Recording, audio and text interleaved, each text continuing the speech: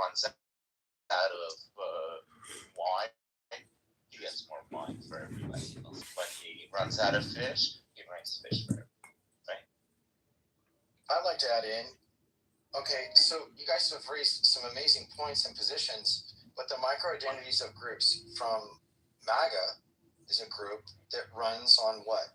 They use illegal, like this shit is religion for their agendas, and people surrender what they need to know and what they need to learn as this is the moral code, because you can see how many divisions of Christianity are there, as well as other religions. How many divisions of parties are there but really get heard? So when John says, as if he's in a person who doesn't believe in religion and says, I want to use science, okay, well, science is an applied evaluation.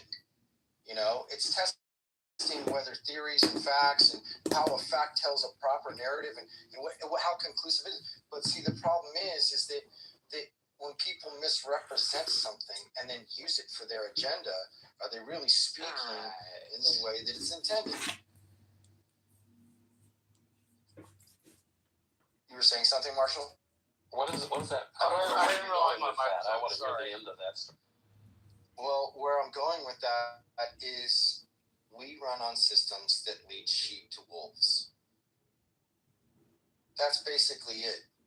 There's more wars created out of religion than any other thing in the world. Like, who grew up in the 80s? Who was taught about communism, right? And it was they're savages, they're zealots, they're gonna destroy what's wholesome and ethical. To go into the 90s, you have Gulf War. Well, we've got to hate the Muslims, and we've got to do these agenda things, and we've got to participate. We've got to ally with things that will attack our sovereignty here. But it's like, at the end of the day, it's usually rooted in business ideas that cover themselves in rhetoric of religion or political identity. So are we really attacking the issue? Is MAGA really the problem or just a symptom?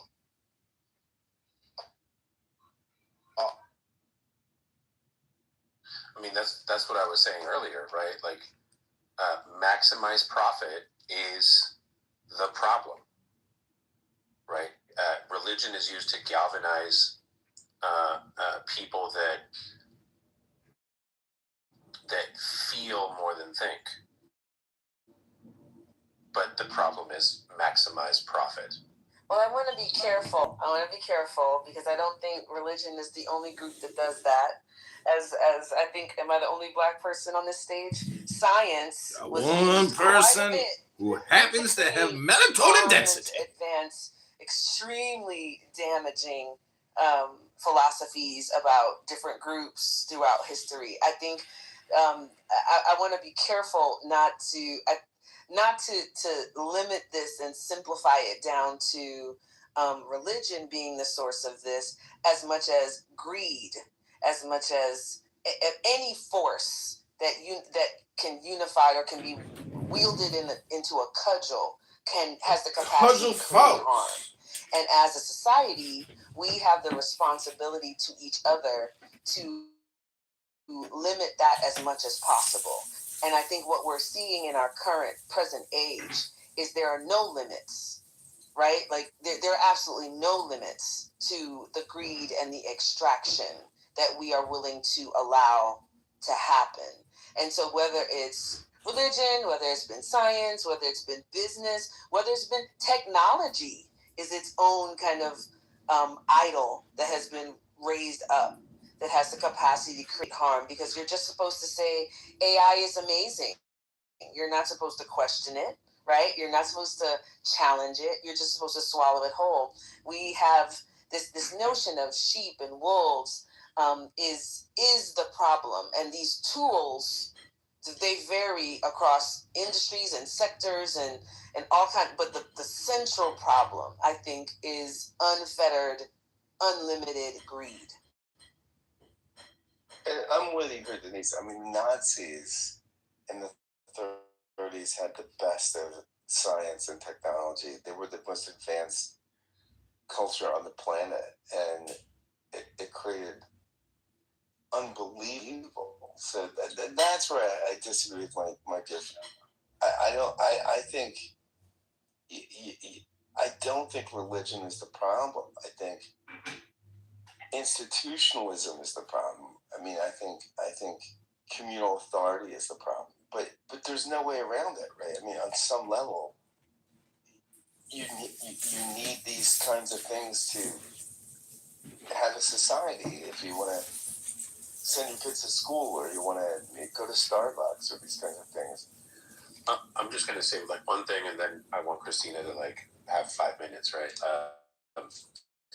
You're right that science was used by the Nazis as part of their propaganda, part of their machine. That's how we get eugenics, right? Eugenics, I think, was an American idea that then traveled to Germany.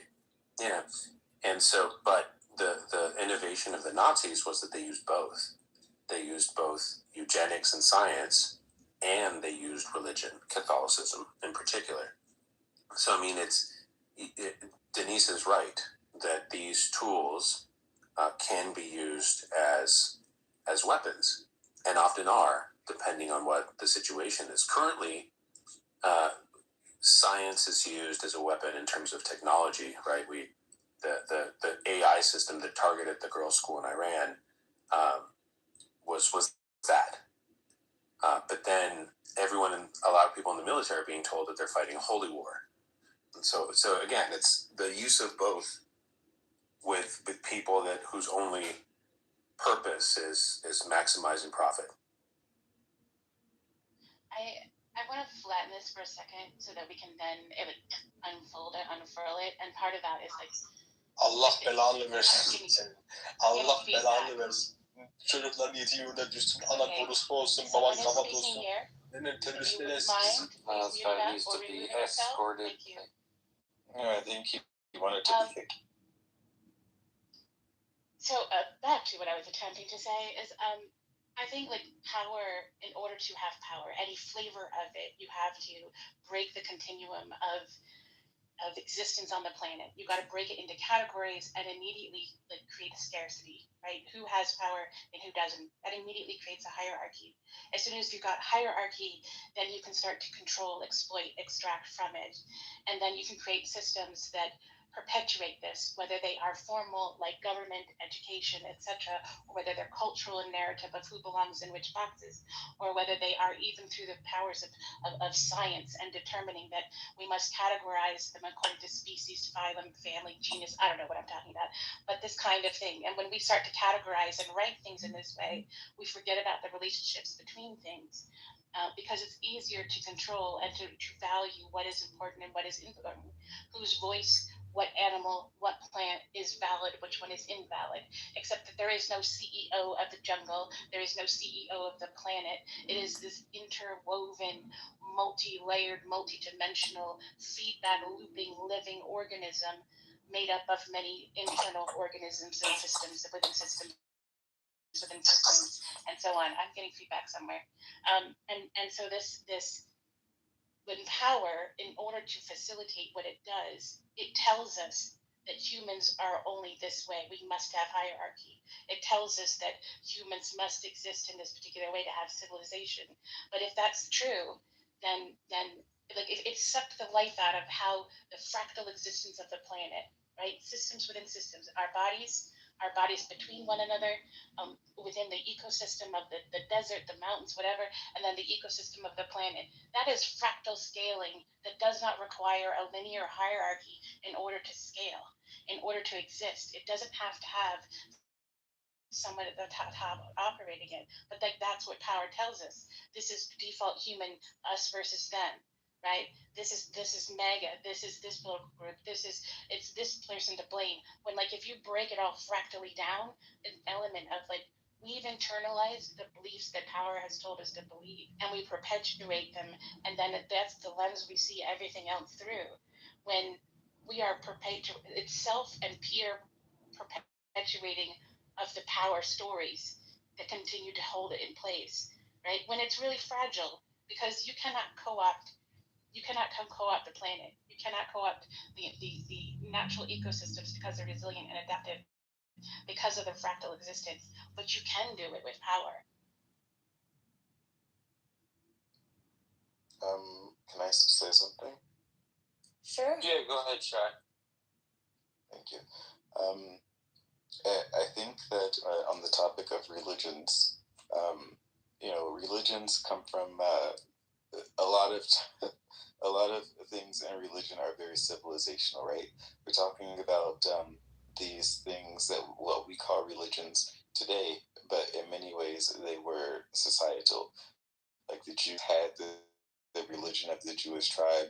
The Zoroastrians were like that was the religion of the Persians, right, of the community. So they carry with them like what we call ancient wisdom, proverbs, things like this to run the society. And Pastor Scott is right that you can't really like have function in a society without a set of rules and a set of traditions that sort of like teach people, the next generation, how to organize themselves and how to operate and how to get along and to give them aspirations and hope. I know that today people have always done it, warred between tribes, but I think it's part of the human nature to create a collection of people, to create tribal systems where you can trust people, other people, and that is the way in which people have historically done it. Today we have in modern society, nation states. We have social, what we call secular philosophy, and all of these things. A lot of it's abstracted from religions, right? Maybe that's the way early humans just sort of organized themselves to civilize, quote unquote, civilize themselves. And there are people who are trying to live out historical realities today, historical religious aspects today. As far as hierarchy go, I think that even in institutions or countries like the Soviet Union, where they try to destroy religion, also in China, modern day China, where they limit religion significantly, they still have hierarchical systems. A lot of it is based on intelligence, who can take these particular tests, who the government deems as worthy of certain things. It's about a lot of control. They only have one party, at least as far as the Chinese government goes. So I think that these are still things that you can try to minimize, but as long as there are people who have any sort of hope or desires of their own, will come up.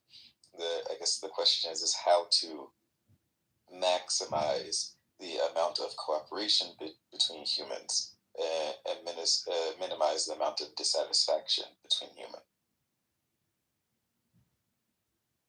I think that's really interesting, and both what you said and what Christina said has me sitting here thinking about this notion of talking about MAGA as a group, talking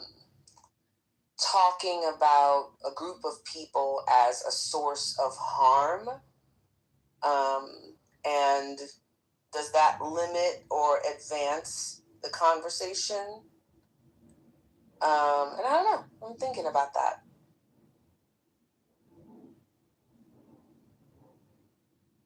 Can you say that again? I mean, I think there's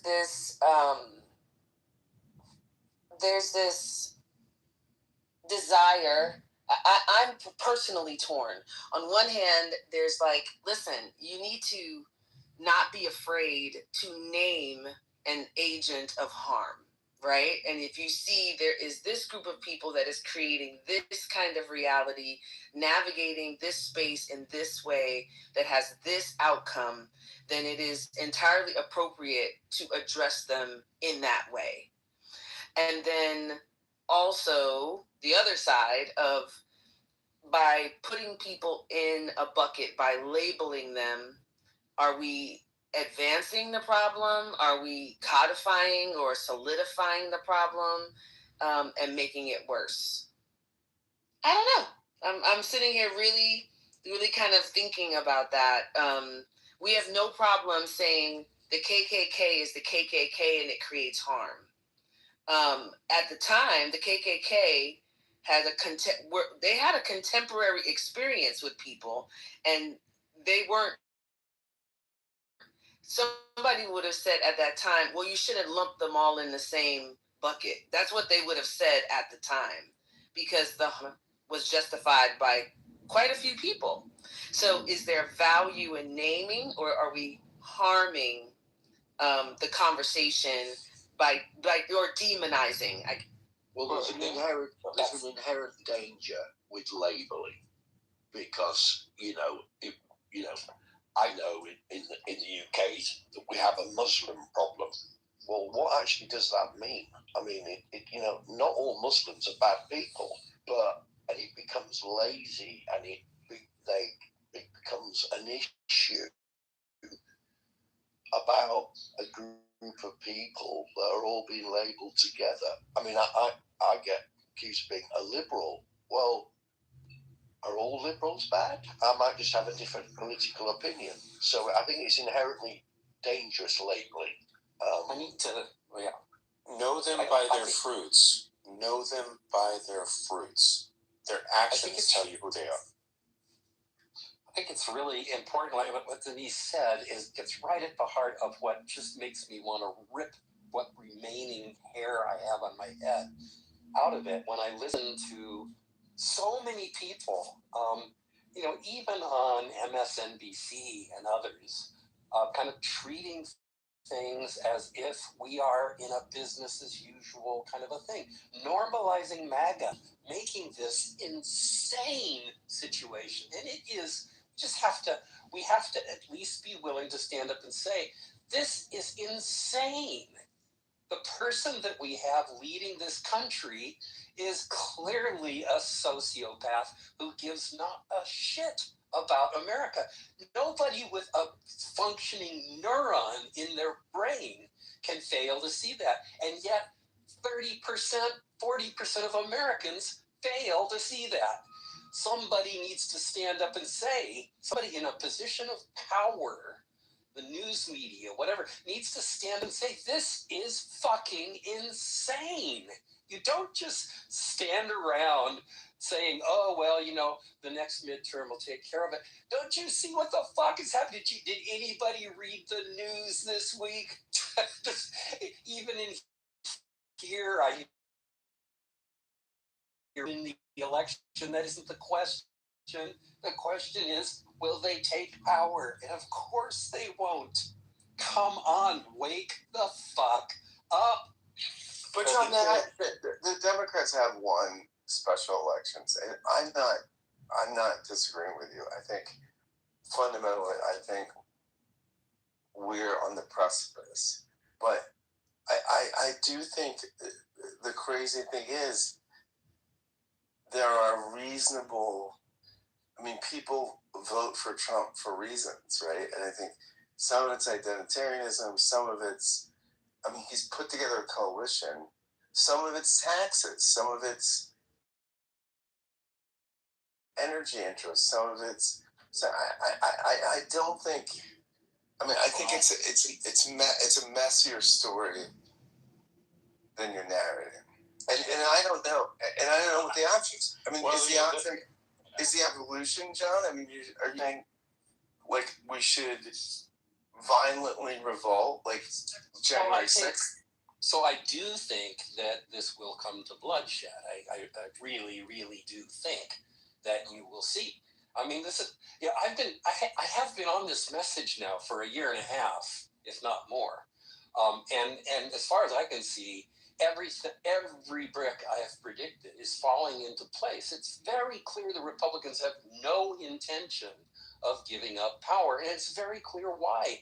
They cannot ever again not be in power. Imagine the bloodbath of convictions and sentences that will happen if the Republicans are ever again not in power.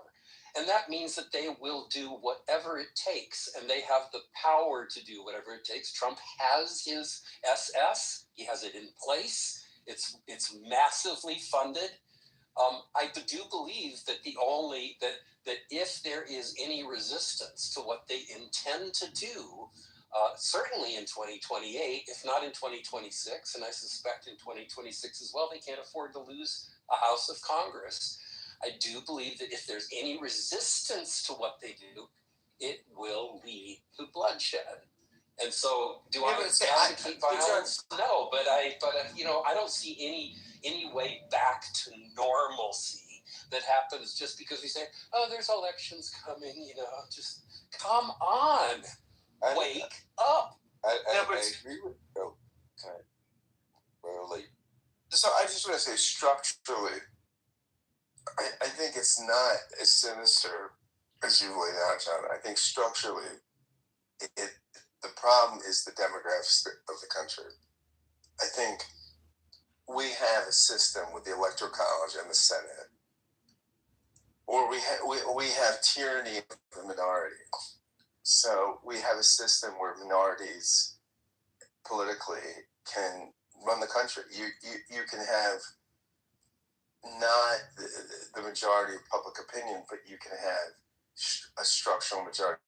I think the future, politically, for the near future, looks like Democrats take the House, and we can perpetually get the House. And longer and longer in the future, we can't take the Senate, which is where the real power happens, right?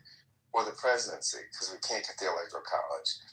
So I think if this was a simple majority sort of system, like a Westminster parliamentary system, the left would win, and we would stop all of this. But we don't have that kind of system. We live in a system that the founders set up, has all these weird checks and balances, and enables states. Montana has no people, right? It's 750,000 people or something, and their senator has as much power as a senator from California. So we don't really live. We do live in a republic that has elections, and I do believe our elections are free and fair. But just quickly this, and then I will shut up for a while. I think, so you make me think, okay, what am I advocating? What I'm advocating is getting people prepared for the bloodshed that I think is inevitable. This is going to come to bloodshed, and the longer we resist talking about how fucking insane the situation we're in is, the harder it's going to be to get people up for the violence that is in our future. So I actually agree with John. I think that the passive nature of the center left is going to kill the center left, and I think that because as far as somebody who's looking at politics, I think that America has a problem in that it has four parties, and it doesn't really know that it has four parties. It has MAGA, it has the Republicans, people that used to be normal Republicans, it has normal Democrats, and then you have the far left, who are sort of eating up the Democratic Party, and that is part of the reason why the Democrats in some cases are losing, because they have two factions within the Democratic Party that are basically fighting for resources and priorities. And I think that John is right. The more that as time goes by, the MAGA people, whoever's running the show back there, they are working to weaken the civil liberties of America and the electoral system, and all of these things that make America America, and people won't have any power. I think the solution is, because I don't think it's too late, I do think the solution is that people need to start actually engaging with people on the opposite side, on the street, not just in the House and the Senate. I mean, the people, the Americans need to American again, right? They need to understand what their rights are and who they're fighting for, and black and white people of different whatever backgrounds, whatever factions they come from, need to all come to the table and say we need to become Americans again. Well, in order to get to that, hold on, I was waiting. I think that it keeps going back and forth to the same teeter-totter. You don't find balance. I agree with some points of what Shai said. How do you get a population to be able to evaluate people over party, right? Religion, moral ethics versus, what is within the realm of the Constitution. Parts of the Constitution is being shown how it's broken. It needs to be reformed in some people's lives and not in others. But it's like, I elect somebody, like I'm in California, right? There's 62 people running for them, and only 8 are being get seen based on party funding and a viewability on commercials that outwardly lie. And then you get MAGA, where you have a president who lies so freaking much.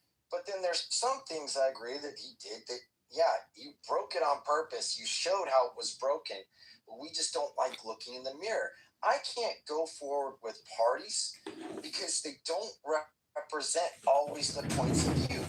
It's like, well, if you don't vote for one, this is the last election, as people say. Well, see what you get. You had to decide between Kamala and Trump.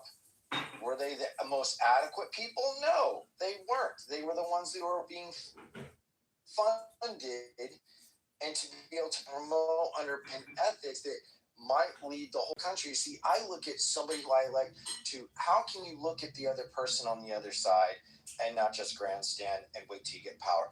That leads us into demise. Plato wrote about that in the Republic, but do people teach about that? No, you got to go look for it on your own. I'll stop there. Well, John, I think you're reading for. David, let's let David have a chance. Oh, I'm sorry. No, that's okay. Yeah, no worries. Well, if we look at the outcome that happened in the great state of Indiana, 5 of 7 incumbents were primaried out by Donald Trump because they didn't want to take his marching orders and gerrymander the state, and so he found candidates that would do that. And I heard a piece on this whole scenario. These were small town voting markets, where in some of these areas, these districts, you're talking about 20,000 voters, and they pumped $13 million in to primary these guys. So, this is what we're up against. This was not any form of the playbook that the Constitution envisioned, or, the amount of money that gets poured into these things. So if they're able to do that in Indiana, well, Republicans around the country are seeing the outcome of this. And so, Trump got 5 victories. He didn't get the pro tem guy out of the state house, but he got 5. And so, and $13 million, that bought him a lot of power there. So that's what's happening in this country with Trump at the helm. And, we saw what he did with Texas, and that's a big state, right? My state had to respond in kind. And, it's a train wreck. We're headed toward a political system. Your state did not have to respond in kind. Just because my state alienated its Democratic voters doesn't mean your state needs to alienate its Republican voters. Well, at least they let them vote on it. The citizens voted on it. Thank you. Yep. Texas, they just did it, and that's but this is the challenge, right? Like, it's so asymmetric. We grade Democrats on a curve. We grade Republicans on a curve. I mean, it's like you're just supposed to stand and take a beating when the other side is cheating. And only one side seems to be perpetually evaluated on their behavior and their course of action. And that makes me insane. It's like, listen, you have to have a consistent value set that everybody is graded on, right? Swalwell got, they identified that he was being sexually inappropriate. He was gone in hours. Al Franken. Right? Like, Al Franken. That's what I'm saying. Like, you can't have one side that has to operate under the rules. One of the most poignant memory I have of the election was when Donald Trump said that the immigrants that were in Ohio were eating the cats and dogs. And I don't think I'll ever forget that, because it was like, here is this blatant lie that led to so much harm. They had to close schools. They had to, like, literally, HBCUs got death threats and had, like, it was crazy, the consequence of that lie. And there was absolutely no penalty. There was nothing that ever happened. These are the people, that are in charge of us. And if there's no requirement, if we're not going to hold people accountable when they do, even like it's the most basic creation of clear harm, then how can you expect anybody to trust you? And how do we create future citizens that believe in the rule of law and that believe in character? I'm not saying that, I'm looking for saints, but we cannot continue to elevate sinners and put the worst of us in charge and the worst of us on the covers of magazines. We look at the names that we're seeing as the most influential, the Joe Rogans, the Andrew Tates, the Elon Musk. Like, we have a character problem here. Like, to literally, I heard somebody say the other day, well, even if Trump is a pedophile, it's not a big deal. My grandmother was married at 14, and I was like, what are we doing? That's the problem. Like, it can't be about party. It has to be about some kind of fundamental character. And Denise, I'm fundamentally with you here, but when this happened with Clinton, when there was serial abuse, I mean, Clinton had rape charges and things that came out, and we circled the wagons. I mean, Maureen Dowd. I mean, we top public opinion. I agree 1,000%. You're not going to hear me, like, people always say, well, what if Bill Clinton is in the Epstein files? Tar and feather him, put him under the jail and set him on fire. I do not care. I don't feel like that. That's not how I think about this. I think that you have to decide that what kind of country you're going to have. And we can't be happy of what we're having right now. But we allow Bill Clinton to be in public life and to be in, run around at TED conferences and to be, you're not disagreeing with anything I've said. I agree 100%. I'm just saying. So how do we excise Bill Clinton from public life? I don't think Bill Clinton is a decision maker that we need to be worried about right now. Oh my God! No, I mean, listen to me. Listen to what I just said. I think he needs to be gone. That's we agree 100%. I don't think Bill Clinton has a chainsaw on stage cutting U.S. aid and killing 1 million people. That's not what. Like, I you're right, but it's like, let's keep the topic at hand.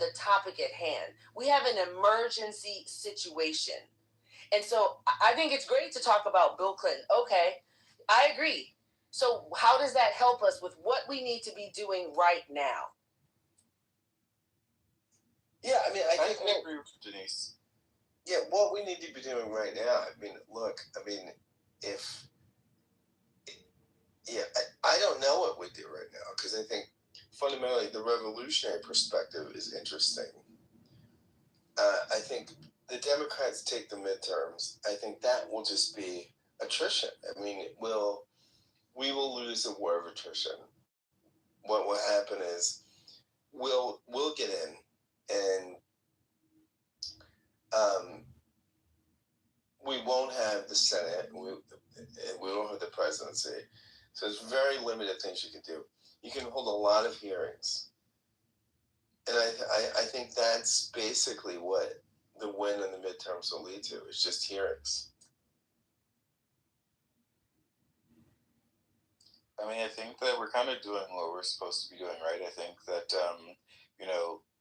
engaging in the political process as the public, as the fourth wall of government, as I believe the public is, is to engage in the political process and to encourage more Americans to engage with the political process more. Also, like this is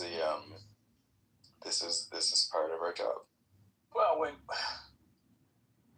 we had serious crises of decision making, like this Iran thing could go ugly really fast. And when we went down to Southeast Asia and started cowboying against the Vietnamese, it took the conscription of everybody's child, the threat of that, the upper and middle class kids, for people to really get out there and change and march and force the agenda to change. We're at a point now where our voting doesn't help. Our elected Democratic officials can't check this guy. The Supreme Court, 6 people in robes masquerading as decision makers and policy makers, not deciders of law, are also against it. So we have a hugely stacked deck against all the processes that our founding fathers put in place. And I've never seen it this bad. And unless Americans really take to the streets, not show up to work, economic boycotts, these are some of the things that the civil rights movement leveraged down in the Deep South to really cripple. When black folks didn't show up to work and didn't ride those buses and stuff, that had serious impact on those policymakers. And we're coming to a point now where, and violence isn't the answer. Violence is not the answer. Violence will only further destabilize, create reactionary, the full weight of the federal military power on our streets. We don't want that. It will not work. There's no civil war that's going to happen the way the North and the South was fought out. That's not ever going to happen again. You might have these flare-ups, but for the most part, I mean, we're just sitting here waiting out the clock until we can go punch a voting ballot to try to excise this cancer. And the midterms might take it down from stage 4 to stage 3. But when you still have stage 3 cancer, it's pretty bad. You can still die from that. So, I don't know. I just think that, a lot of us that are immune to the gas prices, immune to these big these big Iranian blowbacks, a lot of Americans can't handle it. They're not handling it very well. They're choosing between gas and groceries. And now grocery prices are going up. And medicine. And this is now, forget that we voted for Kamala. The MAGA people didn't vote for this. And if it were not for the fact that they identified, you and I talked about this, Scott. They go with identity over their pocketbook. They're like in church saying, "Oh, Jesus is going to come again and save us." Well, he's not going to save you. It's like the old theory, the old story where the preacher says, "I sent you a boat." The guy's drowning in the river. He sends a boat. He sends a helicopter. And then the guy finally drowns. He says, "Waiting for you to save me, God. I sent you all these things, and you didn't take it." Yeah, and David, you and I have talked about this incessantly, but I think if it's identity versus ideas, identity wins every time. Because I don't think ideas are that compelling. I think once in a while, if you're in crisis, an idea will win. But in general, identity trumps ideas every single time. And I don't think that's true. I don't think that's true. And also, I think that we should encourage people to identify as Americans and have a conversation about what America is. Exactly. My identity, I don't want people in West Virginia to be starving or to be on meth and have to choose between their food and their diabetes medicine. It doesn't matter that I don't live in West Virginia, right? I don't feel like that at all. No, not even a little bit. It's more pernicious than that, right? In that, Pew has done studies on this, and people's political identity now matters to them more than their racial identity or their gender identity. That's the number one thing. What team are you on? And so when we think about political ideas, we don't think about ideas, right? I mean, let's take school choice for instance. You know, it's the one idea my mind was changed on. I've been a leftist my whole life, but I was hired to do public policy research on something, and I read all of the literature. I read all of the literature. Oh yeah, mute up, David. So I read everything on the issue, and I was just fundamentally wrong. I mean, I realized that I was on the wrong side of the argument, but that's a tough thing. I mean, I don't think most people can do that. I think most people, identity wins over ideas 95% of the time, because I think that's the biggest challenge that Democrats have, is that they have to be a bigger tent because there's actual diversity in the party. And so there's compromises that have to be made all the time that are even against your personal pet issue in order to advance this kind of bigger tent application. So I just disagree. I don't think that's true. I think that yes, people are very, very committed and very keenly connected to their identity. Of course, but I just don't think that's. Denise, what's the last big idea you changed your mind on? Like something that was against your tribe. I mean, like for me, one of them was nuclear power. The other was school choice. I mean, I think I've looked at ideologically my own ideological toolbox and changed my mind a few times. I don't think most people do that, and I've done it maybe twice in my life. I think in general, we're tribal people, and I think part of the reason we're losing is that identity wins over ideas every time, every single time. I think you can change tribes, though. I think that's part of the issue, right? And I'm a Black American who I think that part of the issue is looking as some ways an outsider, and because of my current location. But I think that part of the issue is that people that, as far as this racial politics go in America, I think Black and white people need to start to talk together. I think that people need to start talking to the ex-MAGA people, right? There are a lot of ex-MAGA people out there who are leaving the fold of MAGA, and I think there are a lot more people who want to but have nowhere to go. And I think people really need to engage with those people and see who they are and what they really want to happen. Like, I think that in 2026, the world is a lot less racist than it was 40 years ago or 60 years ago, for sure. And I think that people really need to start like engaging with it and stay out of their silos and become the Americans, instead of like being overly fixated on like maintaining a particular racial type of purity.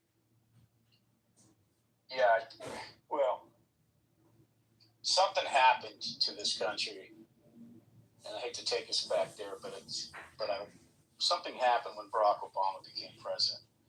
On the one hand, he broke the barrier, but it's how he broke the barrier that needs to be talked about. And one of the ways he broke the barrier was he didn't shame white voters for the sins of racism, the sins of slavery. He didn't throw that in their face every time he was on the campaign trail.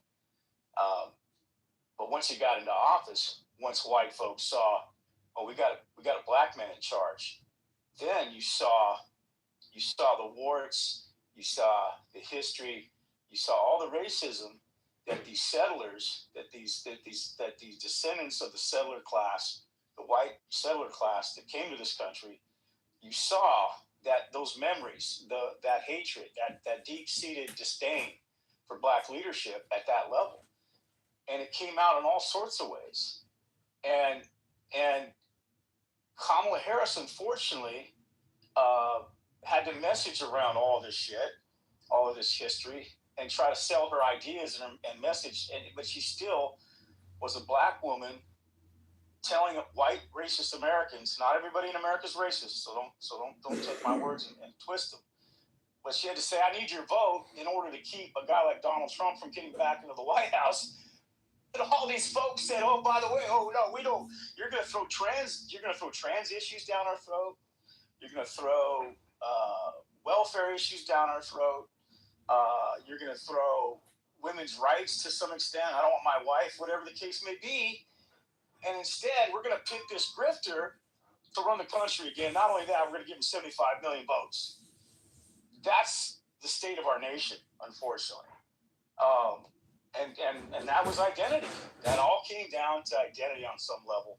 And let's say you take out a third and say maybe it was about taxes, maybe it was about the economy, and the rest was about, all these other issues. But they couldn't trust that Kamala Harris wasn't going to somehow use her power and ram these other issues down their throat, which is the talking points and the fear that the campaign sowed under Trump. See, but ultimately, that's not why she lost. She lost because she tied herself. She lost because she tied herself as a candidate of the status quo, where Trump, despite the fact that he lied about it, tied himself as a candidate in the future. When Barack Obama won over John McCain was the status quo. That's what he represented. Nobody wanted John McCain because it meant more Bush, right? And so the former president had this idea of being the hope and change candidate that would bring essentially a new prosperity for Americans, and that sold. I think the racial issues definitely played into it, but not differing from Joe Biden really, I think, cost her. Now, at the same time, she was the vice president, so you don't stab your boss in the back. That's just kind of bad form. But I think that hampered her in a way that very few people talk about. I think it's funny. Mike Pence isn't even his VP because people at his behest threaten to kill him and hang him. Like the comparisons that we make between these tickets and these people I'm with John on this one. It feels insane. It feels absolutely insane to me. But Christina, you wanted to say something.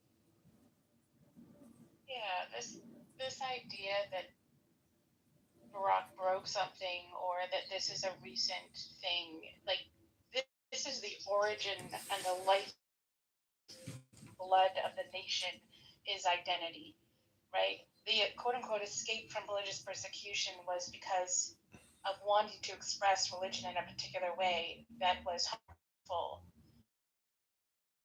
And then you have a mixture of people who want to have that kind of religious perspective and people who want to do something different. But at the root of it, there's still these power dynamics of who is valid and invalid, whether that's religious oriented, whether that's skin color of the colonists over the people who were here before us, First Nations, or whether that's white people over black people, and this perception, this continual, right, who's valid and invalid. There was overt shit, obviously, in the history, but then it was learned. Well, let's sanitize it a little bit. Let's clean it up a little bit. Well, now we're not racist anymore because we aren't doing X, Y, Z. Except racism is still at the base and the undercurrents of everything. And if we deny that that's true, then it's easier to go over and say, oh well, Barack Obama broke something. Except that, like, no, he was another sanitizing of the actual lifeblood of the country without actually recognizing like what's happening. And then we want to say that like this is identity, when identity is a malleable thing, and when, from like a systems perspective, all of us shape and move our identity through life from the things that we were either conditioned in as children or conditioned in through adulthood. And when the environment is one of power that shapes and conditions us to believe that these things are inevitable, that humans only organize in this way, that identity is at the root of it, then there is no room for anything else, because power is the proper way, right? Then this is an inevitability of this is only the way humans do things. When, like, if we actually look at the relationships between things and they aren't hierarchical in nature, then it opens up a variety of things that can be done rather than the rigid ways that power has blinded us because it's sanitized, and it makes it a little bit more palatable than the atrocities that are supposedly in the past. They're not, right? The very fact that the Civil Rights Voting Act was struck down shows us that this has never been about the past, right? There's even various books that talk about how language was used and shifted to describe what was being done to make it easier, more palatable, and whether it's sexism and misogyny or whether it's racism. But we're not a part of that because that's everybody else, not us.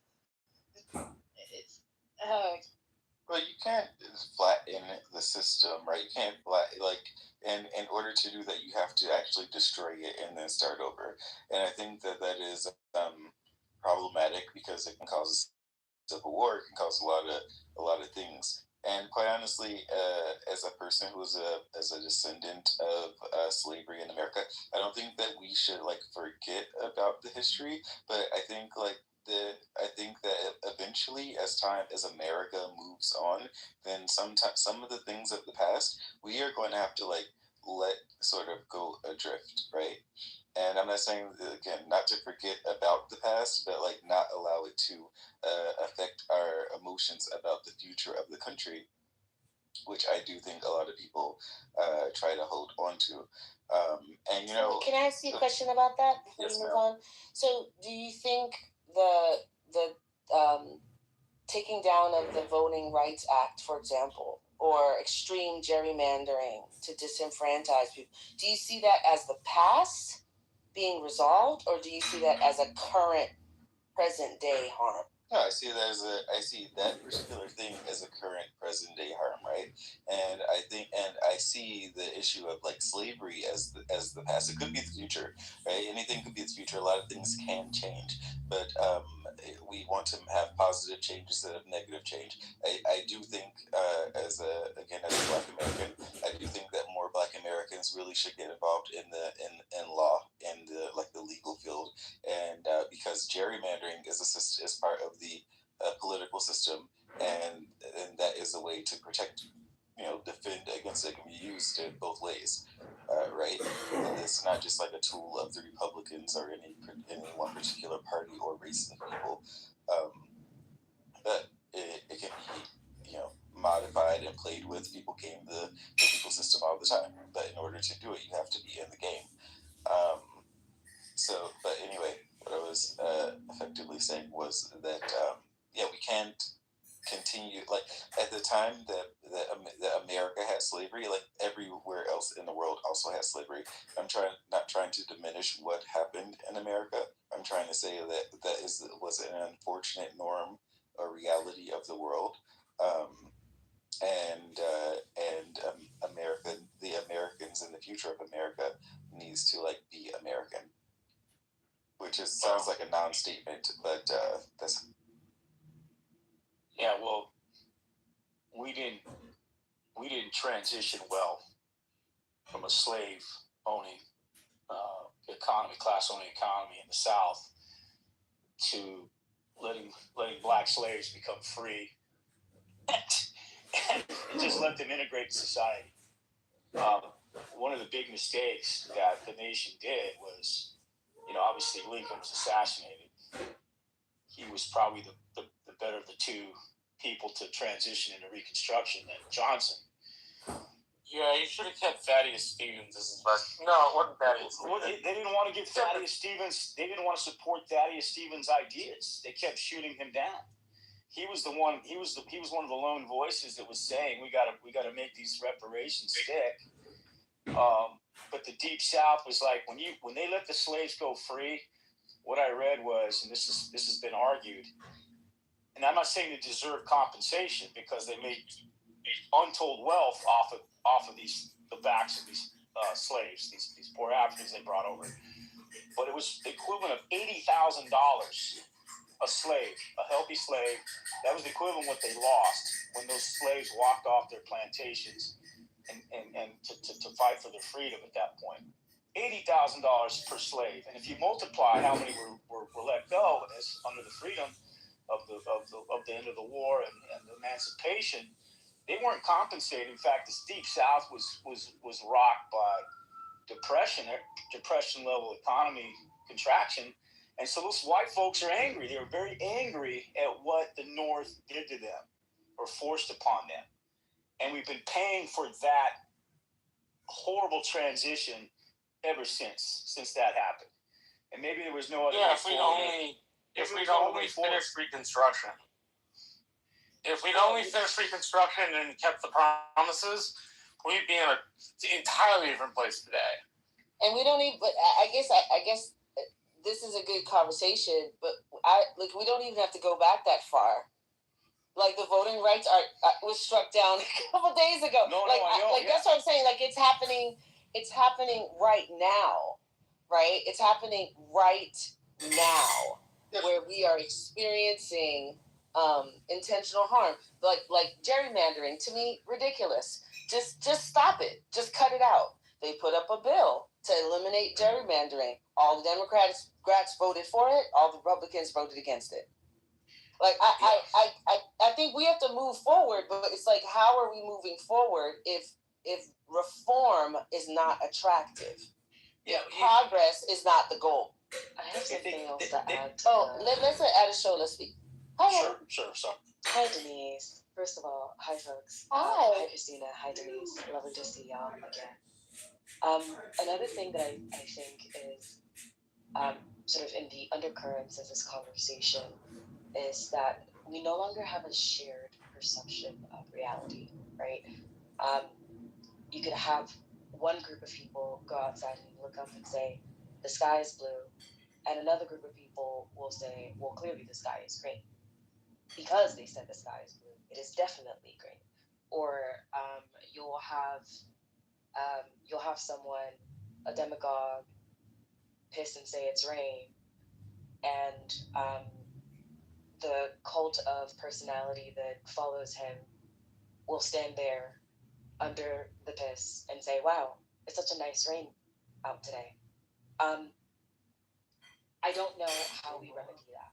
I don't know how. I heard someone say earlier, speak to people who are, on the opposite of you. I'm probably by most metrics, what one person called here far left. And even within sort of my group of politically active folks who are, organizing, getting out into our communities, having conversations with people, and to put my credentials out there. In 2012, I was one of the folks who was out there canvassing for Barack Obama, right? I've moved significantly to the left since then. But I say all of this to say there is, it is difficult to have conversations with people who are on the opposite end of the spectrum because we no longer share a reality. We can blame it on AI, we can blame it on our news sources, whatever we choose to blame it on. It remains the case that we are in a reality that we don't have shared sources of data, we don't have shared experts, we don't share what makes a good argument anymore. It feels like every time we are in conversation with one another, one side is in that conversation with their arm tied behind their back, and the other side is just laying on the ground and throwing a tantrum. And we must dignify both ends of this conversation as though they are equally reasonable participants in the project of the human exchange of ideas, and it just isn't true. The other thing to raise here is that the further afield, and I'll say it, the further afield the right gets from what is just plainly correct, right? Now we have folks who are talking about taking ivermectin to protect yourself from the hantavirus. We don't have any such research that says ivermectin is an effective cure for hantavirus. But you know who's spreading that anyway? The right. It's the virus. The right has come untethered from coronavirus, and it is somehow the responsibility of the left to guide them back. And I don't think that's going to work. I think what needs to happen is that the nominal left, the Democrats, need to turn to the people who are to the left of them and see what they can do to get that voting bloc to work with, right? You're not going to get people who don't believe that vitamin K shots can prevent the death of babies. You're not going to get them to agree that we need to set some standards in line with the rest of what you call the Western world, where healthcare is concerned, where education is concerned, where immigration is concerned. There is basic common sense, and the right is far afield from that. So this conversation, you call the Western world, consists of mockery from one side and just absolute yawning gibberish from the other. Like at this point, we're that far. I suspect that there are people who believe that there are the Liz Cheneys of the world, the Bulwark listeners, who might, may have voted for Trump in 2016, or may have voted for Trump in 2020 and have somehow come to reality. I personally don't believe that if you heard a man say that he sexually assaults women and you voted for him anyway, there's anything that you have to say. But You got nothing. Those are all of You got no opinion, and you don't exist. I am morally and ethically more superior to you. How dare you for even existing? I appreciate it. Give me something to chew on. The shared fact pattern thing is, I can't believe we're talking about measles in 2026. I can't process it. And my daughter just got married, and she came in here a little while ago, and she had waited. She was waiting to do her honeymoon, and she's like, I don't think I'm going to be able to go anywhere. FIFA is coming to the United States this summer, and it will most assuredly be a super spreader event. And these are the people that are in charge. And I couldn't argue with her. I couldn't say, no, it'll be fine. It's going to be okay. Like, I just, to me, we have to have like some kind of independent fact pattern. And it's really hard to get to it. So, a lot of you know, like, this is kind of what I do for a living. And so I come on the internet and I talk a bunch of bullshit and I call it a living. Like, I'm invited in, and that's a very important factor. But it's debunking. It's pulling research. It's wait a minute, he didn't say that. Yes, he did. And pulling it up. It's so much, like, that's the most exhausting part of this work. And I don't know how we do that at scale. And it's called AI. Apparently you ain't never heard of it. Janice, there's people in this country that can filter out the noise and do a deep dive into the agendas and understand. I mean, there are different levels of education, political exposure. There's a lot of us in here that understand the history of this country in a way that others have lived it personally and have felt it and understand it from that perspective. But we have a whole lot of Americans that are they're just not armed for the gunfight. They're just not intellectually armed for this kind of gunfight. And they get very offended. I want to acknowledge that is a very offensive thing to say. Absolutely. And without naming folks, I mean, I've sat down with MAGA guys and I've humored them, and I've here in Los Angeles, here in bars, I've run into a couple of guys that were when I tease out their actual political positions. I'm able to understand. He's teasing guys at the bar over their political positions. Take down Donald Trump right in front of you, but I just want to understand their mindset and where that mindset comes from, and how they support that mindset. And it's interesting. It's interesting that it's like DNA. It's like And I mean, I say one wrong word, and our conversation's over, and I'm not able to reach that guy. Stop teasing me. And I've done it on several occasions. And, You're just teasing me. I've been around all types of cultures in my upbringing. I grew up in the San Joaquin Valley. White Okies from the Deep South, from Texas, Arkansas, came over, integrated with the Mexicanos in the fields and worked in the pores. And so I've been around all the racist mentalities, not just racist, but the cultural, what's the word I'm trying to use? The identities that pockmark, the word wetback. I grew up around that word. Wetback? Never use it, but I grew up around it.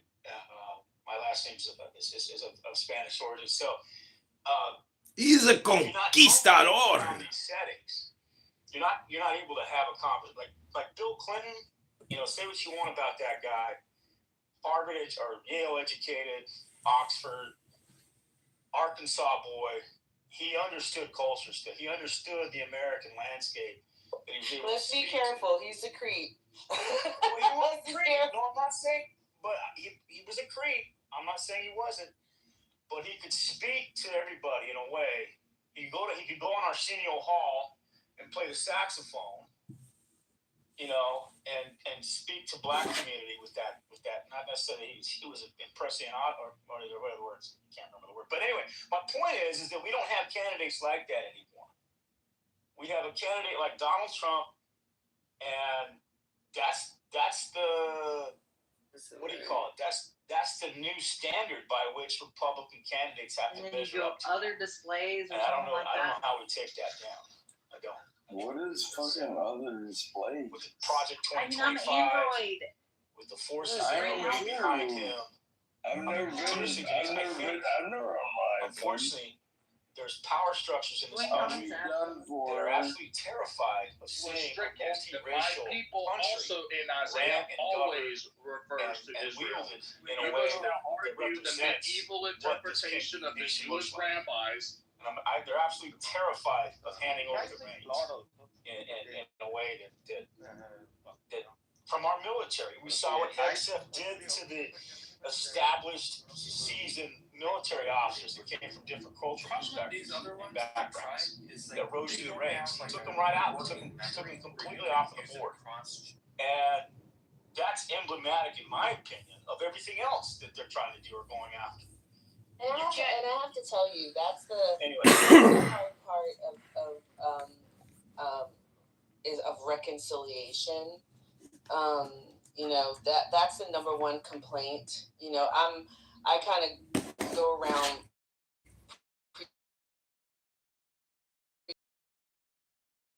I get is you want me to get back together with the people that stood by and watched all of that.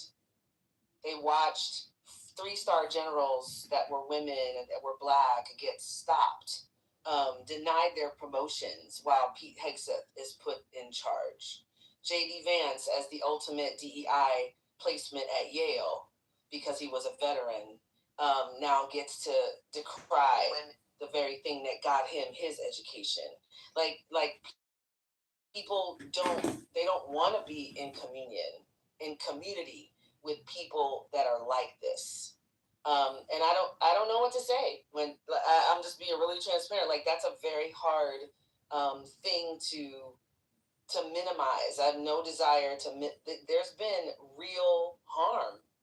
The number varies. What's the number? Black women last year that lost their jobs. Depending on how you think about it, if you include whose businesses went under because of Trump's policies, 800,000 Black women. Targeted specifically because we're the most fastest growing and most educated. We tend to pursue higher education more than any group in the United States of America. So it's hard for me to tell people that were wiped out by policies that were created specifically to attack them and say, the people that co-signed that and stood by and let that happen, you should go over there and be friends with them. It's a hard sell. I just wait. Hold on. Excuse me. Hold on 1 second. Devin just said, I don't sound very educated. Devin, do you want to come up on stage?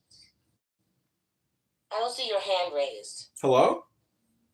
Okay, all right, go What do ahead. you think of this photo? I just I don't know who is it. wanted to say I don't think that That's you? that I think Trump, like he and his MAGA people, they use information to scare people, right? And I don't think that the majority of people that actually may have voted for him are actually MAGA people. I think that there's a hard core of those people that do exist. But other people voted for him for various other reasons, right?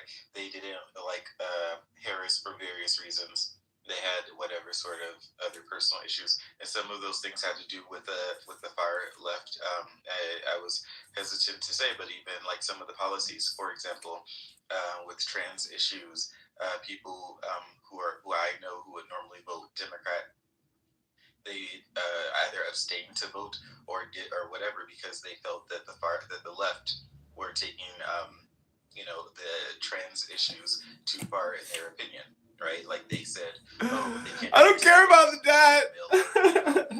I don't care about the border. I care about trans rights. Having a common language. I am a woman, and you will call me as such. In some ways affirm some people's identity, in some ways to invalidate other people's identity. It becomes, that is the same sort of tactic that I believe the far right uses. People are using information and facts to cause fear. Someone who talks about grabbing women by their genitals because you don't like trans issues. I'm with all due respect, I don't know where you live. I live in Texas. And Marshall, I don't know, you tell me what you think. Marshall also lives in Texas. And there's this thing we say all the time. Well, most people didn't they had other reasons. And I actually live and interact with these people all the time. These people? And you mean your neighbors? Just firsthand knowledge. There aren't that many reasons. This was a conscious decision, and these are not children. These are adults. That top two decisions. It was conscious, and it's adults. Oh my God! I thought it was unconscious children. The economy was mostly number one, followed by immigration. But there were a staunch set of people who I talked to that had immigration over the economy. And so you're right, there aren't very many reasons. It's like immigration, economy, and maybe one or two other things, and that's about it. My top two were those, though. I knocked on about 6,000 doors, talked about 2,000 people myself. Can I ask a quick question? Oh, go right ahead. I'm sorry. No, you're new. Oh, my quick question was for Shay. Even about the transphobic push that the right was making. Do you believe in evolution? That's the start of my question. Do you believe in evolution as a actual thing? Who's your question for? Oh, yes, for you. Do you believe in evolution? Because you spoke about the trans thing kind of being like. I'm not sure exactly what that has to do with me. Well, it's because when you stated about the trans situation and people making that more of their call to not vote for Harris or the left, I look at that as like the evolution of racism, the evolution of hating a group of people you know nothing about, hating a group of people that a bunch of cross-dressers you want to be inferior over. You want them to be under you. It feels kind of like they weaponized it in a way to force those people that believe that gays, LGBTQIA, are terrible people because not they're having. Are they the deplorable people? They're getting more things. Are they part of the deplorables? We look past the fact that the right weaponized that. I don't know whose mic is on, Devin. I think we look past that point way more often than we should. That the right has learned how to weaponize the way into winning. It was gays. It was Black people. It was Somalians now. It was Hispanics or immigrants or people coming from south of the border for refuge. And until this country decides that they're not doing as bad as they're being told. Same goes for what Marshall stated with the economy. The economy wasn't doing that bad coming out of COVID. But if people look past COVID and say, well, I'm not doing this, we were getting checks and now we're not getting checks and now I have to pay bills and I have to go back to work, then we'll continue to find somebody to blame for the situations we're in. I'm not saying that as Mind you, it's 12:41 p.m. CST on a Thursday, I think. Somehow the right has found a way to weaponize every single Thursday, thing. yeah. And a lot of Americans who don't get more informed with these type of situations fall victim to saying, yeah, they're right. It is the gays.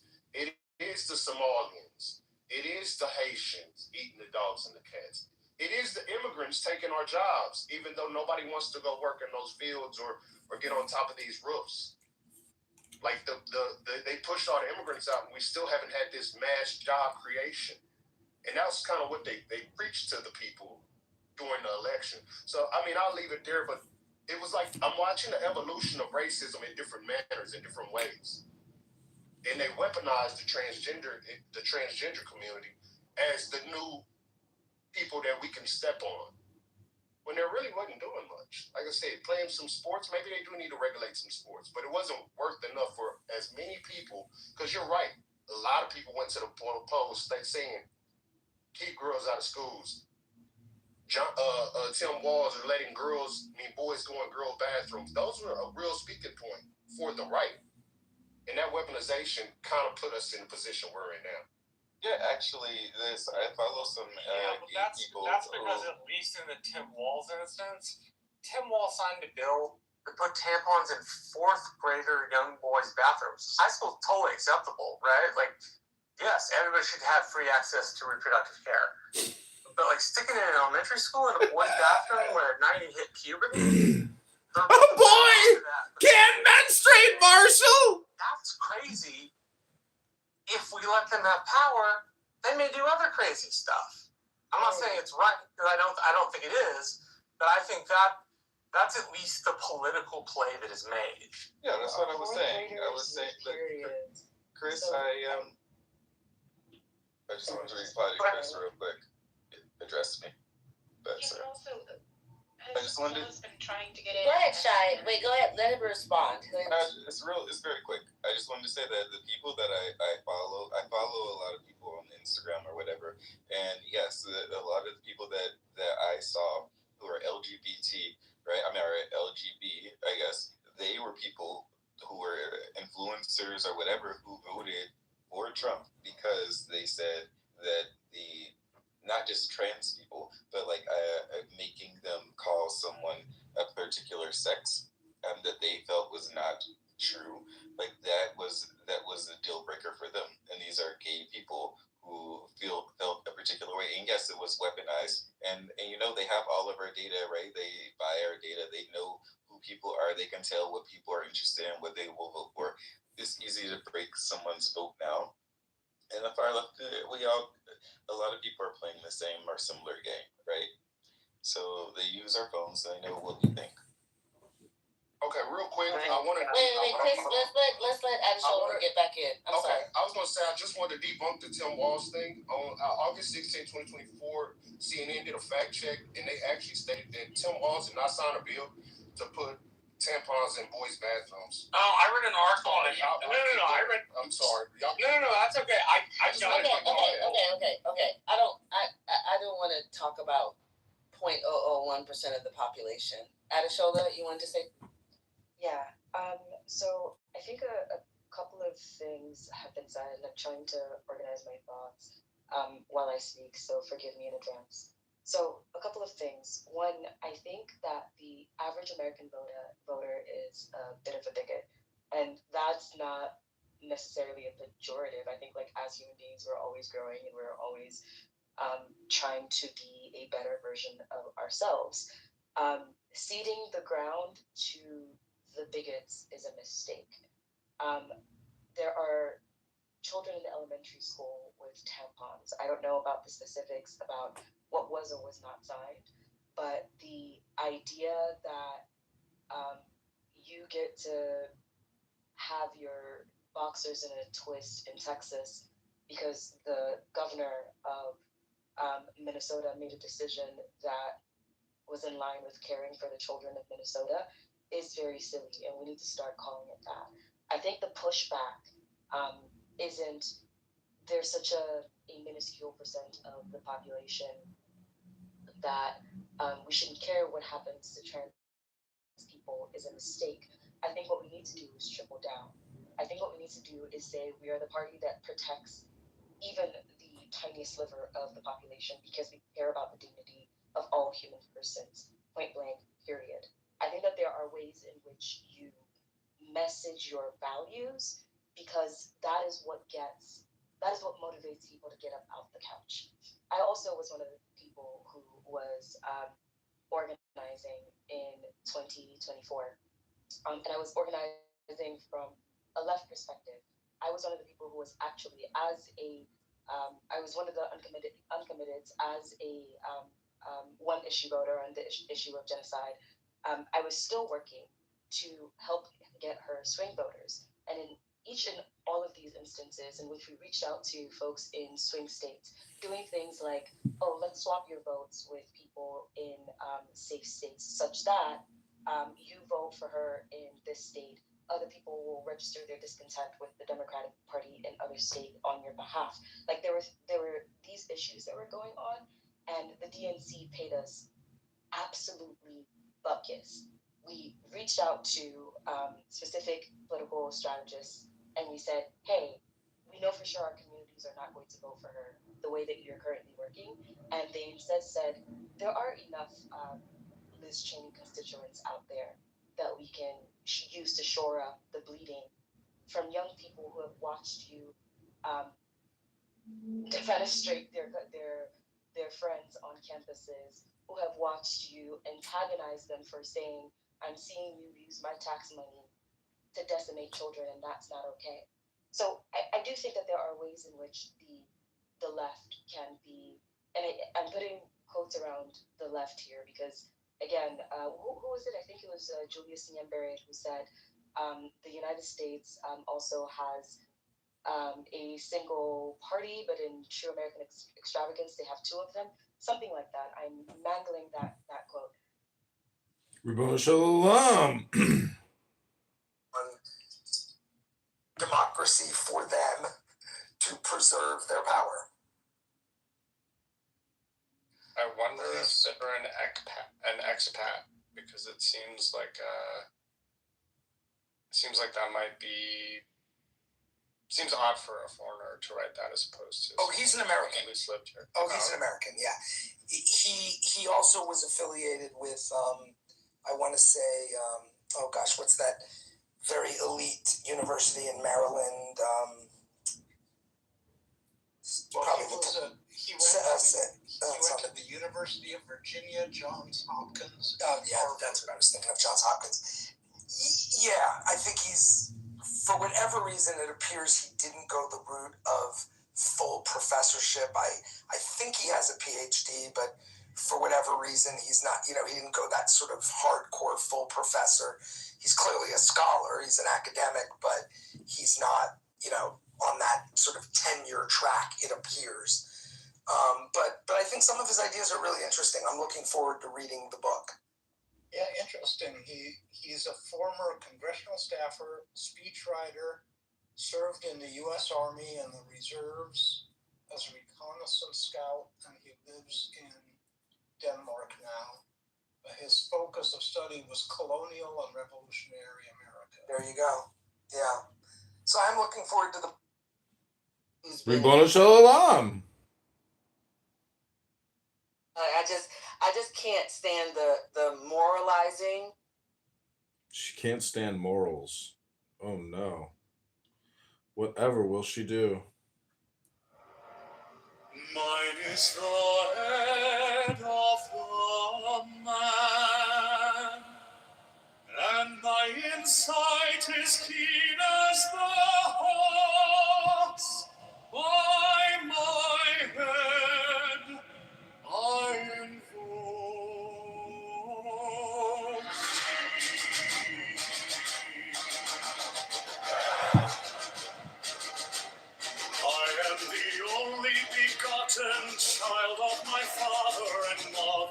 my father is dead.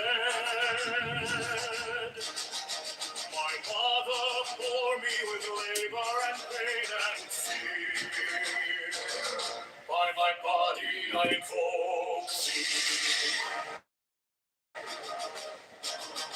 About me shine the diamonds of radiance white and pure. By their brightness I invoke thee. Mine is the red triangle, reverse the sign, given on unsaved deed of thee, O Lord. By the Lamb I invoke thee. Mine is the garment of white, sewn with gold, the flashing of oil I wear. By my robe I invoke thee. Mine is the sign of the prophets and time. By the sign I invoke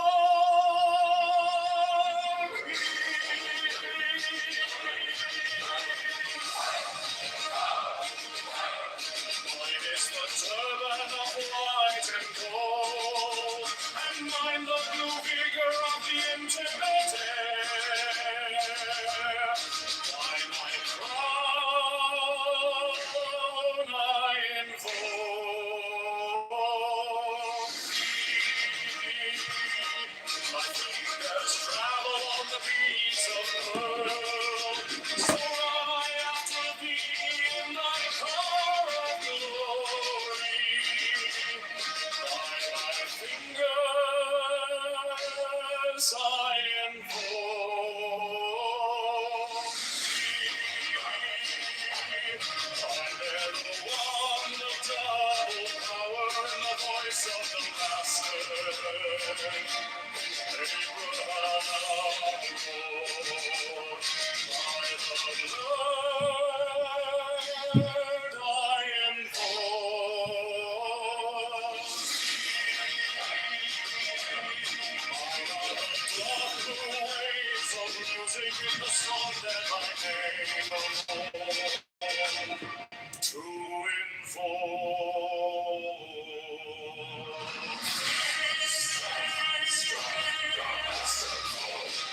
Draw the flaming sword, crown, child, and conquering Lord.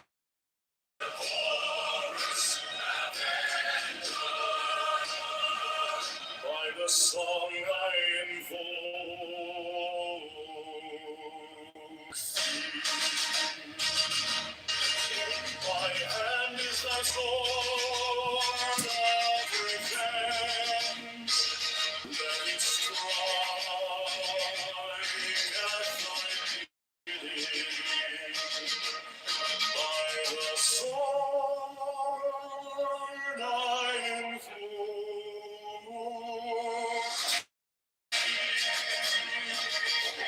the voice of the voice of the saints. Let all the voices and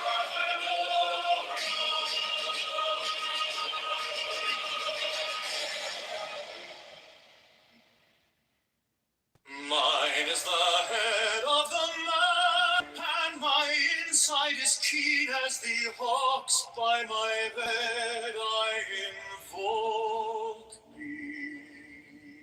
I am the only begotten child of my father and mother. My father is dead. My mother bore me with labor and pain and fear. By my body I invoke thee.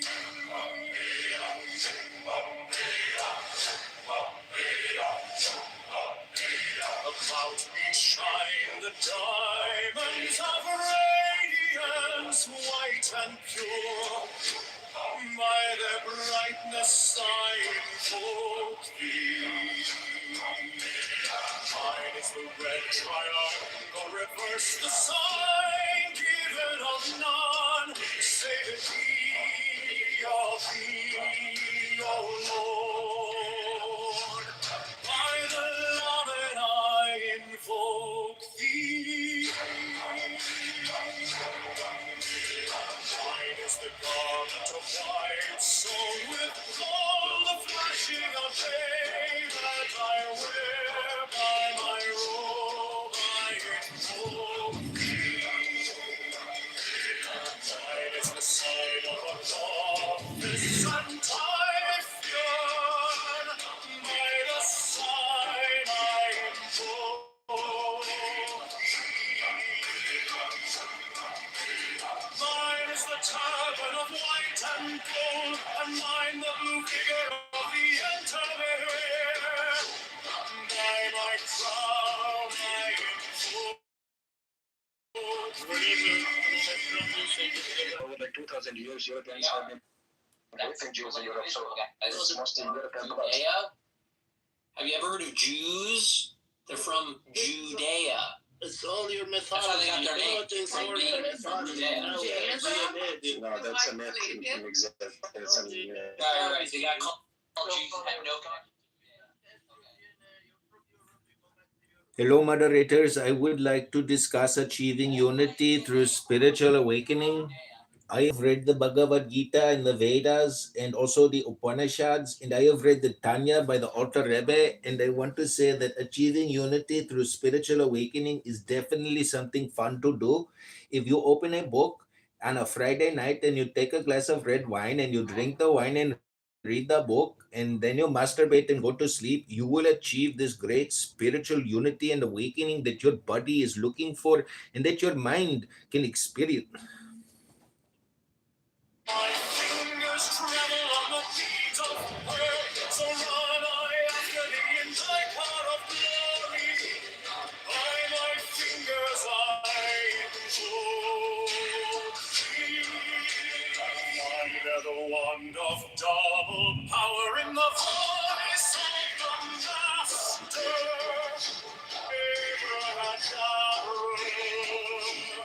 By the word I invoke thee.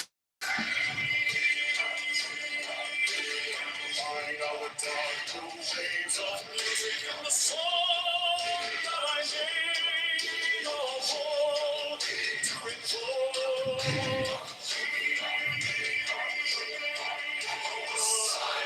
Strike the master chord, draw the flaming sword, child and conquering Lord, Horus Avenger.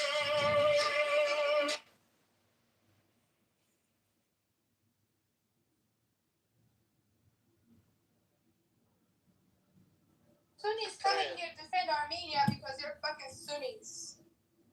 You fucking retard. You don't know shit you're talking about. It was not about land. You dumb fuck. It's not about land. Dumb fuck. I'm gonna put up a PDF here, you fucking illiterate.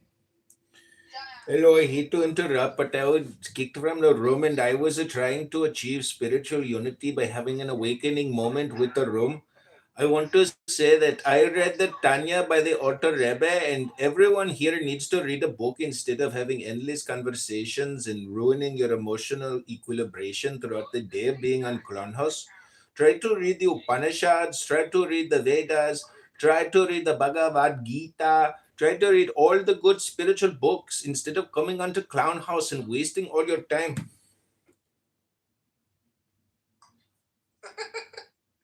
I think it's just like a radio. Is it real? Is it a real person? It's a person. That's just what he sounds like. That's how he talks.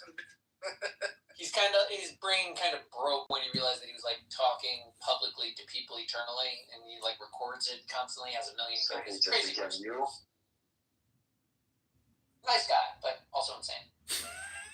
It's crazy how illiterate these people are. I'm not even joking. Like, have some shit.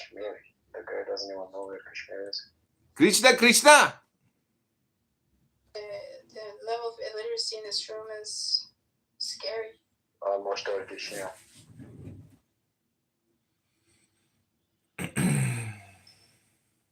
So what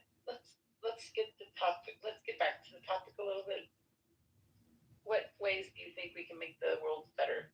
How can we unify and get across our Hold evil accountable. That's where it starts. First of all, education, pay for childcare, and abolish the prisons. No. First of all, we need to take this idea out that we have to make world a better place. Most of the operation has been based on these types of ideologies. When we invented good, then thought that good, we had to do a lot of evil to achieve that good. We should just take it out. And then what do we do about evil?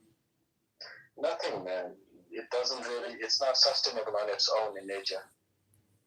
Yes, it's very sustainable on its own. It's very sustainable. No, compared to the way amount we do it based on the ideas of good, it's way less. It exists way less.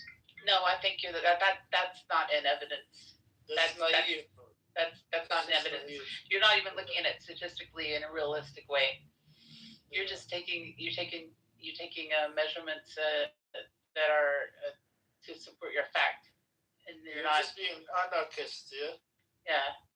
Look at human history. I think you're a very intelligent person. I think you have a lot of good things to say, but in this particular instance, like, you can't look at everything evil and say, oh, it was all when religion was invented. It doesn't support that. The facts don't support that. Like, religion was invented.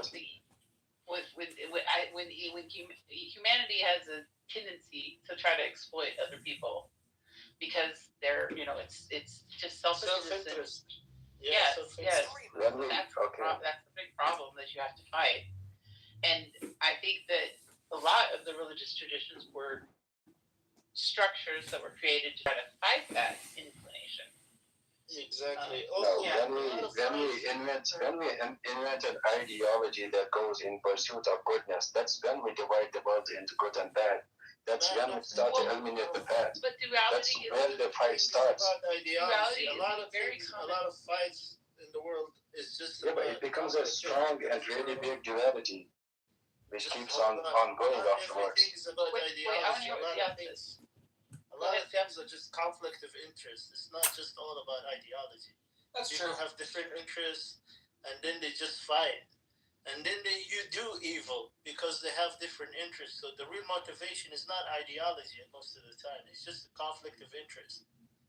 You have a different interest in mine, and different groups have different interests, and then they compete over limited resources and limited space. And so then they resort to evil and doing like evil acts. So right, but the insight humanity realized a while ago is that because of our minds, there aren't actually limited resources, only limited creativity. Well, that's creativity is a resource. So by default, it's just another limited resource. That resource is able to be reliably invested in by producing more children and feeding them, clothing them, and nurturing them through life. And then with that creativity, there's no end to the resources. Like, we don't need anything other than human ingenuity. We're extracting energy from the sun at this point. Well, I don't know, man. We're still living on one planet. It's totally limited, man. If you deny the limitations of the planet, lunch or dinner, or if you were in laws like or someone that you were dating, and people would literally judge you, on how you conducted yourself while you were eating. So, I mean, how much resources they consume that coming from Earth? They're literally being sustained from Earth. They're not really living in like planet itself, bro. Well, but that's what they're going to try. That's what they're going to try to make things. Hello, moderators. I was kicked 2 times from this room for trying to achieve unity through spiritual awakening, and Mick Z is just an atheist, and he is telling you like a robot to go to work and raise your children and to make them productive. But that is because Mick Z for 4 years read a book, and I am only suggesting. I have multiple accounts apparently. He even has a YouTube channel. He had, oh my god. Phones. Don't you guys know John Kitover by now? He has 50 phones. No. He streams every room almost that he finds interesting. I don't know. He has YouTube channels on which he's Why the He has like 100 fucking accounts. But why not? Because I'm telling you, he's very performative. He's like obsessed with the fact that he's performing people. So he like can't talk normally. It's like uncomfortable for him. Oh my god. It sounds so jobless. Everything is so, Come on, bro. What's up, space? Hi. When you're talking about space, bro, when they even talk about space, when people living sustainably out in space by themselves. But they're trying to. We're not trying about to create that though. space. Wait, I love the idea of living in space. There's a lot of that.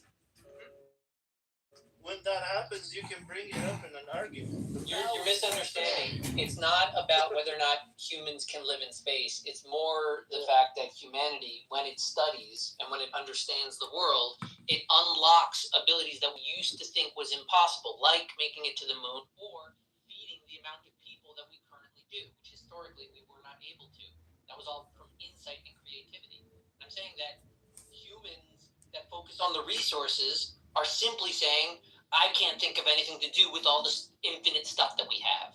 It's not infinite. That's where you're wrong. It is limited, but it's more than enough, man. Humanity is limited, but it's still a lot. It's still more than what we need. It's more than you can imagine to do with, my friend. It's irrelevant if it's more than we can do it, but it's still limited. Is the point? It's still limited, and I agree with you, man. a lot of things, though, Zaid, are limited because people make them limited. Like the resources that we have available to us, the human capital that we have in the world, it's not accurately utilized right now because countries don't educate all their people. They hold back women compared to men, don't give them the same opportunities. Like these things inherently hold back the entire human race by doing that. That's very evil, right? Yeah, but where do we have to go as a human race? Why do we need to progress or be better or anything at all? Because this planet isn't going to be here forever. It's like asking, why does a bird what's wrong with that? Like, because it's not the going to bird be has wings. They're able to fly. You have a mind. You're able to use it. Yeah, I do. If we were, we would have. I use it all the time. We're also not just limited by our resources. We're limited. You don't have to tell a bird to fly. Capacity, our human capacity is also a limitation. Like we are just limited beings. Ultimately, we are not gods. We don't have super. Well, I want to acknowledge that God gives experiences.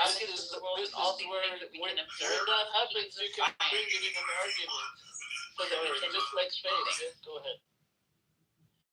He gives us science so that we can. Tonight, I'm ordering an immediate freeze on discretionary spending in every department. We're issuing a 20% refund. We're going to be able to do these things. It made it to the moon without God's help. It could not have made it to the moon if God did not A, make this universe intelligible, B, give us the tools and raw materials we needed for rocket fuel, and C, make any of that stable. Like, we should have blown ourselves up. Instead, we've been to the moon multiple times.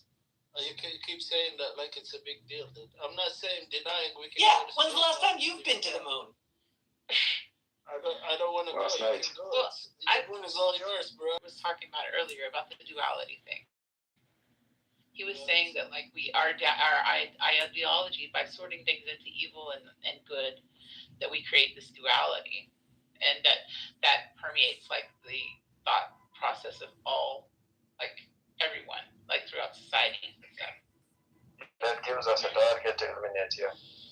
Yeah, but I was saying that duality is kind of a natural aspect of like human thinking. Like I think you can go back really as far as possible. It's like the binary. It's just a binary. It's the outcome of binary.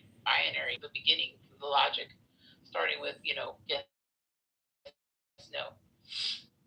You don't think so? It's one of the earliest like ways of examining things. Can you pause that again? I was saying that a binary. Yeah. I think that binary is the beginning of like it's the most basic way of thinking and of reason.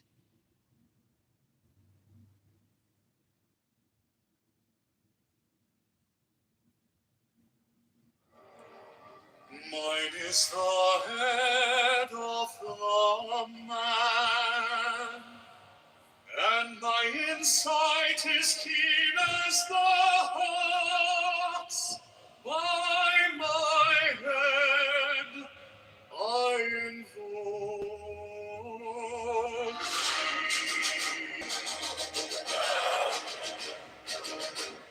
I am the only begotten child of my father and mother. My father is dead. My mother bore me with labor and pain and fear. By my body I invoke thee. About me shine the diamonds of radiance white and pure. By their brightness I invoke thee. Mine is the red triangle, reverse the sign, given on unsaved need of thee, O Lord. By the Lamb I invoke thee.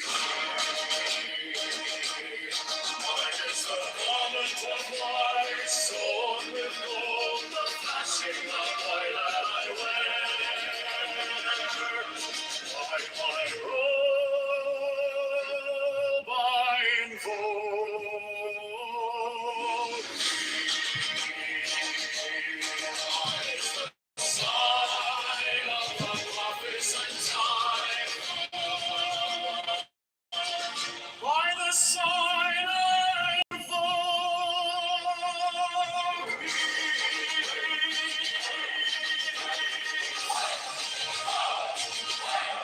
Mine is the turban of white and gold, and mine the blue vigor of the intimate air. By my crown I invoke thee. My fingers travel on the beats of pearl, so run I after thee in thy car of glory. By my fingers I invoke thee. I bear the wand of double power and the voice of the Master. Abraham, Lord, by the blood I invoke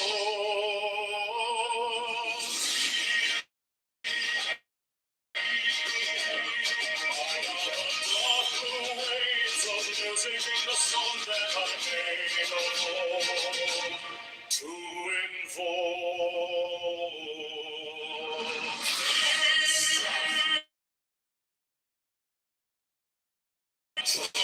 the flaming sword, crown, child, and conquering Lord, Horus, Avenger. By the song I invoke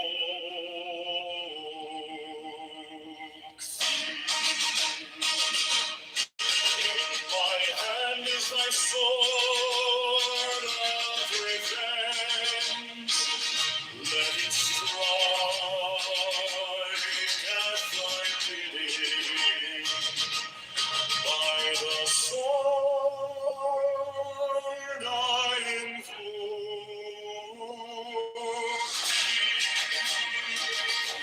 the voice of the Father, the voice of the saints, even all the voices ever and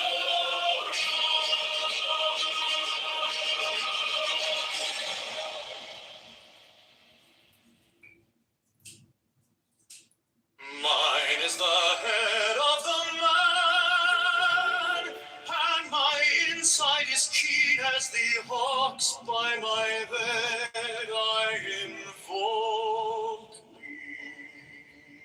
I am the only begotten child of my father and mother. My father is dead.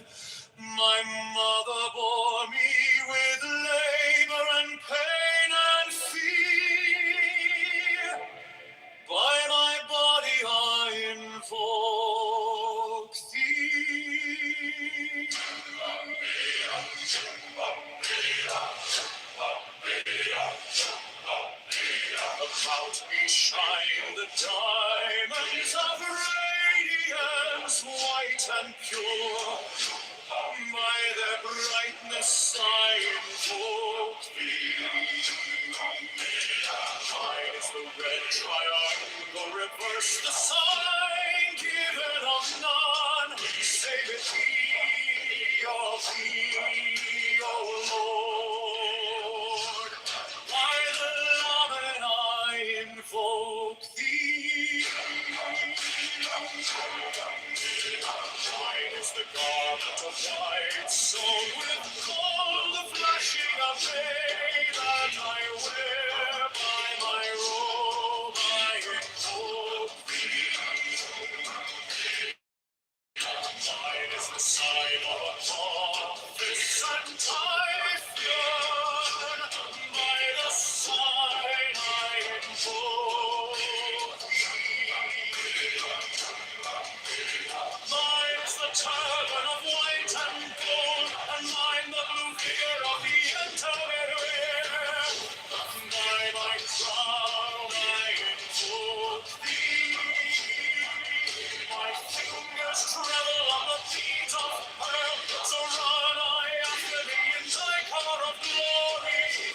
By my fingers I invoke thee. Under the wand of double power in the voice of the Master, Abracadabra. By the word I invoke thee. I know the dark blue waves of music in the song that I made of old to invoke thee. Strike the master chord, draw the flaming sword, shout and conquering Lord, Horus Avenger.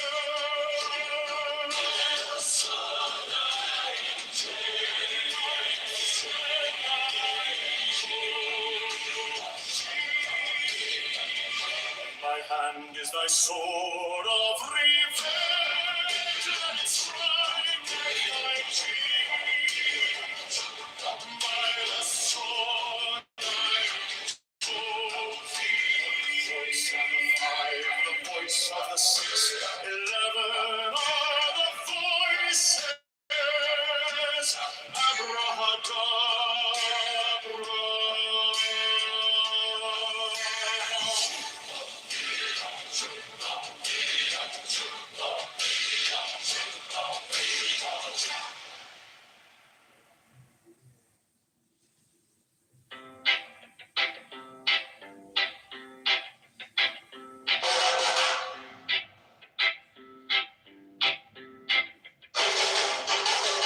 Mine is the head of the man, and my insight is keen as the hawks. By my head I invoke thee.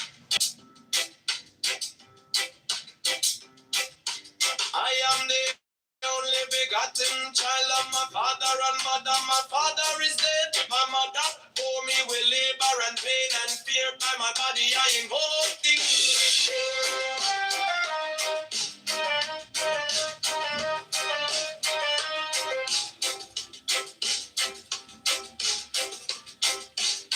Upon me shine the diamonds of radiance, white and pure. By their brightness I invoke thee. Mine is the red triangle, reverse the sign given of none. Save it be of thee, O Lord. By the Lamb and I invoke thee.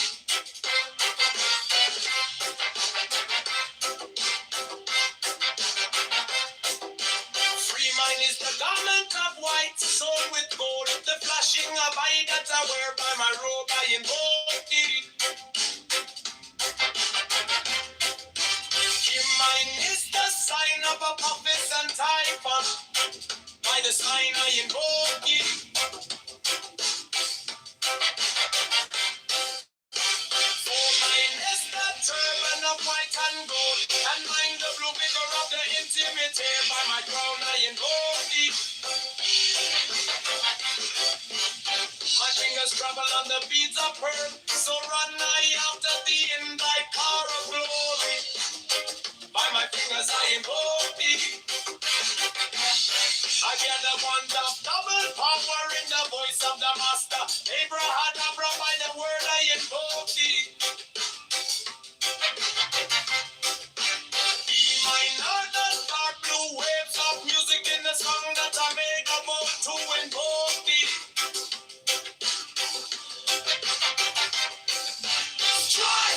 Strike a master chord, draw the flaming sword, draw, child and conquering Lord, warrior, avenger, by the song I invoke thee.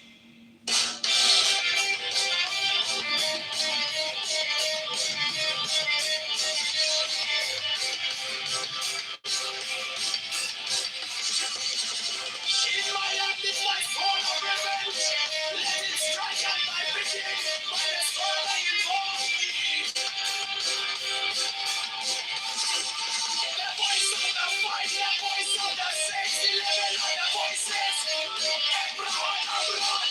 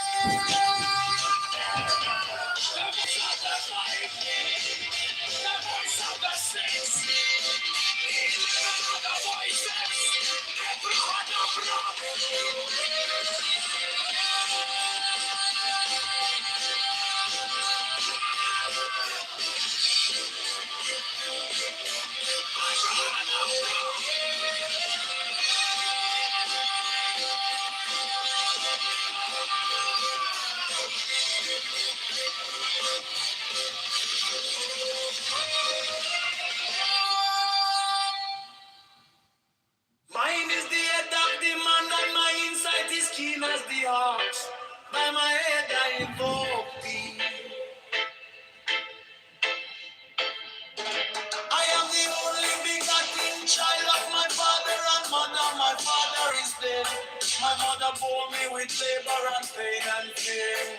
By my body I invoke thee.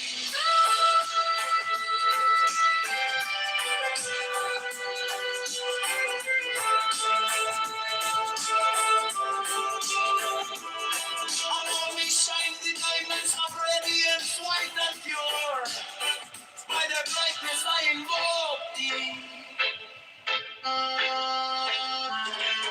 is the red triangle reverse, the sign given of none. Save it be, O P, O Lord. By the Lamb and I invoke thee.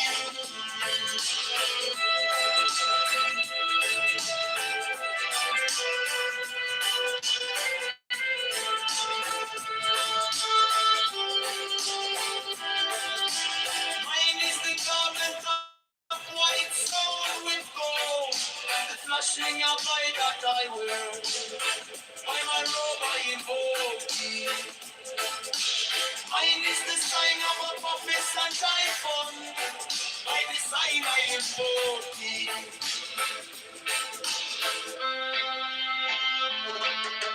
Mine is the turban of white and gold, and mine the blue figure at the intimate there. By my crown I invoke thee. My fingers travel on the beats of pearl, so run I after thee in thy car of glory. By my fingers I invoke thee.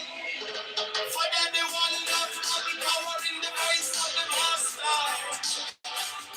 Abraham, Abraham. By the word I invoke thee. Mine heart in the blue waves of music in the song that I made about to invoke thee.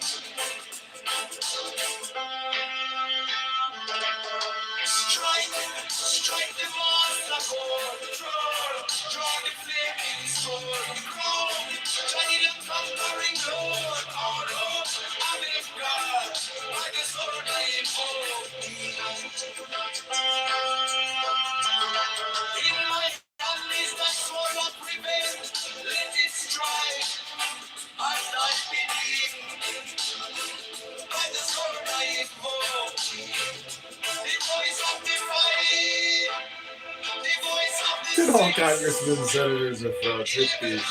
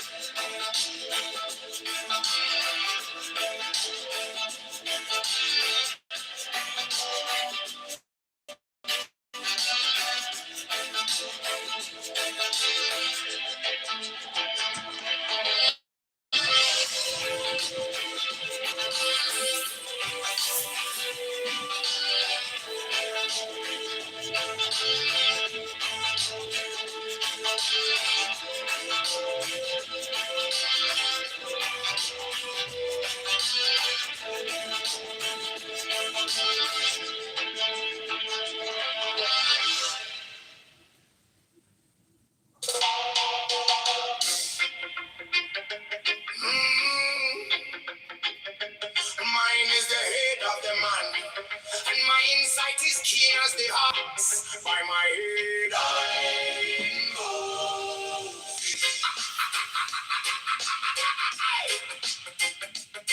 I am the only begotten child of my father and mother. My father is dead. My mother bore me with labor and pain and fear by my body. I know about me. Shine the diamonds of radiance, white and pure by their brightness. I know mine is the red triangle reverse with the sign, giving of non-savity of thee. Oh Lord, by the layman. I know mine is the garment of white, so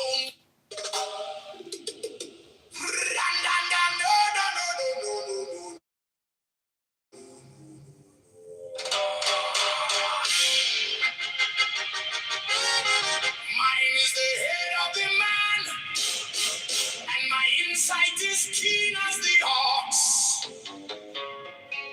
By my head, I invoke thee.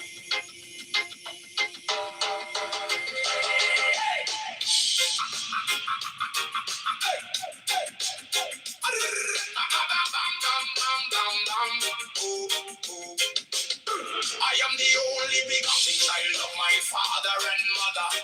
My father is dead. My mother bore me with labor and pain and fear by my body. I invoke thee. About me shine the diamonds of radiance, white and pure. By their brightness, mine is the head of the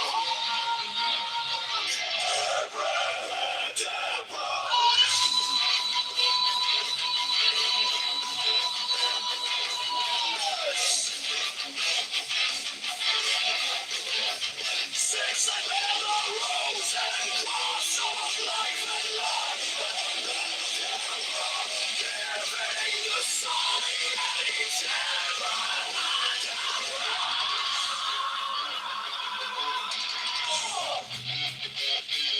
remaining in the sign, the invocation concludes. Therefore I say unto thee, come now forth and dwell in me, so that every spirit, whether of the firmament, or of the ether, or of the earth, or under the earth, on dry land, or in the air, of whirling air, or of rushing fire,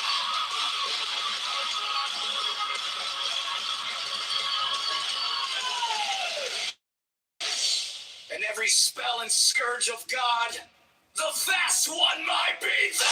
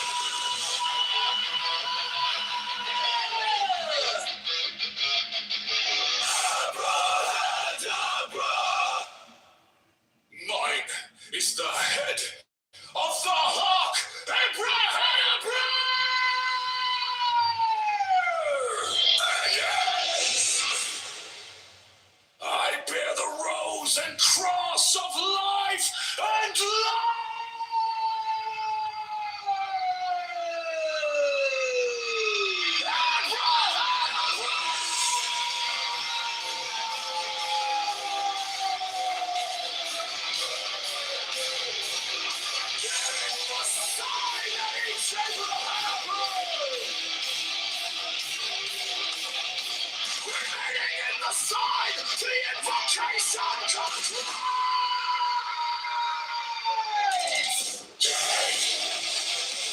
Therefore I say unto thee,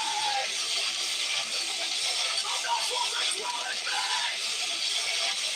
so that every spirit, whether of the firmament, or of the ether, or of the earth, or right of the or tremblings, or in the water, or flowing air, or a rushing fire, and every spirit, scourge of God, the vast one, I be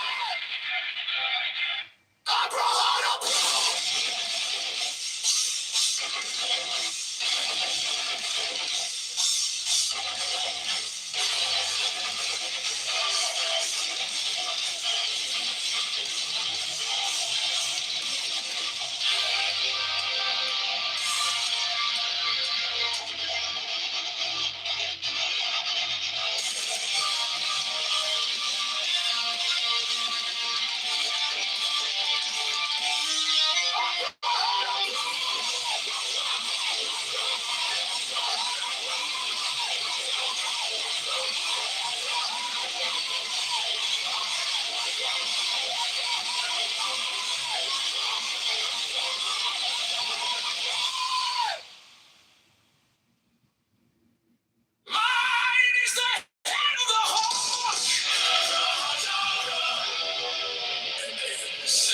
Six. I bear the rose and cross of life and light, giving the sign at each abracadabra. Remaining in the sign, the invocation concludes. Therefore I say unto thee, come thou forth and dwell in me, so that every spirit, whether of the firmament, or of the ether, or of the earth, or under the earth, on dry land, or in the water, of whirling air, or of rushing fire, and every spell and scourge of God, the vast one, my breathing.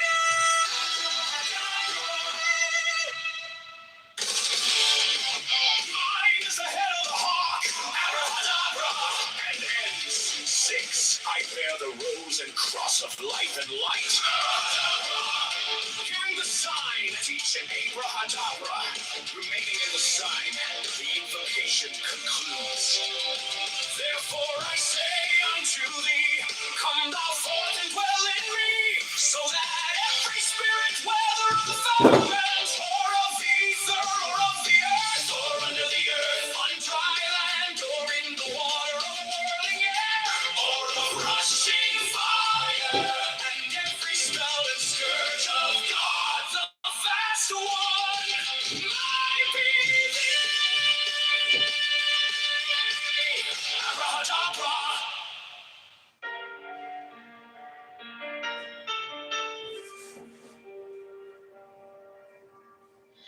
You came like dawn in my hands, soft but stronger than I knew.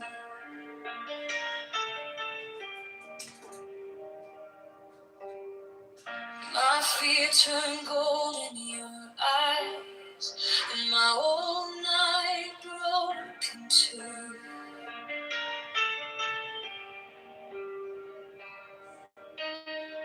I was lost in the noise, now I'm learning how to stay close to your quiet light in the middle of the day. Stop thinking, let it fall.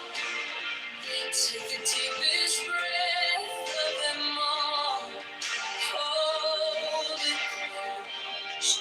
Don't run from the feeling. One more second. You can start believing.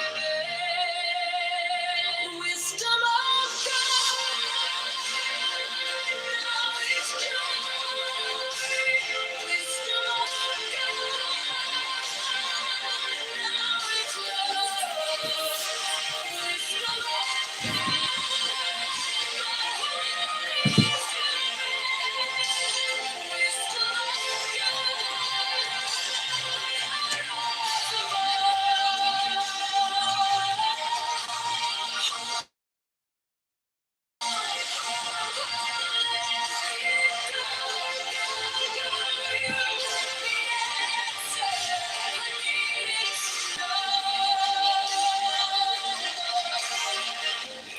touch is steady rain on the dust of who I am.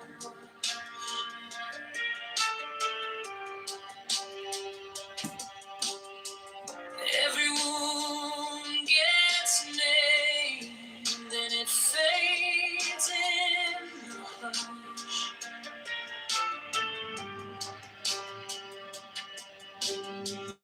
I don't need 1,000 signs when your name is in my chest. One deep breath, one brave step, and the rest can be blessed. Stop thinking, let it fall. Take the deepest breath of them all. Hold it close. Don't run from the feeling. One more second. You can't stop believing. Wisdom of God. Now it's joy.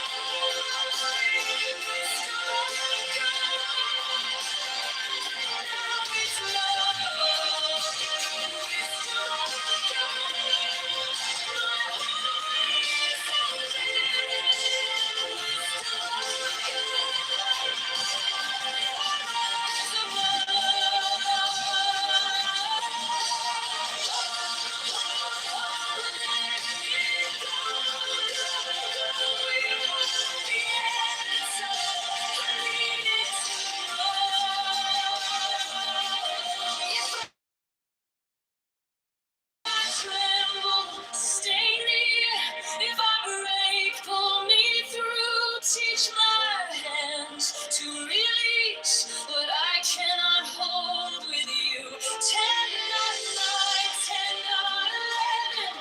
I breathe in your holy calm. The storm in my head lays down like a palm. Wisdom of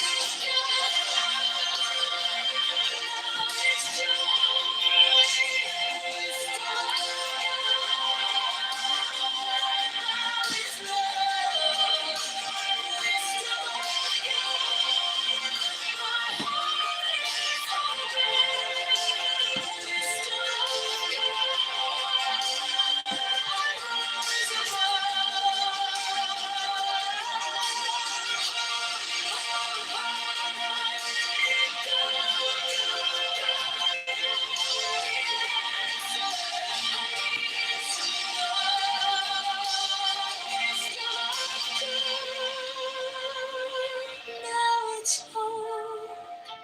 Wisdom of God, I'm yours alone.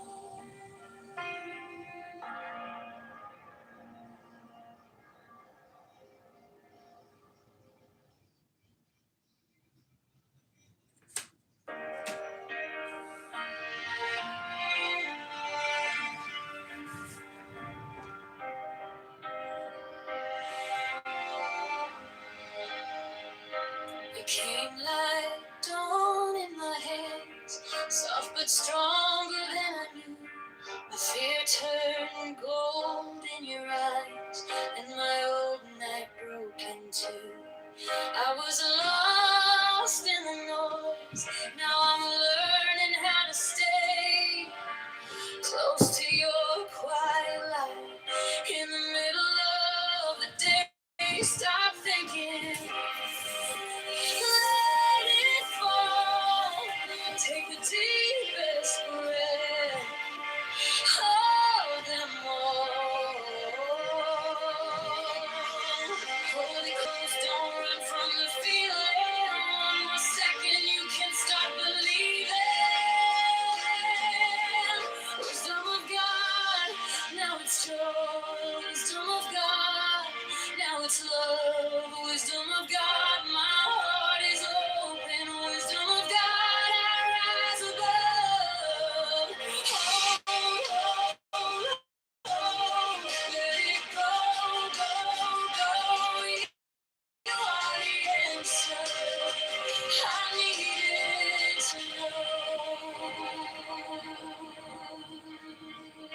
touch is a steady rain on the dust of who I was.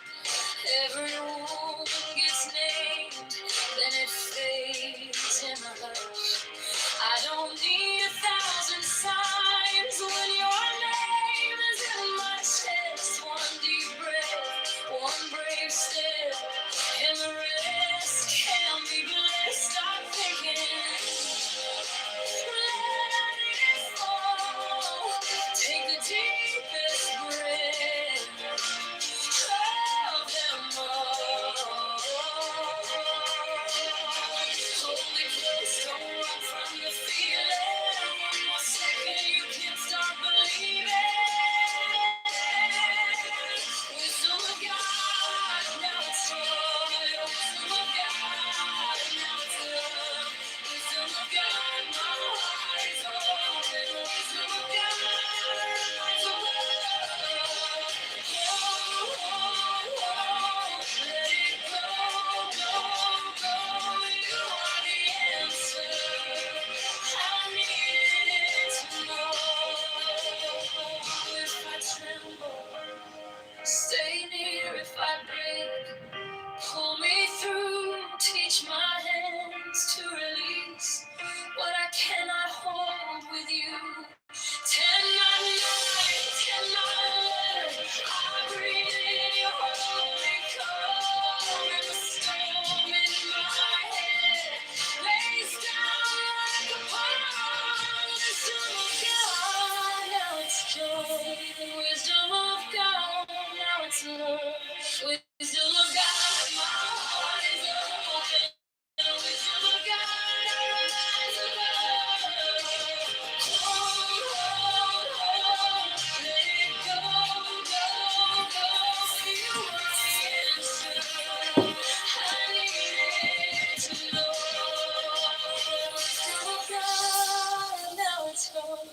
Wisdom of God, I'm yours.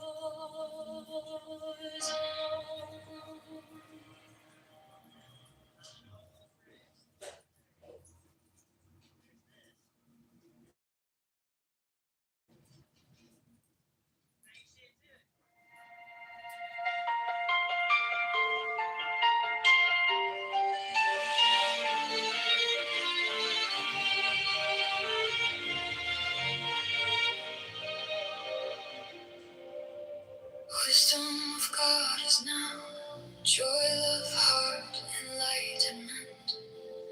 You found me in the quiet, with my hands still shaking. I was carrying the hurt like a name I couldn't drop. Then you touched my trouble, and the whole room stopped. Stop thinking and your problems. Take the deepest breath of the day. Hold for 10, not 11. 10, not 9. Stay.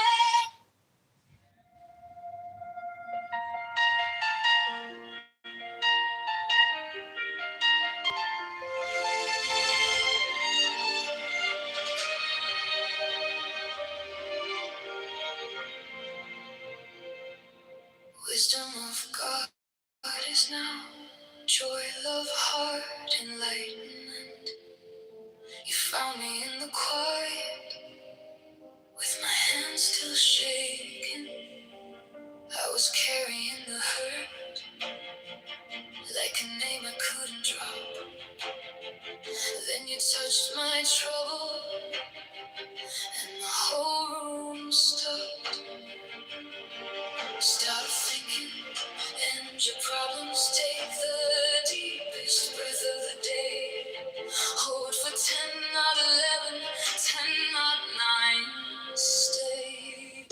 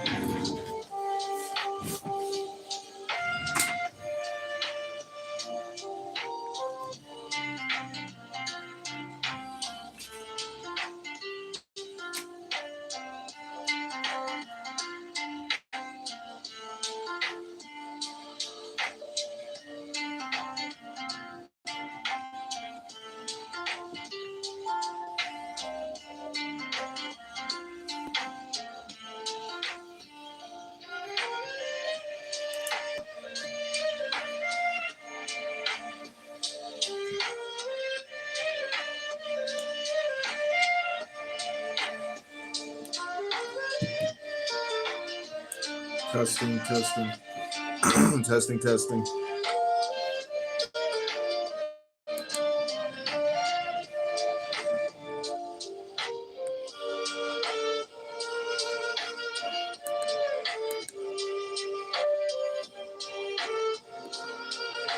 Testing, testing. Testing, testing. Testing, testing.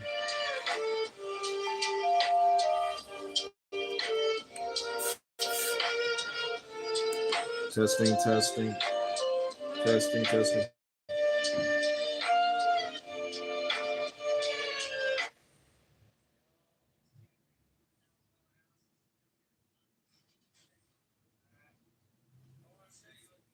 Testing, testing, testing, testing.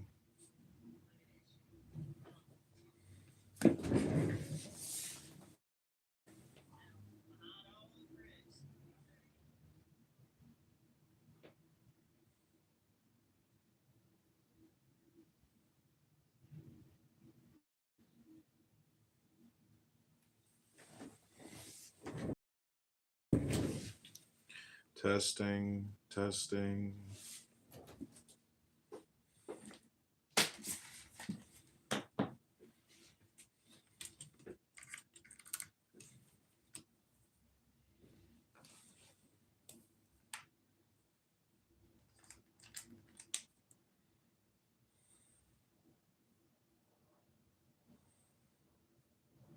Hello, Gamma.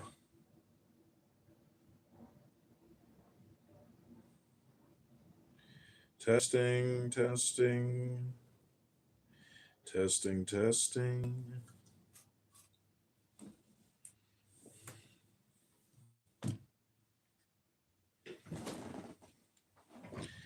Testing, testing, testing, testing.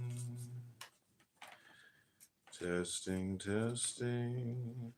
Testing, testing.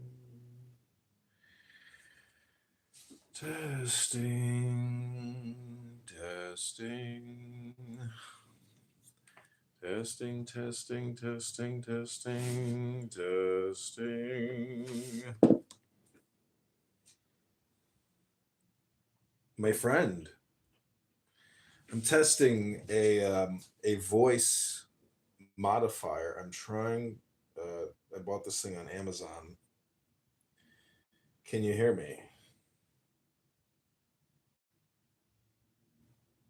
Modify it. Don't criticize it. Let's see if I get this thing to work. Testing, testing. Hello, hello, hello.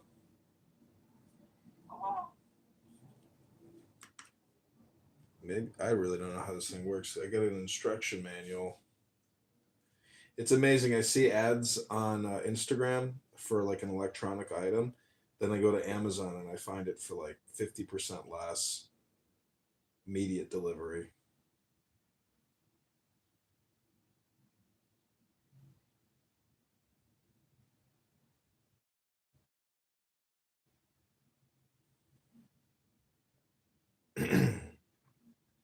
So I'm trying to bring myself to read Ayn Rand, but I can't seem to do it by myself. It seems too difficult of a task to want to have to read Ayn Rand as a 43-year-old man in my home alone.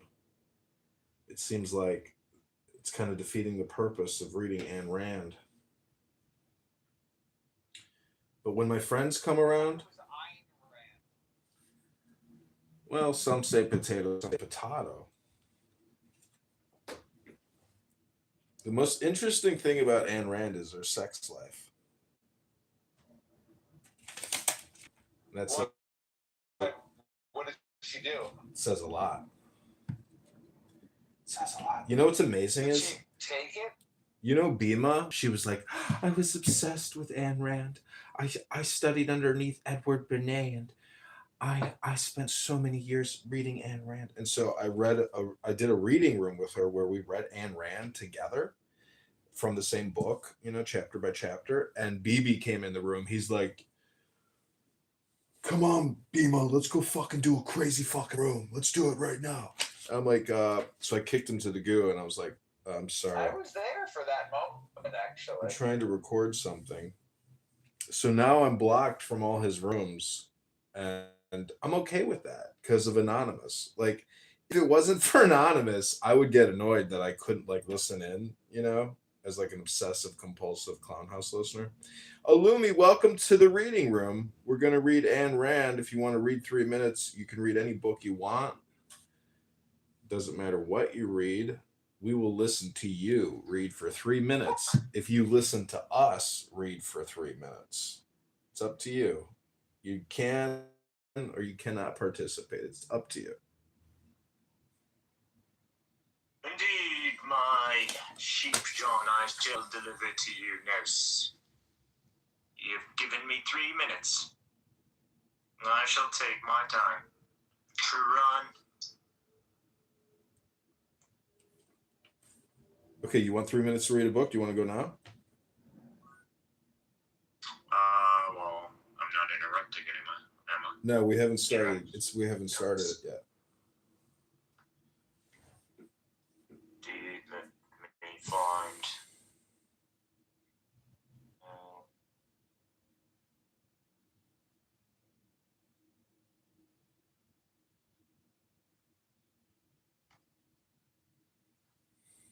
Zach, are you also capable of reading a book this afternoon? I'm driving. Got it.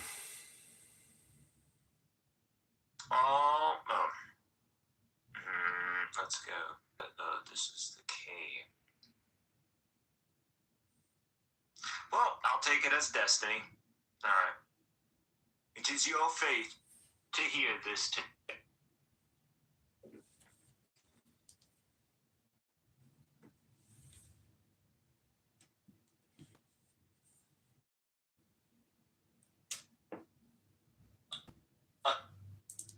God, Allah, the most compassionate, most merciful. All praises is for Allah, who has revealed the book to his servant, allowing no crookedness in it, making it perfectly upright to warn the disbelievers of a severe torment from him, to give good news to the believers who do good, that they will have a fine reward, in which they will remain forever, and to warn those who claim Allah has offspring. They have no knowledge of this, nor did their forefathers. What a terrible claim that comes out of their mouths. They say nothing but lies. Now, perhaps you, O Prophet, will grieve yourself to death over their denial, if they continue to disbelieve in this message. We have indeed made whatever is on earth as adornment for it, in order to test which of them is best in deeds, and we will certainly reduce whatever is on it to barren ground. Have you, O Prophet, thought that the people of the cave and the black were the only wonders of our sides? Remember when those youths took refuge in the cave and said, "Our Lord, grant us mercy from yourself, and guide us rightly through our ordeal." So we caused them to fall into deep sleep in the cave for many years. Then we raised them, so we may show which of the two groups would make a better estimation of the length of their stay. We relate to you, O Prophet, the story in truth. They were youths who truly believed in the Lord, and we increased them in guidance. And we strengthened their hearts when they stood up and declared, "Our Lord is the Lord of the heavens and earth. We will never call upon any God besides him, or we would truly be uttering an outrageous lie." Then they said to one another, "These people of ours have taken gods beside him. What do they not produce? A clear proof of them. Why do they not produce a clear proof of them?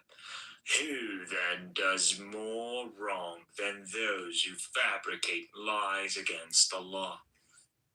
Since you have distanced yourself from them and what they worship besides Allah take refuge in the cave. Your Lord will extend his mercy to you and accommodate you in your ordeal. And you would have seen the sun as it rose, inclining away from the cave to the right, as it set declining away from them to the left, while they lay in its open space. It is one of the signs of Allah. Whoever Allah guides is truly guided, and whoever he leaves is to stray. You will never find for them a guiding mentor. And you would have thought. Okay, that's 3 minutes, Illumi. That's 3+ minutes. That's 4 minutes. We have a 3-minute cutoff. It's a 3-minute reading. Worries. Yeah. No worries, my friend. What a wonderful reading. What does that tell you? Like, what did you gain from that, experience of reading that? You tell me.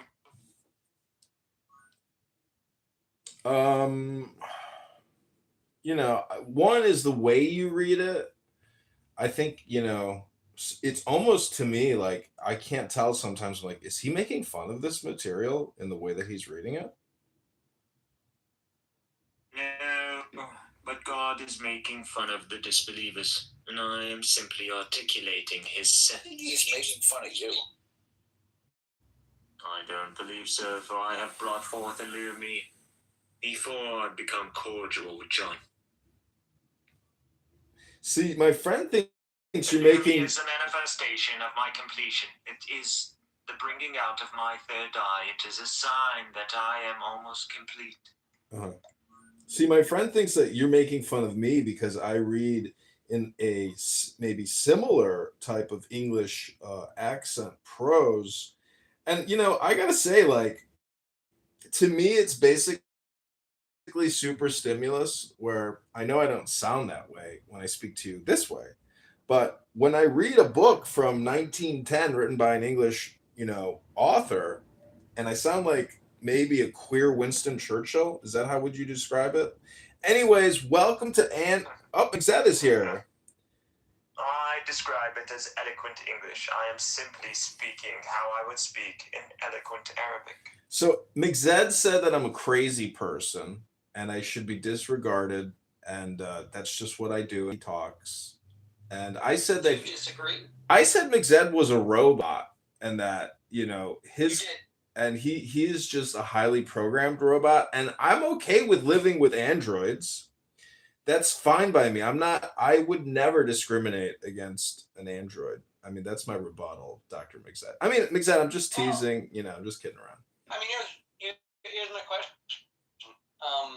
In claiming that I am robotic, are you saying that there's something inhuman in my responses, or no, are you just claiming that I am exercising some kind of control over myself that is near robotic and somehow inhuman? No, I'm just trying to come up with something to insult you with.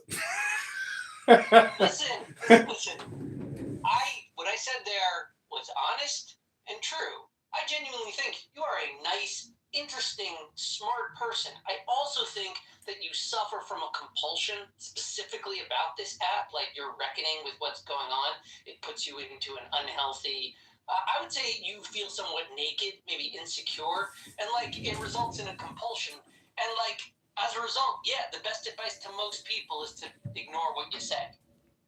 Yeah, well, I mean, it's just your opinion. And again, that's not the advice I'm giving to you. I'm not telling you to ignore or that what you say is not valuable. I'm telling you what the best advice I think is to give to anyone that hasn't yet met you. No, I get it, but see, my response is if we were to play back what you just said and then we were to put it in the frame of a projection, that's your problem. That's my opinion about the projection. John wants to. I think I just feel like people are too dumb, and you are not Christ, John. You're not going to change these people. Did I not just read to you? Jesus didn't change anyone either. You are not going to guide those who God has sealed. That's it. Isn't his message he failed in his life, right? He committed his life fully, and thus it was so pure. So everyone should commit their life fully, knowing that they will fail. No. No, you have missed our recitation of the I just see a bunch of failures around. I just thought you guys were committed to it. Here, let me find that. Damn. And you would have seen. Oh, here we go. That is one of the signs of Allah. Whoever Allah guides is true. No, Illumi, hold on. Illumi, please hold. You will never find Illumi, you gotta hold on. This is a Illumi. This is a 3-minute reading room, and it's my book club. It's my nonprofit. You know, I met with my psychiatrist. I took McZed's advice, and maybe I am crazy. This room is part of the terms of his parole. Maybe I am crazy, and so according to McZed, how would? It's just a question of reckoning with your insanity. Okay, so what would your? So explain to me your diagnosis and your treatment plan.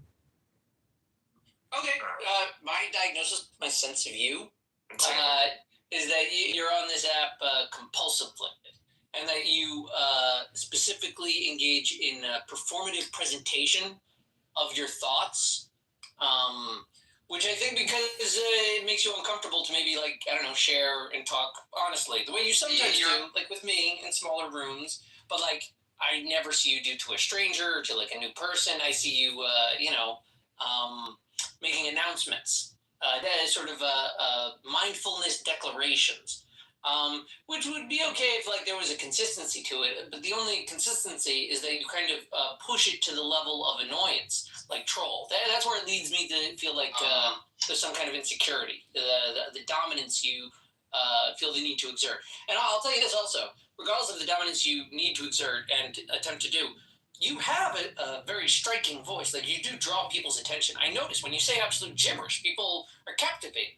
And all I'm saying is that, like, that's a gift, and maybe that causes some of your embarrassment. Maybe, like, people pay attention to you, so then you feel exposed. I don't know. But, like, I see the compulsion. And, like, in terms of self-control, like, what would I prescribe? I would say, like, you don't have to speak all the time. And, like, right now you're listening. And, like, I would experiment with different styles of communication than the one you're leaning on. This announcer of mindfulness persona, right? You can also walk in softly with like an interesting question, a polite little poke, barely even, maybe even just a qualifying question, not like a confrontational, just like, hey, where did you say you were from? What language were you speaking? Like anything boring alternative to your high intensity announcer of declarations of mindfulness. But you asked quickly my diagnosis, my treatment plan, and by the way, not a fucking doctor. Yeah, I mean, sounds like I agree. Lolly. What, Illumi? Kind of sounds like Lolly right now. Lolly? There's nothing really wrong with anything that. Well, you just have offered criticism and no solution. No, that's not true. I did propose a therapy approach. I said that there were specific styles of like more low intensity communication that he could play around with. And like I get it. Like part of the fun of this app is you can go to high intensity communication, and like there's always a spot where it's like proper. I'm just saying like.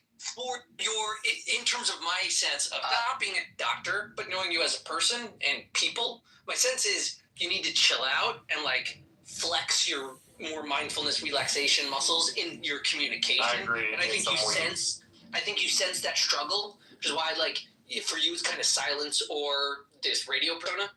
And like again, I'm not a doctor. I'm not saying this is actually a good therapy. It just seems to me you could exert some self-control over your own speech and benefit from it. It always keeps running. I agree, and I told. I'll get you one day, Roya. You will be on my block list. My psychiatrist is like, "What are you doing positive for yourself?" I said, "Well, I'm trying to organize a book club with veterans that have PTSD or depression," and he's like, "Oh, that is a very good idea. That's very smart." And then, so they like that. Why don't you just try to get them all like those therapy drugs? Well, I got prescribed. I got prescribed the medication. No, not weed. I'm talking about like the good stuff, the clinical trials that they're doing for PTSD to specifically treat the trauma. I think MDMA is the one that's like really, really good.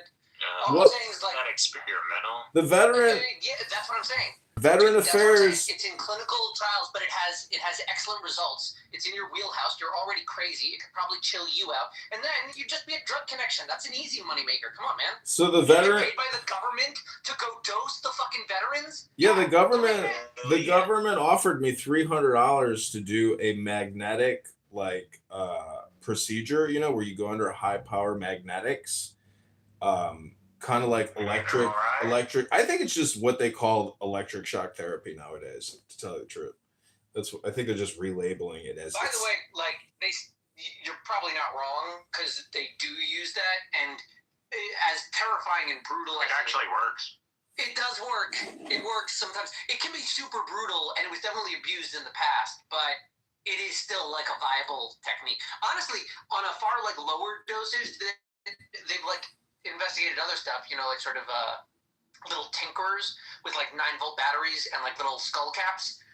They are able to simulate some very interesting brain states based on a skull cap and the right electrons. Just the right signal, the right megahertz, and the right variance, whatever. It causes an effect. And a weird measurable effect they saw was they had a person try to play a video game that gets progressively harder the longer you play, until the person, of course, the person dies. And then they put the cap on, and then the person just sort of went right through it. Didn't struggle at all, got the terms, it never got hard enough. At some point, they beat the game and got well past where they were before they had the thinking cap on. Well, what I'm saying is, I told you'd be surprised that electrical signals by the brain can actually have tremendous therapeutic value. Yeah, I told my friend here, because the psychiatrist asked me 9 questions, and he said, your borderline personality disorder based on your responses off of this diagnostic questionnaire. And my friend was diagnosed with this as well. And so, he said, so what you gonna do with your life? What's your plan? You're 43 old. What you gonna do? And I said, doctor, I said, I see your white lab coat up on the wall and your big degrees and all that. I was like, do you think you could just lobotomize me? Could you lobotomize me? No. And he was like, why you want to be lobotomized? Why you want to be lobotomized? I said, I don't know. This is psychiatry. Do you guys do lobotomies anymore? He's like, no, but you can do the magnetic therapy treatment. I was like, magnetic therapy treatment, all right. And he's like, I will pay you $300. We will pay you $300 to be a part of the experiment. I was like, all right, $300? Great. You're being defensive. No, I'm describing to you my experience. A lobotomy. No one has suggested that your brain is a waste of matter. No one's done that. We value your mind. We value your insights. We value your perspective. What we don't value is your uncivil behavior. And that's where we say you can exert self-control, or you can medicate yourself into a way that the rest of us can interact with. But I value the uncivil behavior. It validates my own uncivil we do a little bit, maybe. There's a place for civility and uncivility. But the public space, for people trying to talk, usually when I find, they don't love. Okay, so McZed, I'm filming other rooms right now as we're speaking, and in those other harmony amongst the humans I know. In those other rooms that I'm recording, there are green beaners like Marshall Rankin and Scott Jones and Deborah and all these other what I would call elite liberals on this app. And if you listen to what they say and how they say Is Marshall an elite liberal? Yes, he absolutely is. He's in the stratosphere. He shares the green bean with them. Anyways, my point is, when you listen to what they're saying, they speak as if they are the leaders. And what they're talking about, it's in terms of the topic itself. And if they are, because when you listen to them, again, they're literally talking about doing their former actions. They're talking about future actions. And there's even hardcore liberals on this app that are saying prepare for bloody civil war constantly and screaming it. And I just think they got no class, no intelligence. They don't understand, the thing is they are the ones who use the term MAGA constantly. And anyways, I'm just saying from an observational perspective, in terms of mental health and what people are talking about. I mean, they talked about tampons in bathrooms for boys in the 4th grade in Tim Waltz for like 20 minutes. They're still talking about that and debating it as if everyone deserves reproductive rights or feminine healthcare. I don't know how they were. Anyways, you get my point. So I'm just saying, from like how people are spending their mornings and afternoons and what they're talking about, there is a group of Democrat liberals on this app that are persistent, ridiculously resistant, totally unaware of like their own joy and happiness and how they're their own worst enemies in terms of like their day-to-day happiness and how they're screaming and every day thinking about Donald Trump. I mean, maybe they're the most. I don't think it's. Anyways, that's just my observation.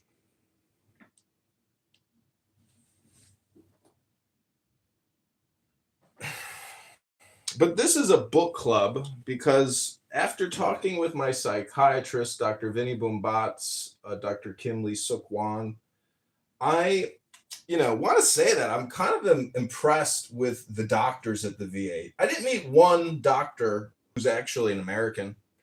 Every single person working there is Filipino or some type of Asian, which, I don't have a problem with somebody's like geographic background or melatonin density or how they smell or what they eat or how they sound.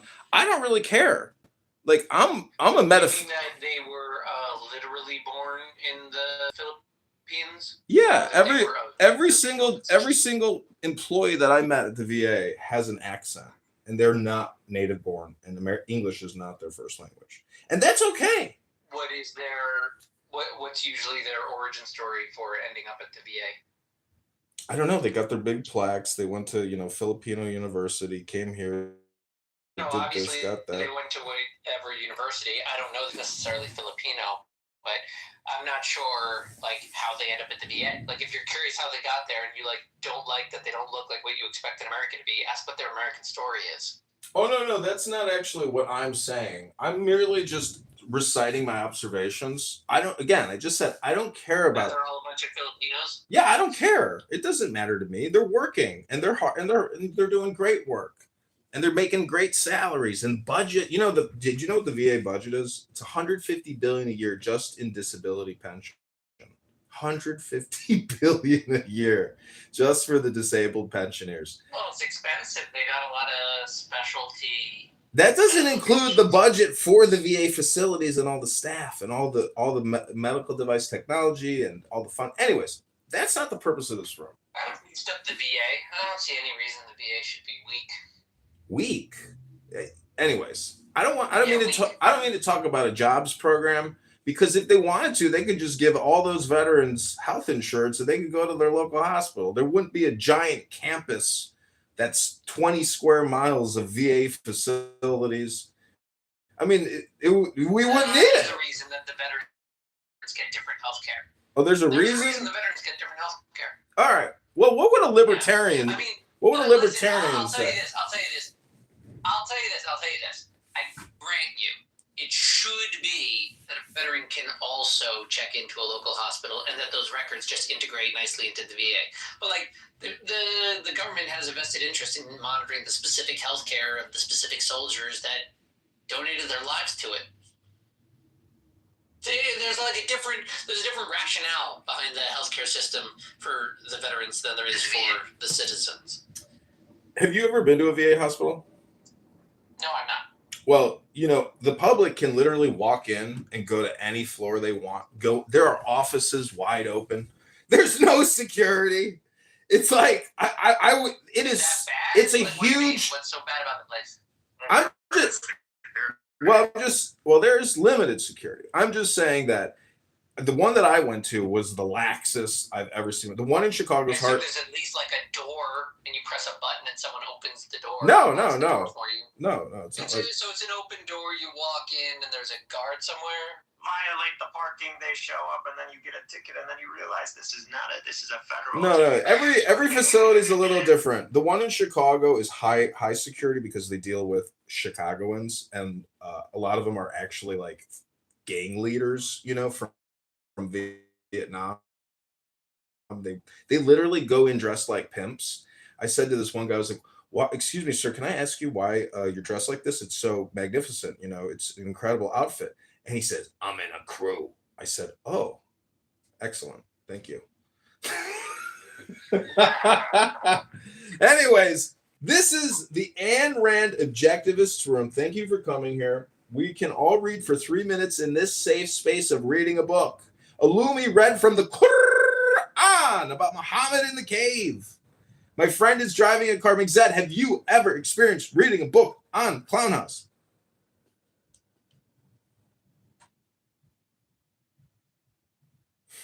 You can't say Clown House, bro, and then expect people to take you seriously. Like you're kind of insulting them. I do agree there are a lot of clowns on this platform. I'd say the overwhelming amount are clowns. I would. People. You insulted the overwhelming amount of people on this app. Indeed, but I am Illumi. Everybody understands that I am coherent. See, maybe I'm insulting, but like I think I get equally roasted. I mean, I went into a room about spiritual awakening and union with God, and I was talking about the Bhagavad Gita, the Upanishads, the Vedas, the Tanya, the Torah, all these spiritual books. And then Mixad says that's just a crazy person, and that's just how he talks. Nobody cared about what I said. Didn't matter what books I mentioned. I'm just, completely, insulted and made to.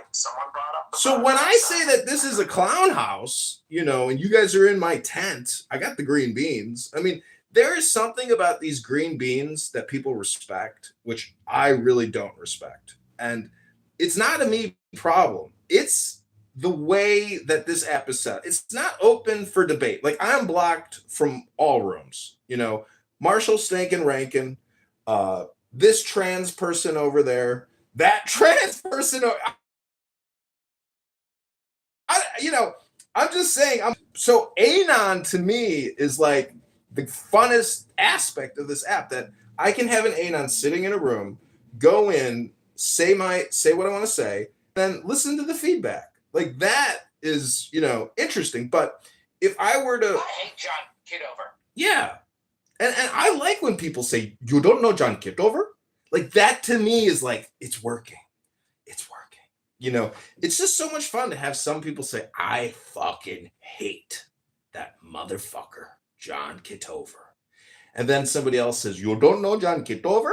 Like, anyways, that's to me. Isn't that like fun for you guys to I think it's funny when they're talking about somebody, and you can't figure out who they're talking about, and they're going on and on and on, and then eventually it like starts to dawn on you, and they're like, "Well, when we have people in our midst, when we have people on this app who choose to spend their time threatening and harassing others, we have people on this app who spend their time." You realize you're like, "Oh, okay, you're going to just get over." See, I mean, you can catch people making the most ridiculous but it's not even the fact that people make ridiculous statements on this app. It's that like it's what they're talking about. And that's why when I read a book, I really value the experience of reading a book, because it's not me listening to all these woke leftists talk about their woke leftist topics, and I'm filming them simultaneously. So it's like I am being productive, because I'm agitating, Benjamin, Benjamin on this app, he claims that it's like the pearl theory. It's like you just agitate enough, to make that pearl. And I like pearl necklaces. I like pearl jewelry. I like giving pearl necklaces. And so when Benjamin, brought up this theory of the clam or the theory of the oyster, I was like, that's fascinating, because I do think I'm an irritant. And that's why yesterday Pro Lyrical on this app had a room called The Most Annoying People on Clubhouse. And to me, that's just projection, because he is actually one of the most annoying people on this app. And everybody in that room for the full 24-hour cycle that talked about whatever, whatever they talked about. I mean, it's great content, but the way I film it sucks. Phone to phone sucks. Like if you could do a perfect 1-to-1 and just take this screenshot and perfectly overlay it into YouTube every time. Chris, another guy in this app, he has perfected that by using, virtual computers on his desktop. and Club Deck. But to me, it's really about like knowing that John Kitover is out there recording you. And if you were to only take the time to actually review any of the 100,000 plus videos of John Kitover's YouTube accounts, you would see the dedication, the commitment, and the hard work and productivity that went into recording really 5 years of Clubhouse experience. And they suspended my YouTube account, and it was crazy. They actually suspended my account over a video from like 4 years ago or something of a Clubhouse room. It was so old. I was like, so it must be algorithmic, because I have so many videos up. You just give up after like at least 3 minutes. You can't go through any of it. It's just so incredibly dense and pointless. It's just amazing how I've taken an entire compression of 5 years of Clubhouse and it's completely worthless. It's got no value. No one looks at it. But I think it's really because of algorithm discrimination. And if people talk about, discrimination and civil rights and all these constant, never-ending discriminators in this country, I, as just a human being, feel that like my mere existence is now being discriminated against by major technology platforms, by the algorithm. And it's, maybe it's a me problem. I mean, I get flagged for hateful, abusive speech content, and it's amazing that it's actually me saying it sometimes, but what I'm saying is actually legal. It doesn't violate their policies. It's just the complexity of how do you define and accurately diagnose hate speech using algorithmic methodology. And then it goes to an appeal process. And then they come back and they say, no, we have determined this is hateful. And it's like when I listen to it, I'm like, anyways. I usually don't listen to it. I just move on. But welcome to the Ayn Rand room. Kitty, Michelle, Mark, the MFer down in the goo. I did buy a voice modulator simulator thing here. I'm trying to figure out how to use it. It's only $20. It's made in China. And I think it would be a lot of fun to, come in. You can be a baby. You can be youthful. You can be a male. You can be a king. You can be a lolly, a youth, a female, or a witch, male to female or female to male. Then it has a bunch of sound effects like kissing, laughter, cheerfulness, applause, supricide. I think maybe the spelling error on the actual device. Show up, crow, and time. Oh, maybe it says surprise. Surprised, but they got it spelled wrong. So, again, this is a reading room. At any moment, anyone can read a book for 3 minutes. It's completely up to you.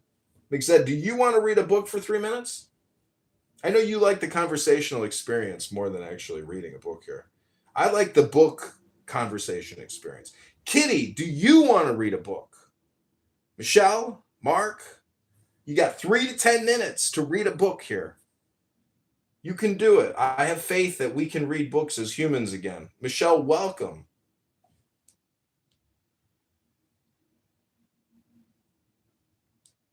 Hey. How are you doing, darling? I'm okay, and I've read for you before. We've done this before a couple of years ago. I'm here to read because I'm actually doing my eyebrows at the moment. But I just wanted to say and talk to what you just said. You said, if you manage to have the patience to go through my Instagram accounts and see the 5 years, how much hard work I've put into this. Well, I've done that. I only did that a couple of days ago. Somehow you just landed in my algorithm, and I just went through that rabbit hole, and I came across a couple of incredible clubhouse rooms that I was in as well. And honestly, it's very, very entertaining. borderlining genius, with everything you do in the background, and seeing your reaction to things that people are saying. I thoroughly enjoyed it, John. And I was listening to you the other day on X. You were live streaming a Clubhouse room through X, and I'm on X quite a lot. And I just wanted to say I appreciate you and the work that you do.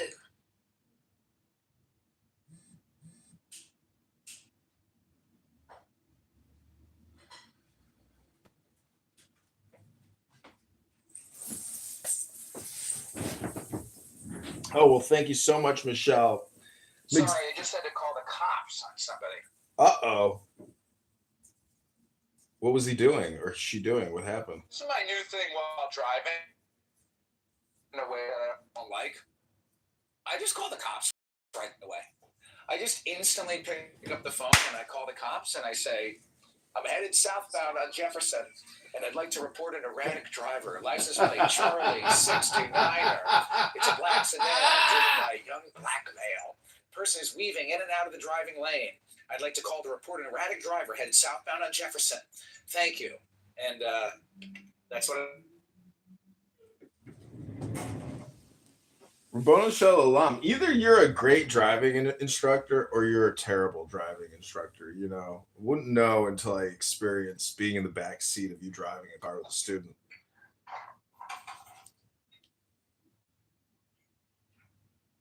But thanks, Michelle, for that. McZed, you're in so many of my videos because, I do want to try to capture intelligence, 15-second clips. So I clip you a lot. And unbelievable because there are thousands and thousands of videos on Instagram. Hey, McSad. How you doing? No, I was just saying that I appreciate what John does, or Edmund, or whatever he calls himself these days. Good question. I appreciate it, and I was listening to it the other day. I was listening to some past Clubhouse rooms, and it's just the whole thing and seeing his reaction to stuff, and it's very, very entertaining. See? John, your work was not in vain. You have a loyal fan.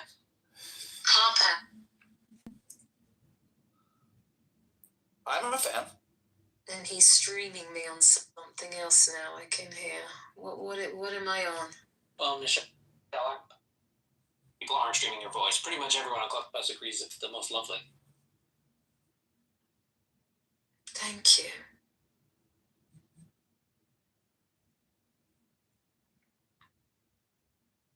So, I've been reading this. I'm trying to get to this book. It's right in front of me. It's called The Virtue of Selfishness. It deals with ethics. And, I asked him, why would you teach an ethics class? I was like, you wouldn't just give a reading list, read the book, discuss the books. He's like, no, I'd sit there and we'd figure out first. No, I wouldn't do that for an ethics class. I'd probably start with, definitions of terms. Yeah, that's exactly and what then, you said. Whatever people... I'd run it kind of like a group therapy. I'd be like, first, what are terms? And then I'd ask people what people thought was, ethical or moral. And then we try and grow off of that. Somewhat Socratic. Just try and provoke and see where the conversation grows while people think about ethics. The problem with the way people discuss it nowadays is they use ethics more as a litmus test for a false philosophy or ideology. If it violates some kind of moral sense they have, then they say it must be wrong. But they got over 6,000 views. Sorry. I thought you were done. Sorry. They don't think through the broader concerns in ethical systems, like what we're getting at with ethics. Right, that's very true, but also... It's hard to put your finger on exactly what ethics are about. That's very true, but also my video got 6,000 views, and I'm going to put the link in the chat. Impressive. Yeah, I mean, how do you... The thing about the ethics that's interesting to me is it's like, if you try to solve one over here, so it's like, it is intertwined with economy, with medical, industrial, military, industrial, banking, industrial, energy. It's like, it's all, there's ethical, to me, the left woke political communication shows that their communication isn't really based on high value ethics. I mean, I think you said once that, essentially we have an ethical problem in society, and that's why we have all these issues, no? Well, I don't think we teach ethics or ethical reasoning very much. I'd say the closest you get to studying ethical reasoning from like the broad educational system is like history, and then if you specialize in it in college, but like it's a worthy study. History is more like news story. Am I right? It is a bunch of stories, but I love that. It converges into a singular narrative that is accepted as true. Okay, so I think maybe I'm the only one capable of reading books anymore in 2026. I mean, imagine a movie where a man discovers that, everywhere he goes, he can't find one person reading a book or willing to read a book anymore, and he's the only one who has a superpower to read books. I mean, I went to Chabad for a mega Shabbos last Shabbos, and I looked at the rabbi's daughter in front of a bookshelf reading a book like a robot. She was going reading, from that big blue book. And yeah, you don't understand what she's doing. Yeah, she's reading, right? But she's like using her tongue to she's producing a reading. She's performing it or preparing for a performance. It's like what she's doing is closer to an actor or orator or speech giver preparing to make a declaration with correct pronunciation and intonation. That's what she's preparing for. It looks like a robot to you because you're not appreciating the form. I just wanted to say I'm Jewish, so please don't. No, I'm not saying, like, I'm being facetious when I say she's a robot. I thought she was like reading, but like reading silently, but still like using her mouth to like formulate the words or something.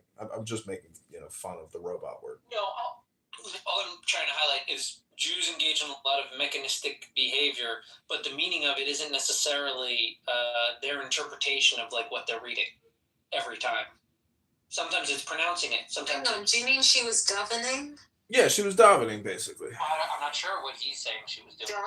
Yeah, I don't know if it was davening per se. She looked like to me she was reading a book, but like I had never seen somebody like.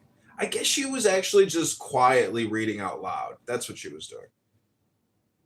Yeah, people read, especially when they shun television. Yeah, everybody's dressed like a Mormon, and I think it's great. And by the way, like beautiful little family life, the family learns to interact with each other with less screens. Yeah, it's remarkable. I mean, and he's got a big family. He's got like I think 8 kids, 9 kids, somewhere up there. Mm-hmm. And his wife looks like she's 29. I'm like. And she looks great, they're having all these kids, and she's so nice. And back, baby. Yeah. Some of them are very glamorous. Yeah. They walk around in high heels. They've got like a 10,000 shaitalon, $10,000 shaitalon. They're very, very glamorous. I knew a very impressive Lubavitch woman who had given birth to, I think, 6 or 7 children, and she was also, I think, a cardiologist. She was at least a doctor, but I think she was a heart doctor. And her husband was like a handyman Lubavitch guy. And I was just endlessly impressed with that woman.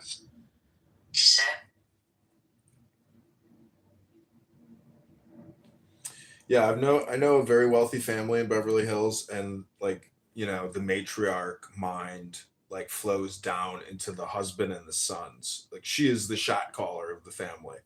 And, that's what being like a powerhouse CPA, mathematician, highly educated, gets you. Like it gets you in an executive individual who, can do a complicated analysis and submission and focus and concentration, because when it comes to taxation, if you've ever looked at the IRS code, like the code book, I mean, it's so fine print and it's such a huge book. You're like, I mean, that is probably the one coolest thing probably that CPAs are doing with accounting, is for taxation purposes, and using AI to essentially give you your justifications from that massive tax code book. I'm sure a lot of tax attorneys are doing that. I would like to read Ayn Rand. If somebody wants to hear me read a book for 3 minutes, I could tell you about my lawsuit against Scott Bessent and the IRS. I have a May 21st pretrial hearing with an EEOC judge. I just got a demand letter from an IRS, chief counsel asking me how much I was asking for and how to justify it. I asked for $230,000, 2 years of lost wages, $10,000 for therapy, $10,000 for lost pension and retirement benefits, and $10,000 I think for lost health insurance benefits, $230K. I'm hoping they come back, at $100K. That would be nice. Rabono Shalom. If they come back with nothing and they force a trial, Rabono Shalom. It goes to trial.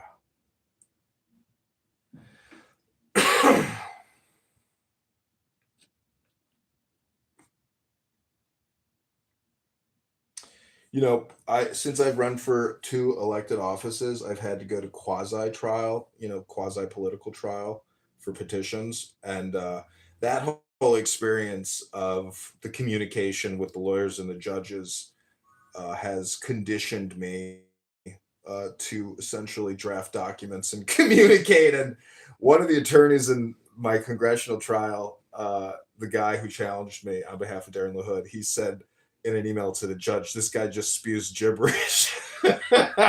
Something to that extent. And, it was ridiculous. This lawyer wore a baseball cap to the trial.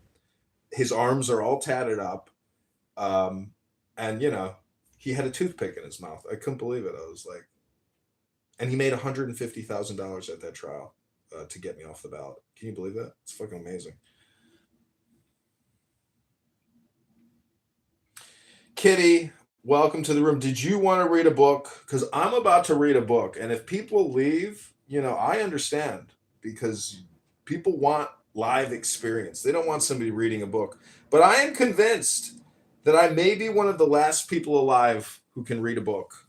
Now, there's a lot of college students out there who may claim they read books, but do they really read books anymore? Do people go to the library and actually check out books that are 100 years old?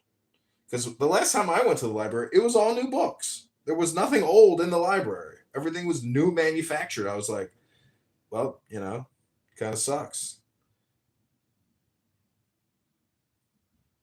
Can't get access to the old stuff. Sometimes the old stuff is the best stuff. The new stuff is just like,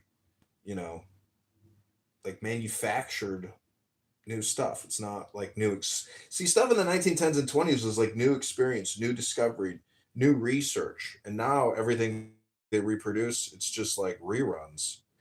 Kitty, did you want to come up? Because I'm about to read Ayn Rand for 3 minutes and clip it on YouTube in 3-minute increments. We are on page 26. Welcome to the book club, Kitty.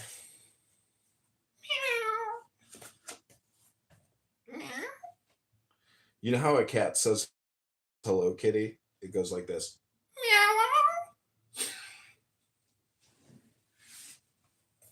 Okay, this is Ayn Rand.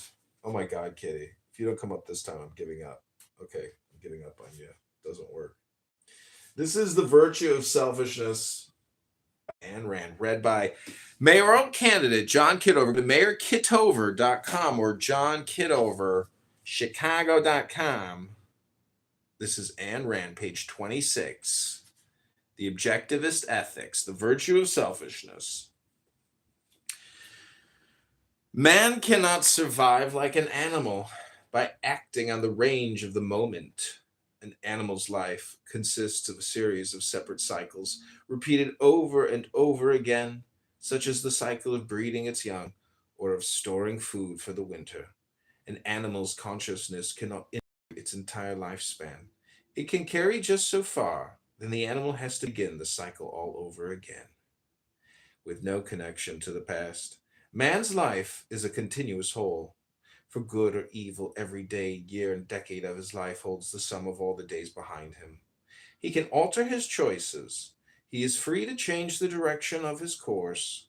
He is even free, in many cases, to atone for the consequences of his past, but he is not free to escape them, nor to live his life with impunity on the range of the moment like an animal or a playboy or a thug. If he is to succeed at the task of survival, if his actions are not to be aimed at his own destruction, man has to choose his course, his goals, his values in the context and terms of a lifetime. No sensations, percepts, urges, or instincts can do it. Only a mind can. Such is the meaning of the definition, which is required for man's survival, qua non, qua man. It does not mean a momentary or a merely physical survival. It does not mean the momentary physical survival of the mindless brute, waiting for another brute to crush his skull. It does not mean the momentary physical survival of a crawling aggregate of muscles who is willing to accept any terms, obey any thug, and surrender any values for the sake of what is known as survival at any price, which may or may not last a week or a year. Man's survival qua man means the terms, methods, conditions, and goals required for the survival of a rational being through the whole of his lifespan and all those aspects of existence which are open to his choice. Man cannot survive as anything but man. He can abandon his means of survival, his mind. He can turn himself into a subhuman creature, and he can turn his life into a brief span of agony.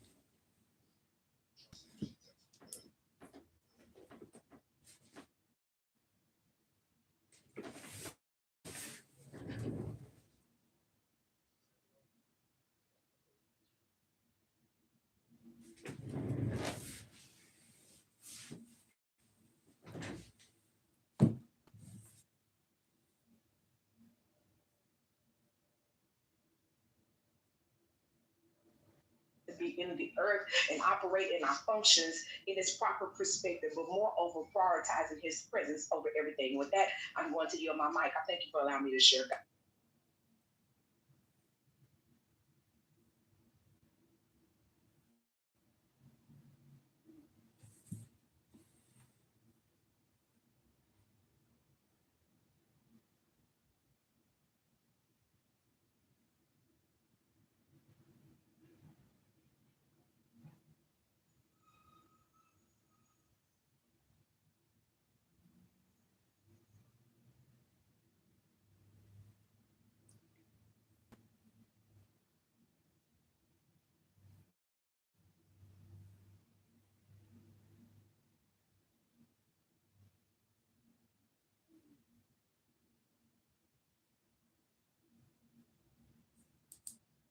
Having a leading coefficient have a negative value when you could have buried the negative kind of thing. And now I'm kind of in doubt if that was supposed to be a negative all along, or, but if I see, I'm saying like whatever the thing is that you're going to do in math. And so we're just using it as an example to, not because I care, just because I know somebody else might And if you don't hear it from me, I'm literally being paid to tell you the kind of things that will or will not fly in the industry and in school. So it's like that's what you're simulating. So yeah, it's a perspective, but there's a better probability that I have the correct perspective. Like that's what you're getting paid to do. People imagine them coming to you and you're a lawyer and you're teaching them law and you're not telling them about what's happening out in the real industry. Like, is it just a real dilemma in my mind would be like, let's say you had a student who, just for whatever reason, is refusing to do it the right way, but they're kind of getting it right, like they're smart. But maybe, the classic thing would be like somebody who's acing the test but not carrying their homework or something. Yeah. And you have a stated policy about how much of the grade, but but then you learn like, well, this person is, maybe has issues at home, or they have to they don't have the time, they have to take care of their brothers and sisters. Things, and you start thinking like, well, what's the goal here? Is the goal compliance? Or is the goal like understanding? And if they can demonstrate understanding in a way, right? Like are we? Then the classic thing would be like, well, it's not fair to the other students if I give a grade. But then it's like, well, I don't know, maybe the policy should have included alternative ways of demonstrating understanding. Archery is more by Midwest, a little more diversity in how. So that's the kind of thing that I actually anticipate. $38 trillion real world issues for a teacher, and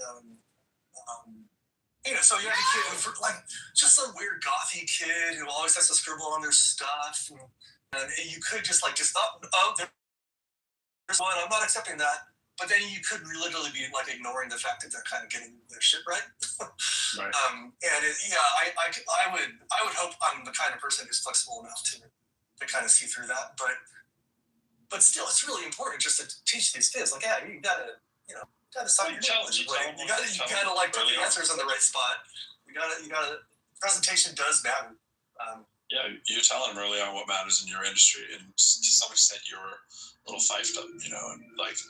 Think about another example of that would be, let's say you're working on Mercy Primes or something, or something.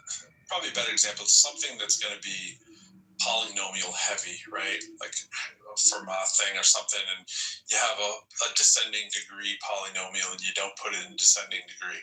Like, we all know, anybody who's ever done any amount of math would know that if you see something that's not in descending degree, that it was either lazy or they don't know. It's the equivalent of mispronouncing the name of a term in your industry, and we all do that, right? But it's embarrassing when you mispronounce it because, oh man, you've only read about that, you've never used it in the fields, kind of thing, right? It's that kind of stuff, and it's like you don't want to tip your hand if you don't have to. You don't, especially if you already got stigmas about you.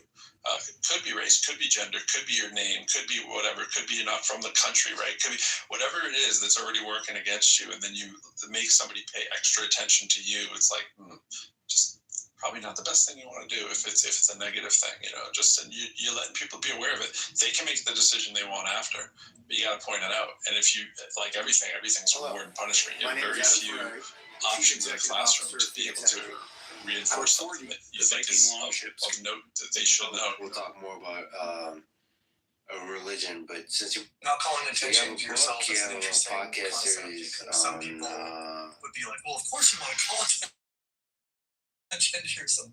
But you want for your work, not 7 children, and she was also late, or because you were in a silly hat, or because you're. I wonder because you can't to destiny children and write your name legibly, or other people will register their discontent good ways to hold attention to themselves because you don't like. No matter how you manifest your value except we live in the there's no value. You better do the in my life. Right. What's up, Romero? Yo, what's going on? I was just listening to some bad Benjamin points earlier, talking about not sucking. Benjamin showing me how to suck. He's like, this is how you do it. Grab it by the ears, let it go.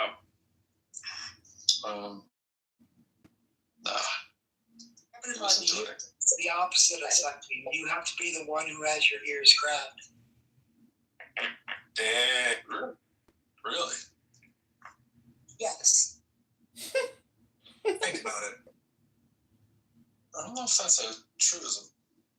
Well, how can you be the sucker if you're not having your ears grabbed? You're the suckee. I can think of some ways. Oh, I'd like to see. Just educational purposes only, of course.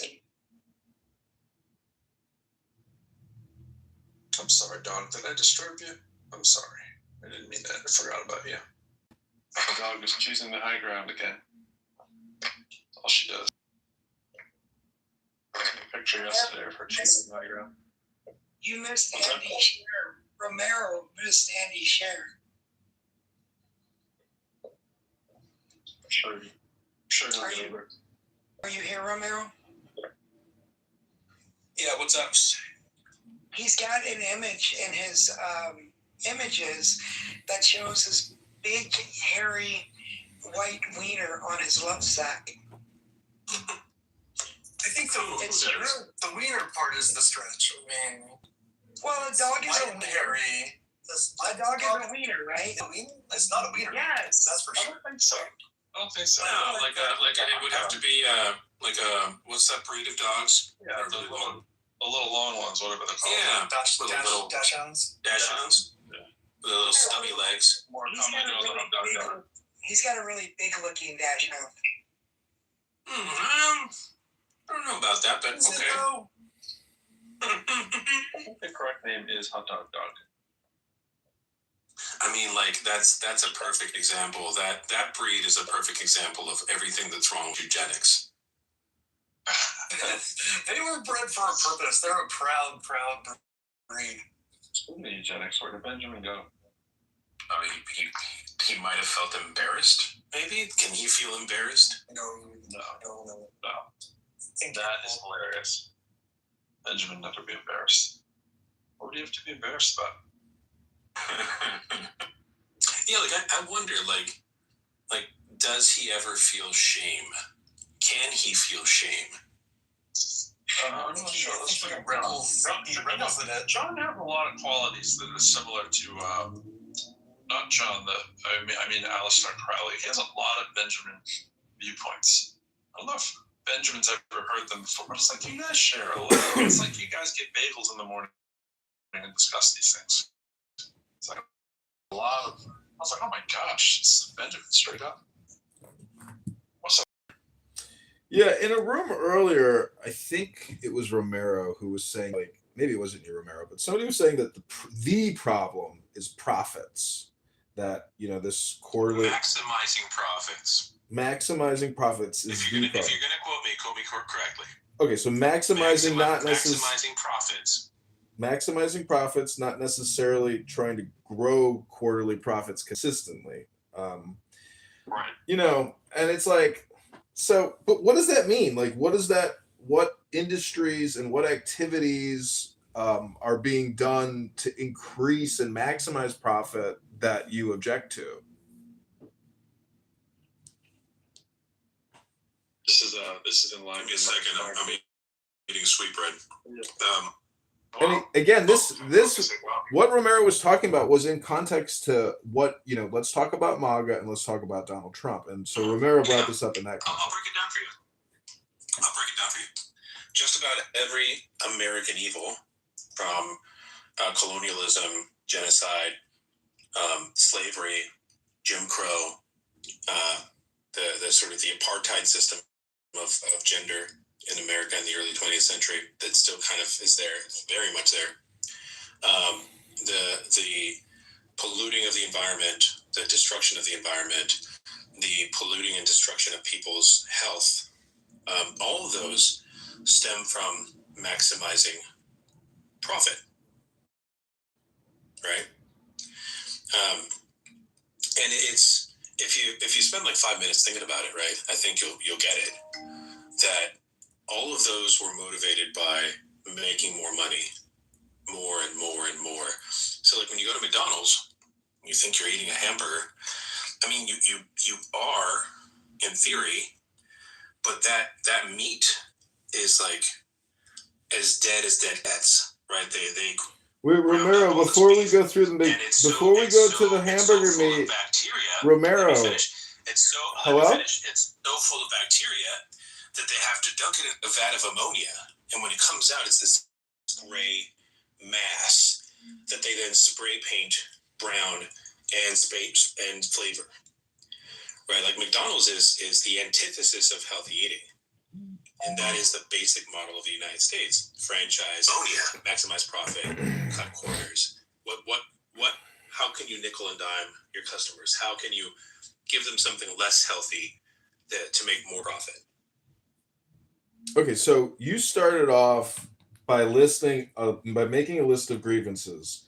It was kind of a lengthy list, and I wouldn't be able to recite them back to you because, most people can't even remember 3 variables, and you kind of said like maybe 5 or 6 things. And that was in the context of maximizing profits, and maximization of profits is responsible for Jim Crow. It's responsible for immigration rights. What was the whole list again, Romero? So the genocide of the indigenous people, right, was to maximize the amount of land that they had to colonize.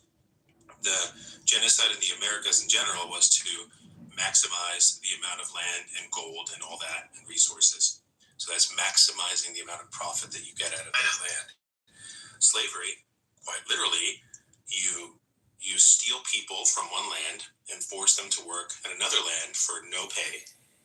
Right? You treat them like cattle, you breed them like cattle. All of that is to maximize your profit. Like that's what the South was so pissed about. That all of a sudden they couldn't have free labor. Right? So that would cut into their profits. Same with Jim Crow. Same with every sort of gross American problem goes back to this idea of maximizing profit. You may not see it that way, but like if you think about it, it's there. So, in terms of maximizing profit, you clean your house, right? Like you go to the bank, you go to the gym, you go to the doctor. You are essentially, putting in all these variables into yourself and pointing them out and engaging with all these variables. Maximization of profit, to me, just seems like pushed to its limits within legal, moral, ethical bounds. And you're suggesting that this maximization of profit has transcended above what we would call normative ethics and morals and human behavior and resulted in these catastrophes. Well, my thesis is that capitalism is built on immoral behavior. It's built on slavery. It's built on the destruction of the environment, because it's you have to have infinite growth, right? And that's not possible in a sort of limited system like the planet Earth. So capitalism at its core breeds all of the human evils in a lot of ways, and the destruction that we see in the world right now is in a lot of parts on behalf of like maximizing somebody's profit, whether it be the people that make all the war stuff, the oil companies, right? So like taxes, right? H&R Block exists. It's propped up by the government. It shouldn't exist. They could just send you a receipt. Be like, hey, this is how much you owe. Right? But they create an industry, a middleman, that you have to pay into. That's, if I was being snarky, I'd say that's DEI for corporations.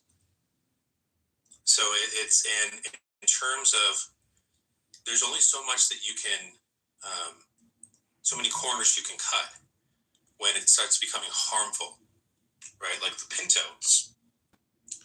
Apparently, with the Pinto, the Ford Pinto, they figured out that it was just easier to pay out any people that died, right? And all the lawsuits it was better to pay the lawsuits than to change the design, to revamp the design. Right? That's maximization of profits. Right? So, and if you're going to say that there's a moral component to that, I would say clearly it's not. There's no moral component to to the maximization of profit when it comes to how business is done in the United States.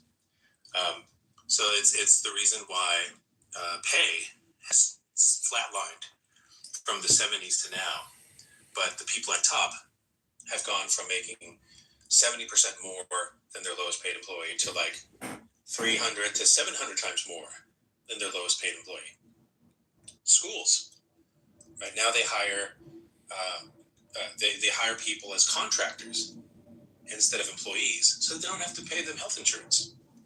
All these things maximize profit at the expense of the human experience, human health, and longevity, and product, and like in just living. Got it. Okay, so well, there you go. Have that. Let me ask you this: like, if you were to have a 3D simulator like Sims or something, and you were to create the ultimate simulation, of equity and economy, how would you model that 3D simulator?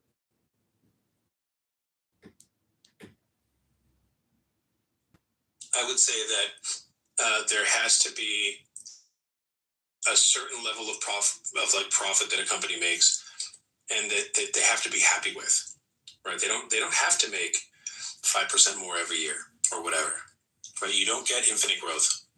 You provide a service, right? Or you provide a product, and you balance it between the needs of the many versus the needs of the few.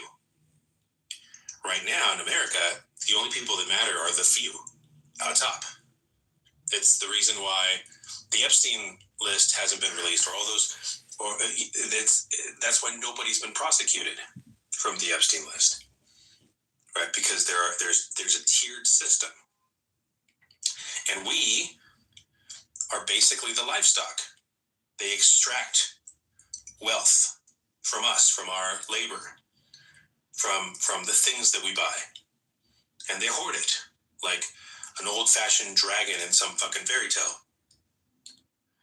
So capitalism, when it's controlled, can be a very positive thing, but unbound, it ends up where we're at right now, right? And what kind of world would you rather live in? One where things are in balance with each other, where people are making enough money to live, people are getting health care, the economy is humming along at a certain pace, not this extraordinary pace, right? Where you get to make millions in bonuses because you cut jobs. So, it's at some point, and it's starting to show, right, that all of this is gonna crumble. And then we'll have to do some of these things. And it'll be reconstruction, and it'll be great. And then enough people will forget how shitty all this was, and they'll start this shit up again. So, yeah. Maximizing profit is predominantly at the root of evil. Okay, so I would give you evidence to suggest otherwise, and it's right below your nose. It's called Clubhouse. Clownhouse here is not a ruthless maximizer of profit. Their gold coin exchange system is worthless. The data that they sell to third-party brokers primarily gets bought by the federal government. That's the end-all user of all these stupid conversations. You don't have any.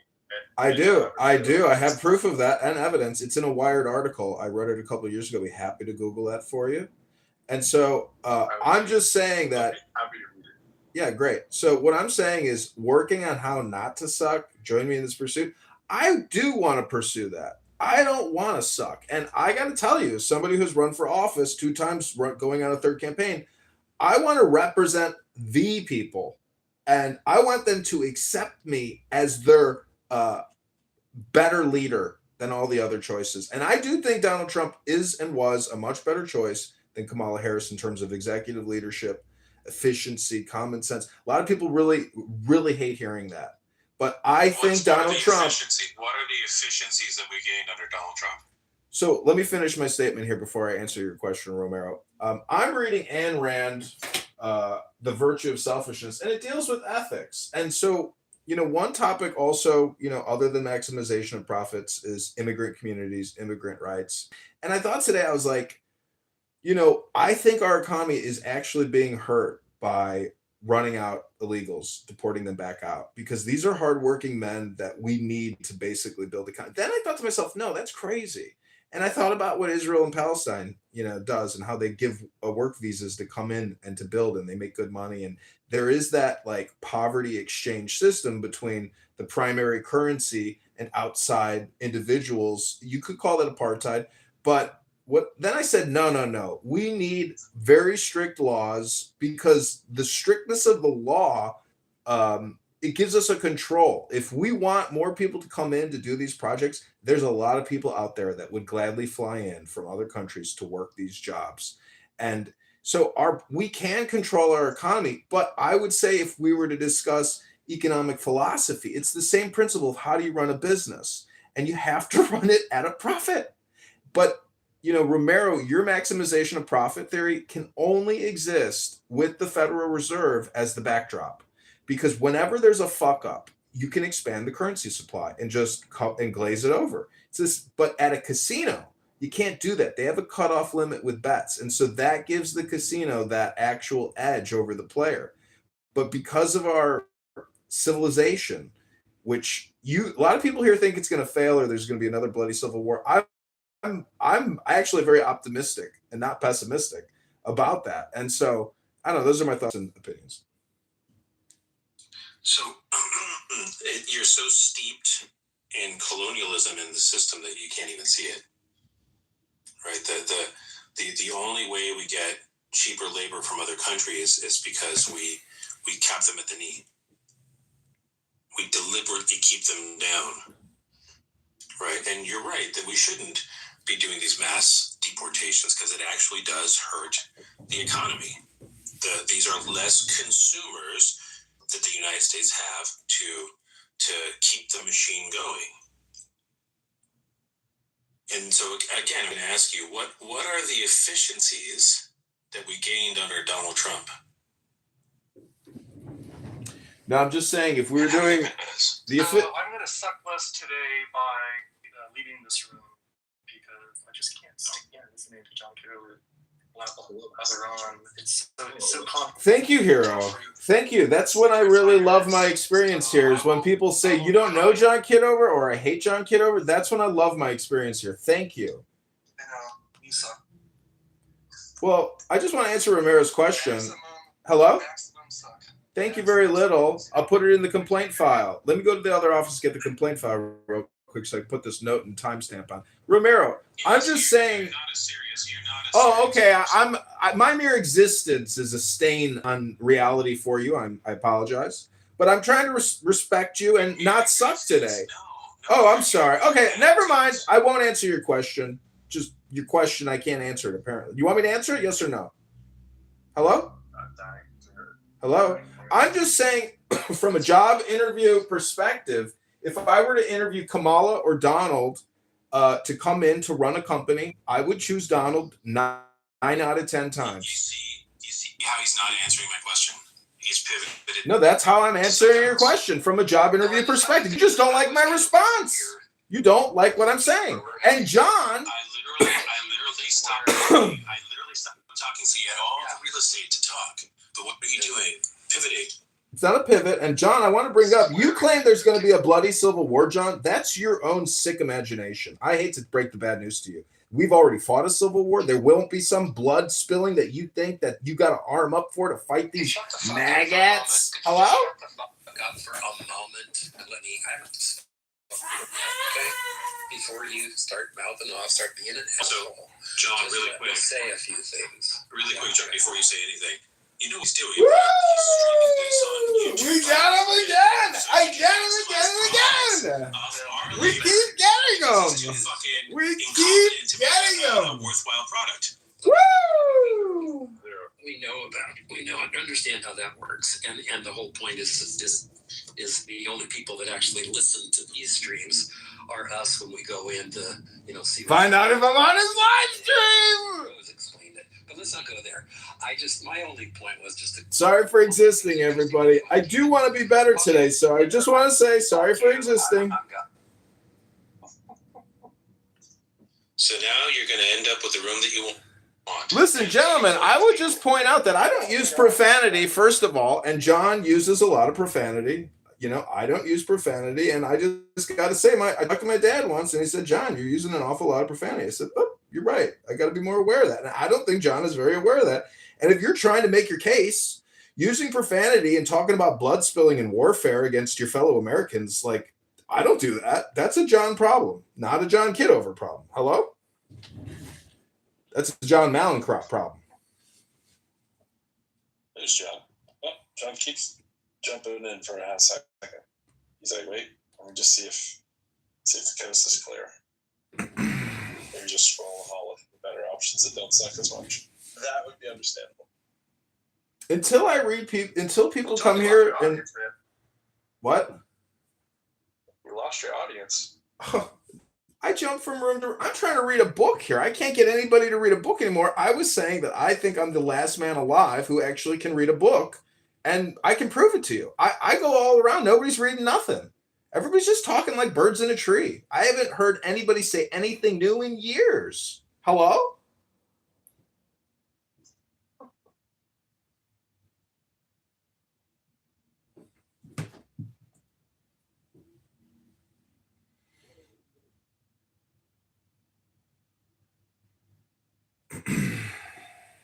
You know, I did buy some DVDs on mathematics, professors' lectures, and it's a syllabus, and they go through all, I haven't actually popped it in the TV yet to watch it, but I'm really interested in watching hours and hours of lectures on mathematics on these DVDs that are professionally organized and put together. I mean, I know I could go on YouTube and watch that stuff, but I'm curious to see how they put mathematics on a DVD for like movie viewer, consumption.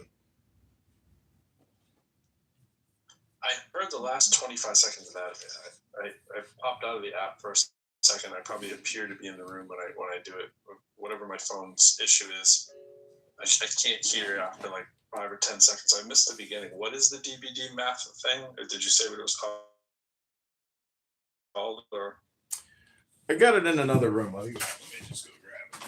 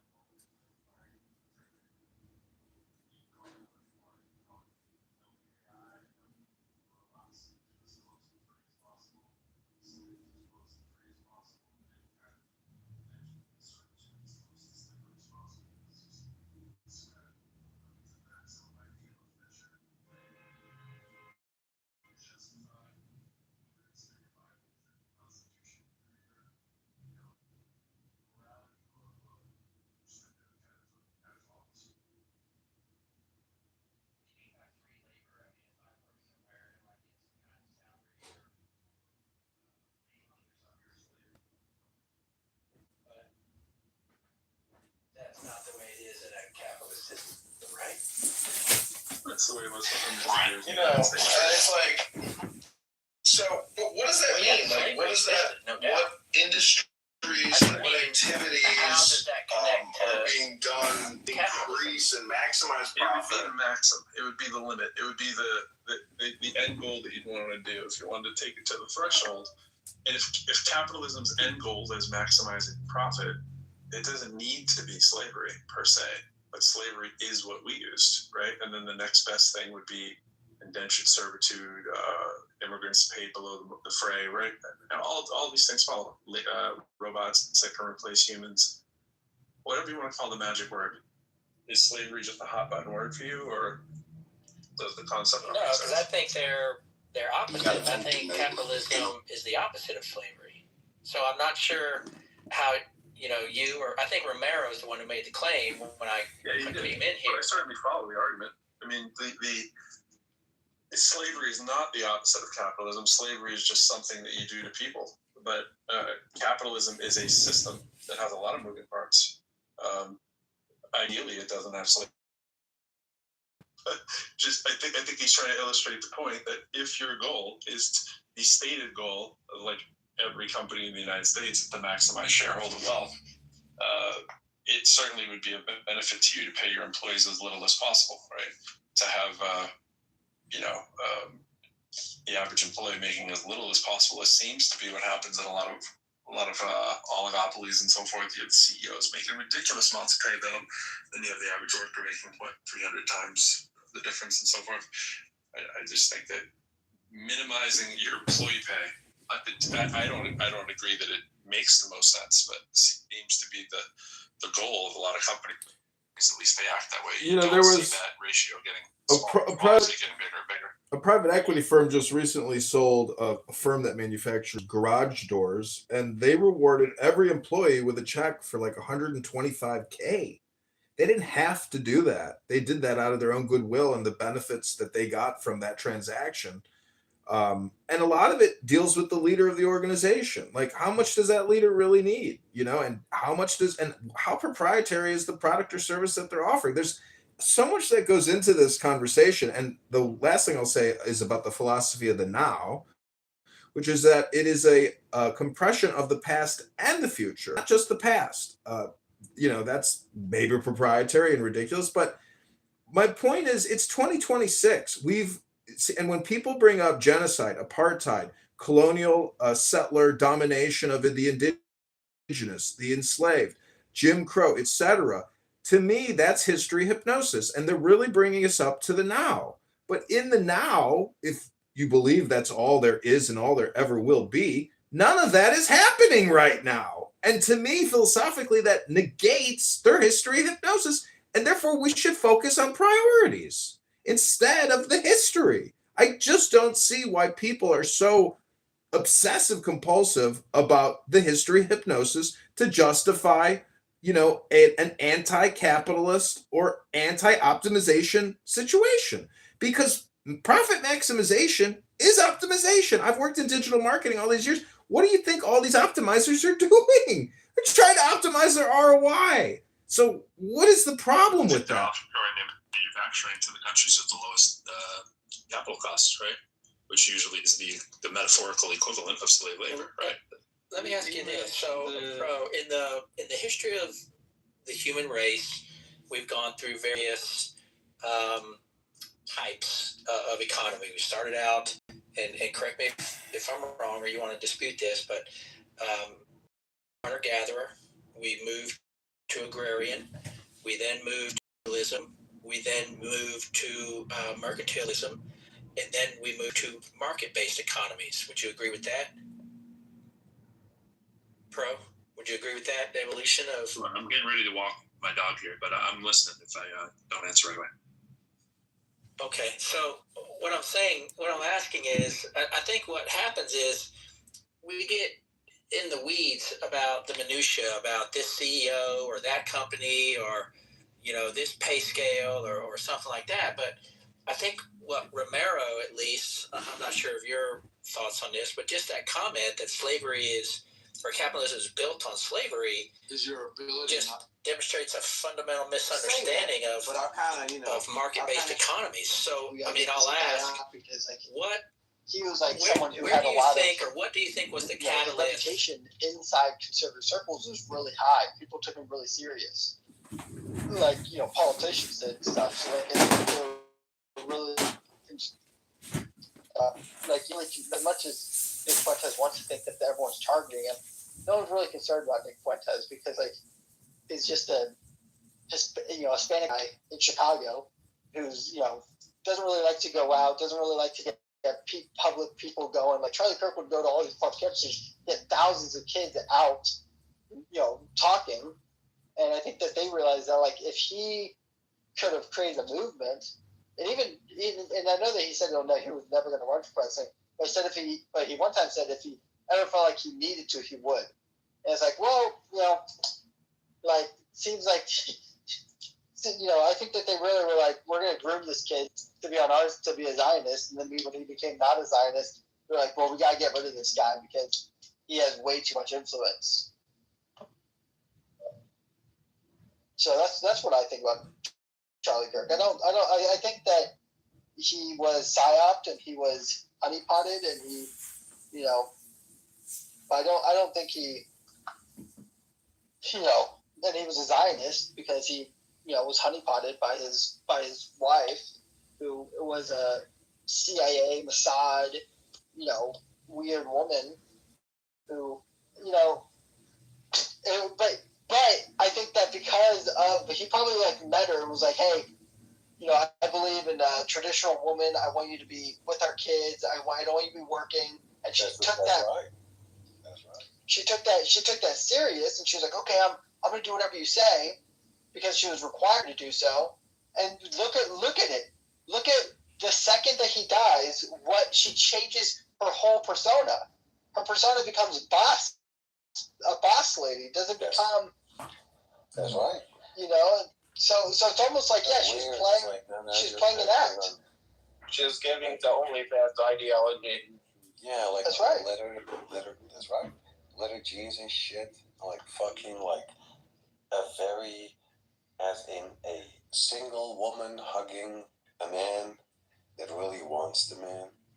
Like full body lockdown as in fucking stand up Brazilian Jiu-Jitsu with JD Vance.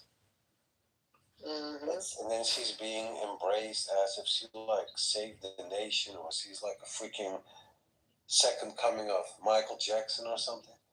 It's like with all the fucking fireworks, like what the fuck? It's like it's almost like a humiliation ritual. You can take the OnlyFans out of her. What can I say? That's right. So yeah, I mean,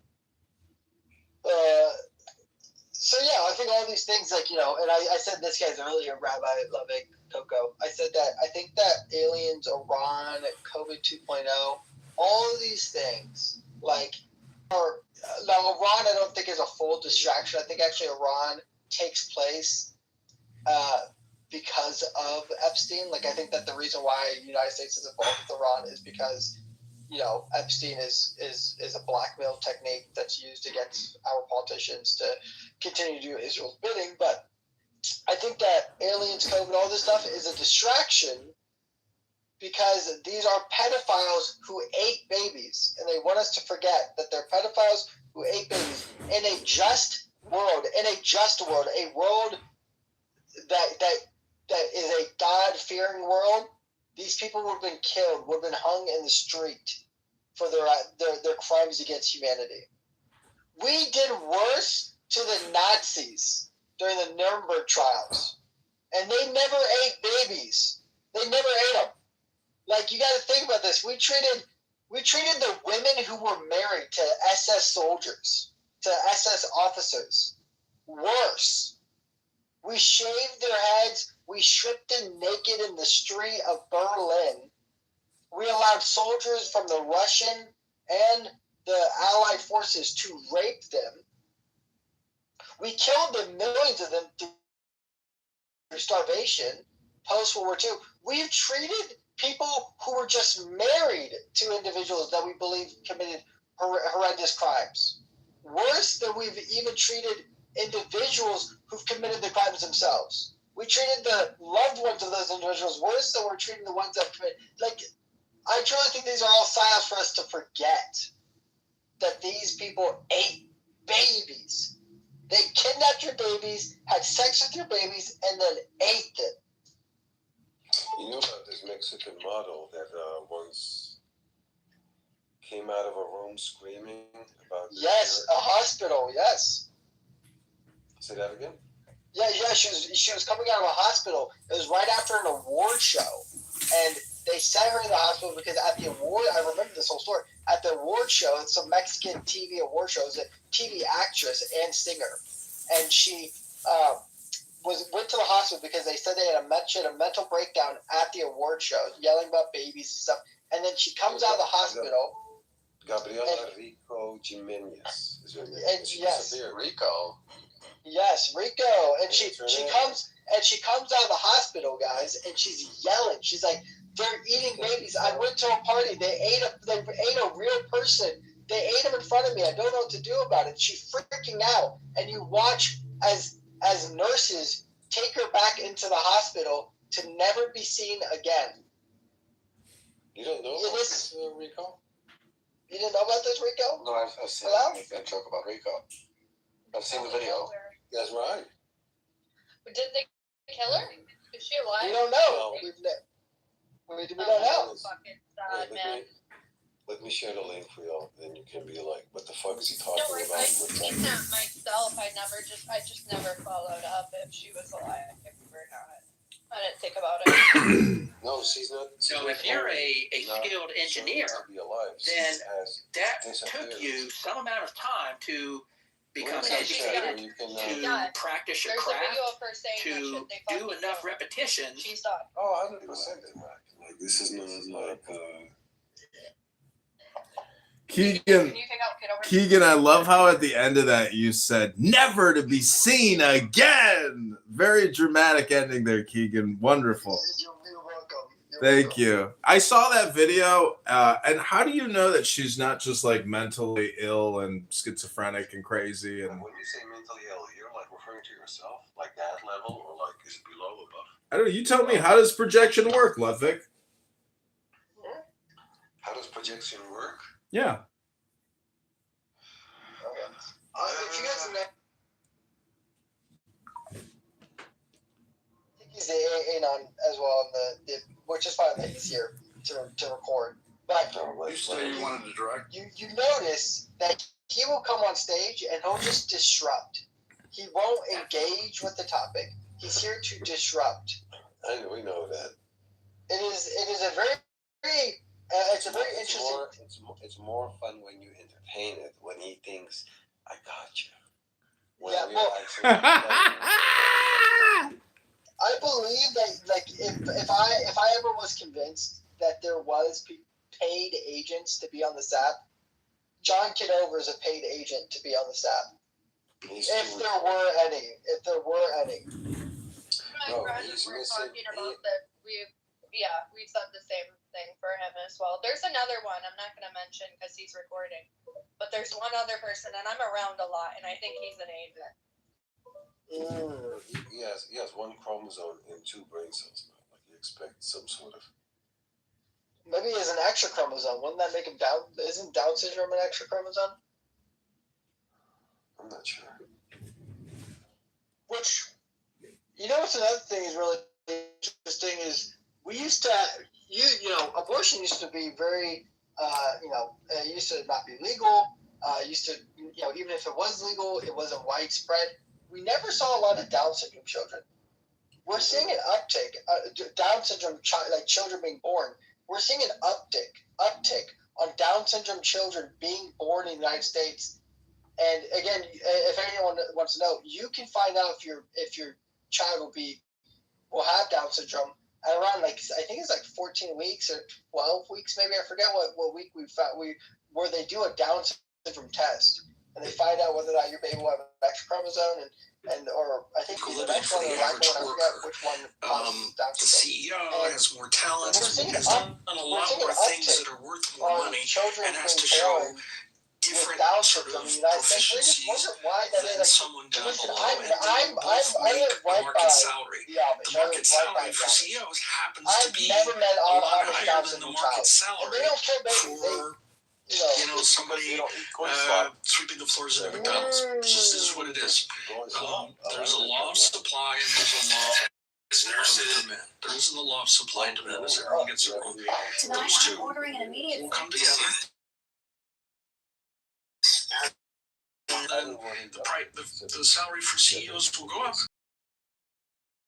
And then if you're a company and you're not paying your CEO a market wage, well, he's just going to jump ship to some other company. So I would say that the same rule applies. Capitalism works at the top as it will work at the bottom. The fact that they make 35x or 80x or whatever the difference is just the difference in what the market is rewarding for the top versus what the market is rewarding at the bottom. I would add to that, the reason the disparity has grown exponentially in the past, 10, 20 years is because of globalism. In the past, most companies were local, or CFOs national. But now with logistics, supply chains, the internet, the global reach and global access to overseas markets has just exploded. So now a company that used to be, just dealing with, local customers within an hour's drive or so, can now reach millions, hundreds of millions of customers around the world. So global reach has increased.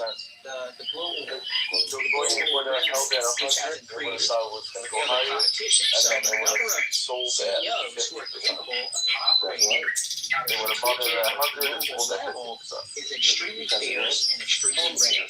So if I'm a company, if I'm on a board and I want to find, an Elon Musk or a Jeff Bezos or some rarefied person capable of operating at that level and creating profit at a global level, then I'm going to pay that person top dollar because you're right, is my competitors. And now, we are outperformed and You remember that any Illinois juvenile detention center, such as Cook County, Baltimore, or anywhere else New York City a few weeks ago, the city council a while ago put into place that restaurant service workers would have to make X dollars, and X was greater than the prevailing wage rate. The thinking was, well, a similar thing happened in California, where restaurants are closed. We're like, well, that's just not enough. So I can't remember what X was. I think $20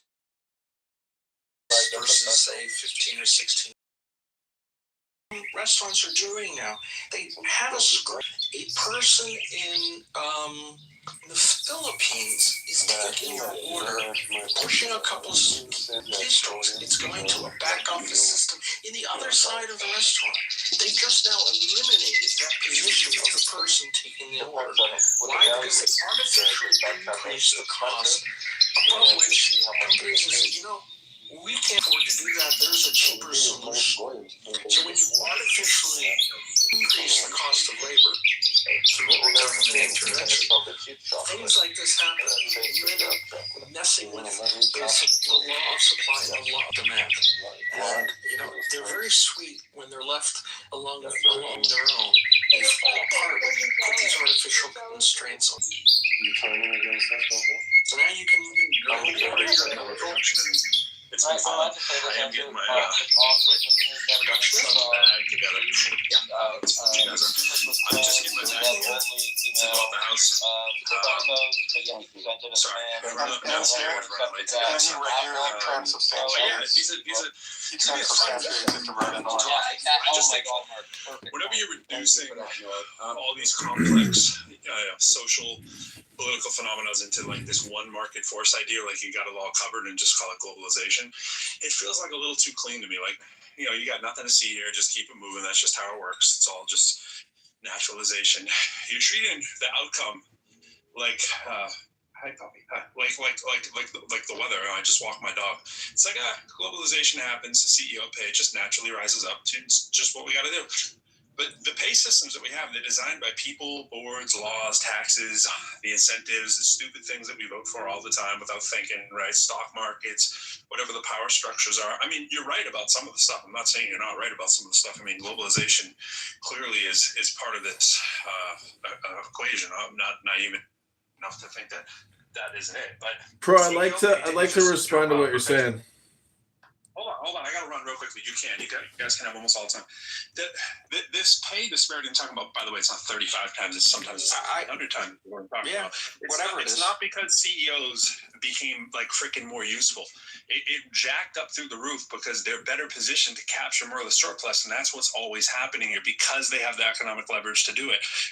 I'm sure you've read the Economic Policy Institute reports that came back out just a couple of years ago. Most people that talk at economics like this level, by the way, I was an economics undergrad before I went on to get a doctorate in mathematics. I went to graduate school, did education, that kind of shit, right? So I'm pretty decently versed in this kind of stuff too. CEOs were paid, it was almost 300 times. I forget the nickel and dime answers in the high 200s, but pretty damn much 300 times as much as typical workers. And CEO compensation goes way faster. It's on freaking, it's like exponential, bro. Like it's not literally, but pretty damn close.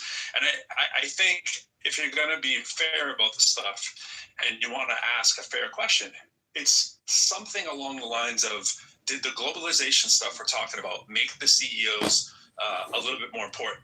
And I think the answer is yeah, right? Did it make them 290 times more the worker important? That's pretty much of a leap, bro. That's where this stuff starts to, the math isn't mathing. You can pretend the math's mathing. You can pretend the math's mathing, but the math isn't mathing in that way. And you don't just go, oh, well. If you just go, oh, well, then the system is the problem. The system is the problem. The attitude is kind of like, it's just how it is. There's nothing. No, I'm just saying there are some simple market forces at play that, Did workers become global, though? Did those? In a way, yes, they have to compete globally. Yeah, they have, unfortunately. I lost my job at one point to global outsourcing. Yeah, it did.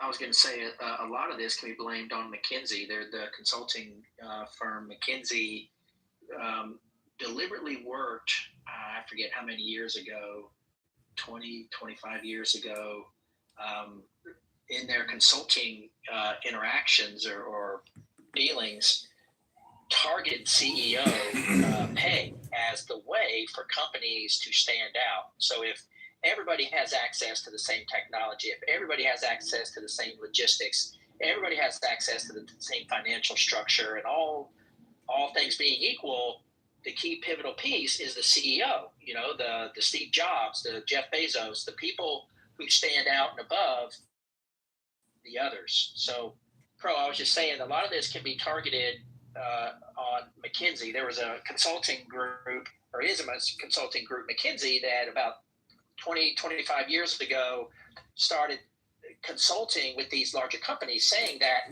hey, if everybody operates under the same financial system, everybody operates under the same legal system and the logistics system and the technology system, right? Then the key pivot point, or the key point of leverage, is the CEO. That's the visionary pivot point that's going to elevate one company and accelerate their rise above the others. And so if that's the case, then you should pay him or her, a price that keeps them with your company and, leverages that.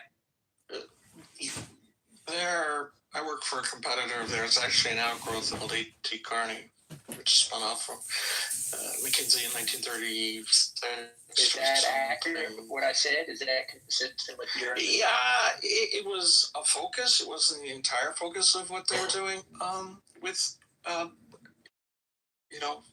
when they were speaking to boards, and there were a lot of other initiatives. I wouldn't say that was the majority, and I think it would take a detailed analysis to say, was this one initiative the reason why there was a huge growth, as Pro was saying, in CEO salary? A, I don't think we have the data, and B, the complexity of it is just far too great to ascribe it to one variable. Yeah, they did do that kind of consulting, but at the end of the day, boards will do what's in the best interest of their company, and if they feel that they are overpaying, you will see downward pressure on that. Boards answer to shareholders, and if these CEOs are compressing profits, well, that's a problem. And just the ebbs and flow of how these things work together are very intricate, and it's I don't think enough to say, well, it's because of X.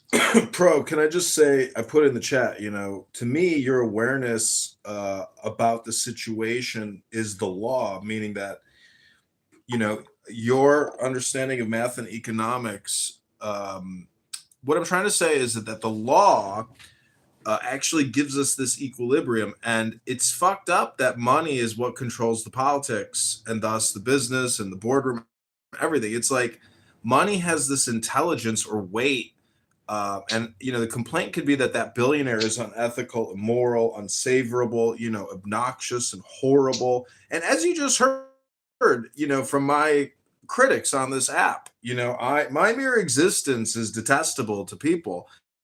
And it's really just because I record, probably. Maybe they don't have anything against me personally. They probably think I'm reprehensible because of my opinions. But when I hear people essentially doing hypnosis about past grievances that I have never been a part of, and neither have you nor the person telling me about the grievance, to me, it's like, I think maybe I'm more aware of like how to be happier or joyful or move on the face of the earth, and it's still just my opinion. Hello?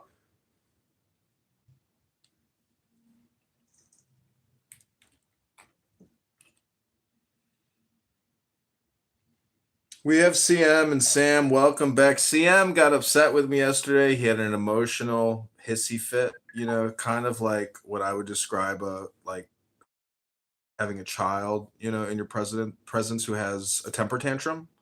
He's screaming, "Kick this MFer from the room, kick this mother effer." And Sam left. I'm sure nobody wants to hear me. See, people want to be the star of their own show. Sam is that star. And there are people who organize, and I would call them leaders. Even if I don't agree with other opinions, if you organize a room and create a title and have a house, well, that's like being a gym class leader. Or, anyways, I don't know if Pro can hear me, but I got those DVDs. I just put them down by my DVD player, and really incredible DVDs like Fundamentals of Mathematics, and then it has all these lectures by professors. One of them was from University of Texas, and he's talking about basically applied mathematics and all these different situations where they use math to, probably determine the greatest outcome. And so that's my complaint about these maximalization profit ethicists who claim that that's the problem. Well, in a free society, when people try to optimize the situation, if they can legally and morally and ethically do it, guess what human behavior generally does? They do it. And, the craziest thing to me and the saddest thing to me is if you go to a casino, I consider it like a temple. People go there to basically have some type of faith experience. They don't understand the law of large math or basically basic statistics. And I cannot understand people's experience at a casino. I know they want the dopamine, but this, I don't know if you know Abby, the lawyer on here. I tell her, I'm like, you must hate Clubhouse because people have the casino dopamine experience, but they don't have to pay for it. And to me, that's, a fun experience and a fun revelation that the casino really is for suckers.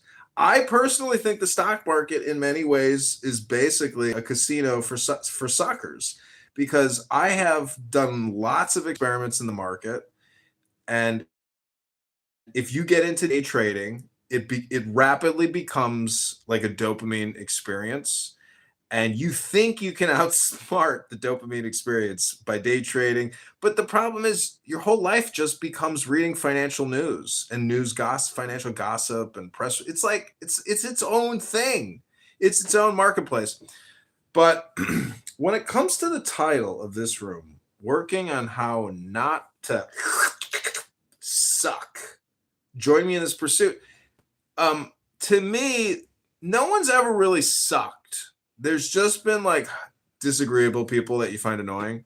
But then basically, I think if you love yourself and you want the best for yourself, ultimately you treat everybody, even the disagreeable, horrible people, with respect, because anytime you give disrespect, it just comes back to you, So people try to fuck with you, but if you have a good disposition, character, personality, you can overcome any objections in a way, because it basically comes down to, are you making sense? Is it logical? Are you persuasive and informative? And it's basic public speaking. But when people crash out on me, they don't understand. I've told this to Pro that I think I'm playing like the role of the fool in a king's court. And the fool goes around and trolls all the noblemen, all the noble ladies, all the inferior people in this type of caste kingdom system. And to me, people accuse me of being performative, but this is actually me, everything I think and say is who I am. And that's what worries me about other people, is that what they're saying is in a way like who they are. And they're not really saying anything. They're complaining. And not only are they complaining, they're repeating leftist woke hypnosis history in order to essentially virtue signal and justify their position. But the thing is, if there's no applied action to what they're doing on this app, I think it's a big waste of time. And I do apply what I'm doing by actually running in politics and putting my face out there publicly, because being a private person helps you with employment. But if I have to go and have a hiring manager, look me up on the internet, there's like an 80 to 99% chance that they'll say no just based on the content. But they'll never actually listen to the content or actually try to experience, because a lot of these recordings that I do are 2 to 3 to 4 to 20. There's so much content. So it's like, how could you value judge me with a sample? And I think that's one of the problems with this app, is the samples are of such low quality and such small content of, terabytes, gigabytes, megabytes. It's a very slow information transfer thing. So the big takeaway from Clubhouse is the emotional response experience. That's really what Stoic philosophy and Taoism and all these therapeutic healing types of philosophical, religious, esoteric studies are dealing with, is the emotional state. And I think the Bible is actually a book mostly about emotional intelligence, not intellectual intelligence, but emotional intelligence. I rest my case. I'm working on how not to suck. Join me in this pursuit.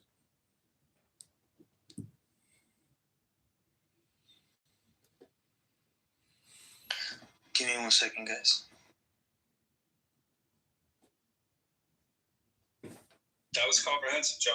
What's up, CM? So what's up? Man, I'm trying to go pick up my son. Actually, I gotta go see my son's music recital, and then I gotta take him to basketball, man. So it's like being a parent, bro. Never stops.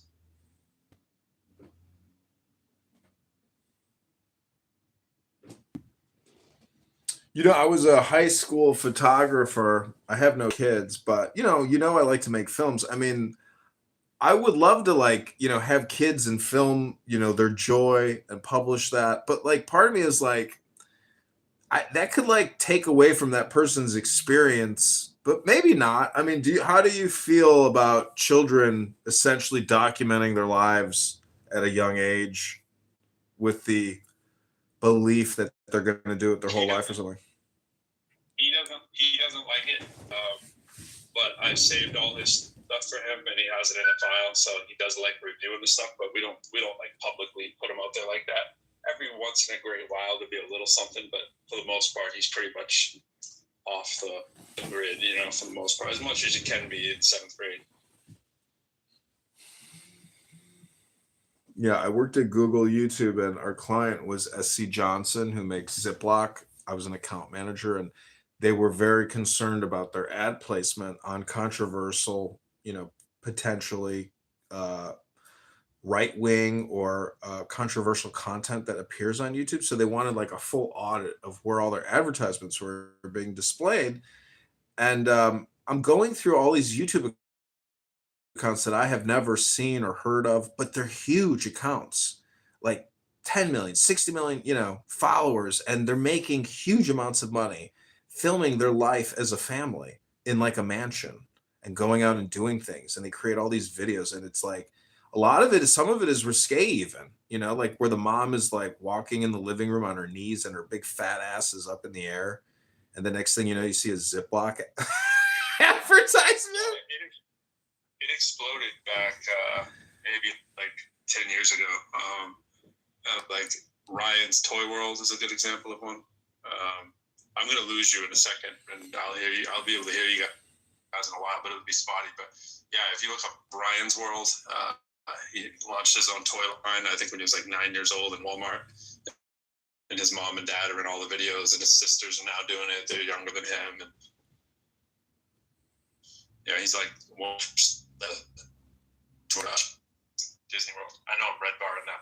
Yeah, we got Scott in the audience. Scott had a room today called Let's Talk About MAGA. I recorded the whole thing in multiple recording studios. And I want to mention something about that room. Scott, welcome. But, you know, YouTube, I record mostly on YouTube. And to me, YouTube Google's where the money's at because that's where all the advertisers are. And other people say, oh, you should do Twitch and Kick. And I do TikTok, but I can't live stream on Instagram anymore. And Scott says he's a fan of mine and a lot of things today. Like I've always been a hardcore leftist, or I was an extreme hardcore leftist, but not so much anymore. I mean, Scott, how do you view bad ideas from people on this app? You know, like what are the priorities? Like, you know, is it not about priorities? What's it all about? Hello? Yeah, so I think on some level we have to have a sense of what the collective project is. I don't know that we've got that. I don't know that we've, you know, I like Pro a lot. I like you a lot. I mean, but I don't know that we've got a collective we anymore. And so, you know, I go into the critical thinking forum, which I'm going to do in about 2 minutes. Because largely, I think that to me is a collective we for me. But yeah, I don't know. I mean, I don't know what the collective project is. I know that we're running out of money as a country. Some people think that's the problem. Some people don't. I mean, I think it's. How do you run out of money, Scott, when you're at 40 trillion in debt? What AI says is that you lose core services when more of your tax revenue goes towards interest payments. Yeah. I mean, we're at that point, right? But I think, but no one runs on that, right? I mean, so there's largely, you know, there's two different answers to this, right? I mean, the Republican answer is just tax cuts and we'll cut spending, but they don't really cut spending. The Democratic answer is, we'll expand government services and that's going to increase tax revenue. And so we'll get, which it does. I mean, there's some truth to that. It does, but we're done. I mean, this is $40 trillion. I mean, this is not. Nobody's been in this debt in world history. John, no one. And that's what we will ask the critical. Yeah, but Scott, it's not a question of no one. It's really a question of it's a miracle that America is still alive and not impacted from 25 years of intense warfare overseas. We have a kingdom here which has not crumbled in the slightest. We have a cultural, social problem of really attention. We can't get people's attention to read a book. I think, Scott, I'm the last man who's ever read a book for today, at least, you know? At least today I read a book for 3 minutes. That's more than 99.9999999% of the whole human. Yeah, I was reading books every day. I went through a breakup about a month ago, and I was reading books every day. One thing I've noticed about Clubhouse is you have mostly Nietzsche. She read a lot of Nietzsche, but that's difficult with the way Why aren't you technology modded? is set up here. John, they don't mod you in here. I don't know. I'm not gonna mod you, but No. Pro, do you not mod John? No, I'm considered a potential problem to some people. But my point is that as soon as you mod somebody, the algorithm rewards you and moves you higher up in the. So if you were actually interested in audience and networking, you would just mod everybody. And then if somebody is a problem, then you just kick them to the goo, you know? And if it's a house, they can't boom it. If it's a public room, they can boom it. So you know, people use me for content and I use them for content. And people who complain about me, I complain about them. You know, I try to live a balanced lifestyle. And I feel that, you know, my position is of great equanimity and balance and harmony and joy and strength and positivity and love and great aesthetic and intelligence. And that's why I'm actually very optimistic about the future, because I realize that the great mass of human population is completely just living in a somnambulance, just sleepwalking, completely unaware of their ignorance, their own femininity, you know, and weakness, and, you know, basically bad opinions, and, you know, they don't see beauty, they only see ugliness, or they can't actually create anything beautiful, or have any fun or joy or experience magnificence and great thrills. I mean, I think we're living with a very depressed population personally. If you go to see psychiatrists, many of them don't even smile, they're just very upset themselves. So, you know, what's the secret sauce for happiness? What's the magic recipe for success, abundance, strength, health, power? Hello? Today to $4.56 a gallon, up more than $1.50 since the conflict erupted in late February. That's according to the AAA, which on a daily basis monitors the average. Yeah, I mean, I don't know. I was just doing my thing, and you were getting all upset. Diesel is extremely significant because, of course, the trucking industry runs on diesel. Jumped to $5.67. I was talking about the benefits of now that's compared to $3.54 a year ago. So it's threatening to drive up the price of countless goods delivered by truck and rail. Well, just go ahead. Tell me right now what you were thinking then. Can you do it? The president said this week that the United States is making great progress in its negotiations with Iran. What'd you say? I said, can you tell me what you were thinking then, right now? Pronouncements, but economists and energy experts predict that fuel costs are likely to be elevated for months to come, no matter what happens with regard to the negotiations. Because, as the oil experts have said, and I've repeated this often because it's so descriptive, in times of duress such as this, oil prices shoot up like a rocket, but they fall like a feather. Boy, I think that's very descriptive today. So, there's a great story in the LA Times, which says that the gas prices are widening the wealth gap between wealthy and poor Americans. This is extremely significant. Here's what the LA Times story says. Lower-income Americans sharply reduced their gas consumption in the months following the start of the Iran war. Yet spiking prices still force them to spend more at the pump, worsening the economy's economic disparity. Higher-income households, meanwhile, did increase their spending on gas, but barely reduced their consumption because they could afford it. And this is according to a report from the Federal Reserve of New York. And middle-income households fell in between these two disparities. According to the Federal Reserve of New York, the gap between how each group reacted were larger than in 2022 when a similar gas price shock occurred after the Russian invasion of Ukraine. Higher-income households cut back more on their gas consumption 4 years ago than in March, while poor households likely benefited more from government stimulus programs in 2022, which we don't have this time. And by the way, according to this Federal Reserve report, wealthier households have seen significant increases in the value of their stock and real estate holdings since the start of the war. So while you and I are suffering, and those who are lower in the economic strata more so than those of us who are middle income, the wealthy people just continue to get wealthier. This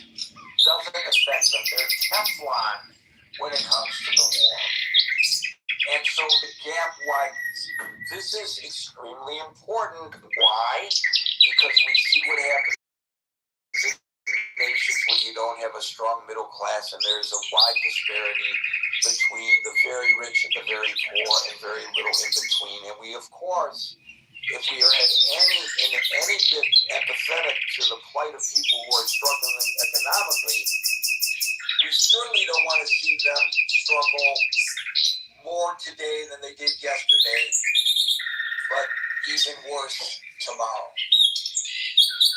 So I want to get back to the economy and the U.S. debt in a moment. Even though the problems with the U.S. debt are not solely by any related to what's going on with the gas prices, but it just adds to the stress on the economy. And I don't want to ignore that. So I'm going to expand the conversation to that in a minute. But before I do, I want to talk about airline prices. So, this is from The Guardian. 2 million airline seats have been cut from this month's schedule as airlines redraw their operations because of soaring jet fuel prices due to the Middle East conflict. About 13,000 fewer flights will operate in May around the world after recent cancellations. That's according to data from the aviation analytics company Cirium. C-I-R-I-U-M. Cirium, in case you're interested in looking it up. Now, to put it in context, it is true that figure, while it sounds pretty large, and I think it is pretty large, represents less than 2% of global aviation capacity. But it comes as there are fears in the industry that the long-term supply of jet fuel, according to The Guardian, could cause further summer cancellations. And there are consolidations of routes going on right now in anticipation of this. And we're just getting into, hopefully, the summer travel season. So I mentioned the debt. There's a story in the New York Times today that I could not ignore as we talk about fuel prices. And again, in fairness, obviously this is a long-term problem, but it speaks to how our policymakers have blinders on. So here's the story in today's New York Times. The top of the story reads, the U.S. government learned last week that it may have reached an unfortunate milestone. The size of its debt surpassed the nation's total economic output. It was a striking imbalance, according to early estimates, one that the country has experienced only in rare circumstances. Briefly during the pandemic and in the aftermath of World War II. But, the New York Times reports, the development barely seemed to register in the nation's capital, where few policymakers bothered to acknowledge the latest warning signs about the government's poor fiscal health. The root of the problem is well documented and widely known. U.S. debt has soared in recent years because of a mismatch between federal spending and tax revenue, one complicated by a rapidly aging population, which has driven up costs across the government. By the way, this was something that the president promised to address, both in his first term and in the current term. And we are easily fooled by the politicians who point fingers one at each other's parties over this issue. Given the fact that both parties spend like drunken sailors, there is zero concerted effort that I could see on the Hill or in the executive branch to address this government spending issue, which my entire lifetime, at least since I have been old enough to be aware, has been a problem, which never really gets addressed. Even with Doge, it didn't get addressed. And in fact, I think with the Doge cuts, in the aggregate, the cost of shutting down and then the cost of shutting down and restarting different programs that they surely knew would be forced by the courts to reopen, in the aggregate, from what I remember, some of the reporting, and I don't have this right in front of me, was more costly than if they'd done nothing at all. So, I don't know. I'm not an economist. I don't know whether this results in, all of this results in inflation, or a repression, or a depression, or whether we just tighten up our belts and adjust our lives and say this is our new reality, at least for the moment. I don't know. I'll tell you that I drive a conversion van, which I love, and I'm not going to give up driving my van because I camp out in my van, and it is my daily drive because I'm living alone. I don't need two vehicles, and I don't get but 17 miles to the gallon. And I don't do that much driving other than, to and from the train station, which isn't a long drive, except, of course, when I take the van out for my expeditions. But I feel, okay, I spend for this, that's fine. It's my vacation, and I want to spend the money that I've saved up to go and explore. And so I don't worry too much about it then. But now on a daily basis, sometimes it may be more convenient for me to drive most of the way to work rather than take the train. And it's like, well, why would I do that? Right now, between the tolls and the parking and the increased gas prices, I've adjusted a little bit.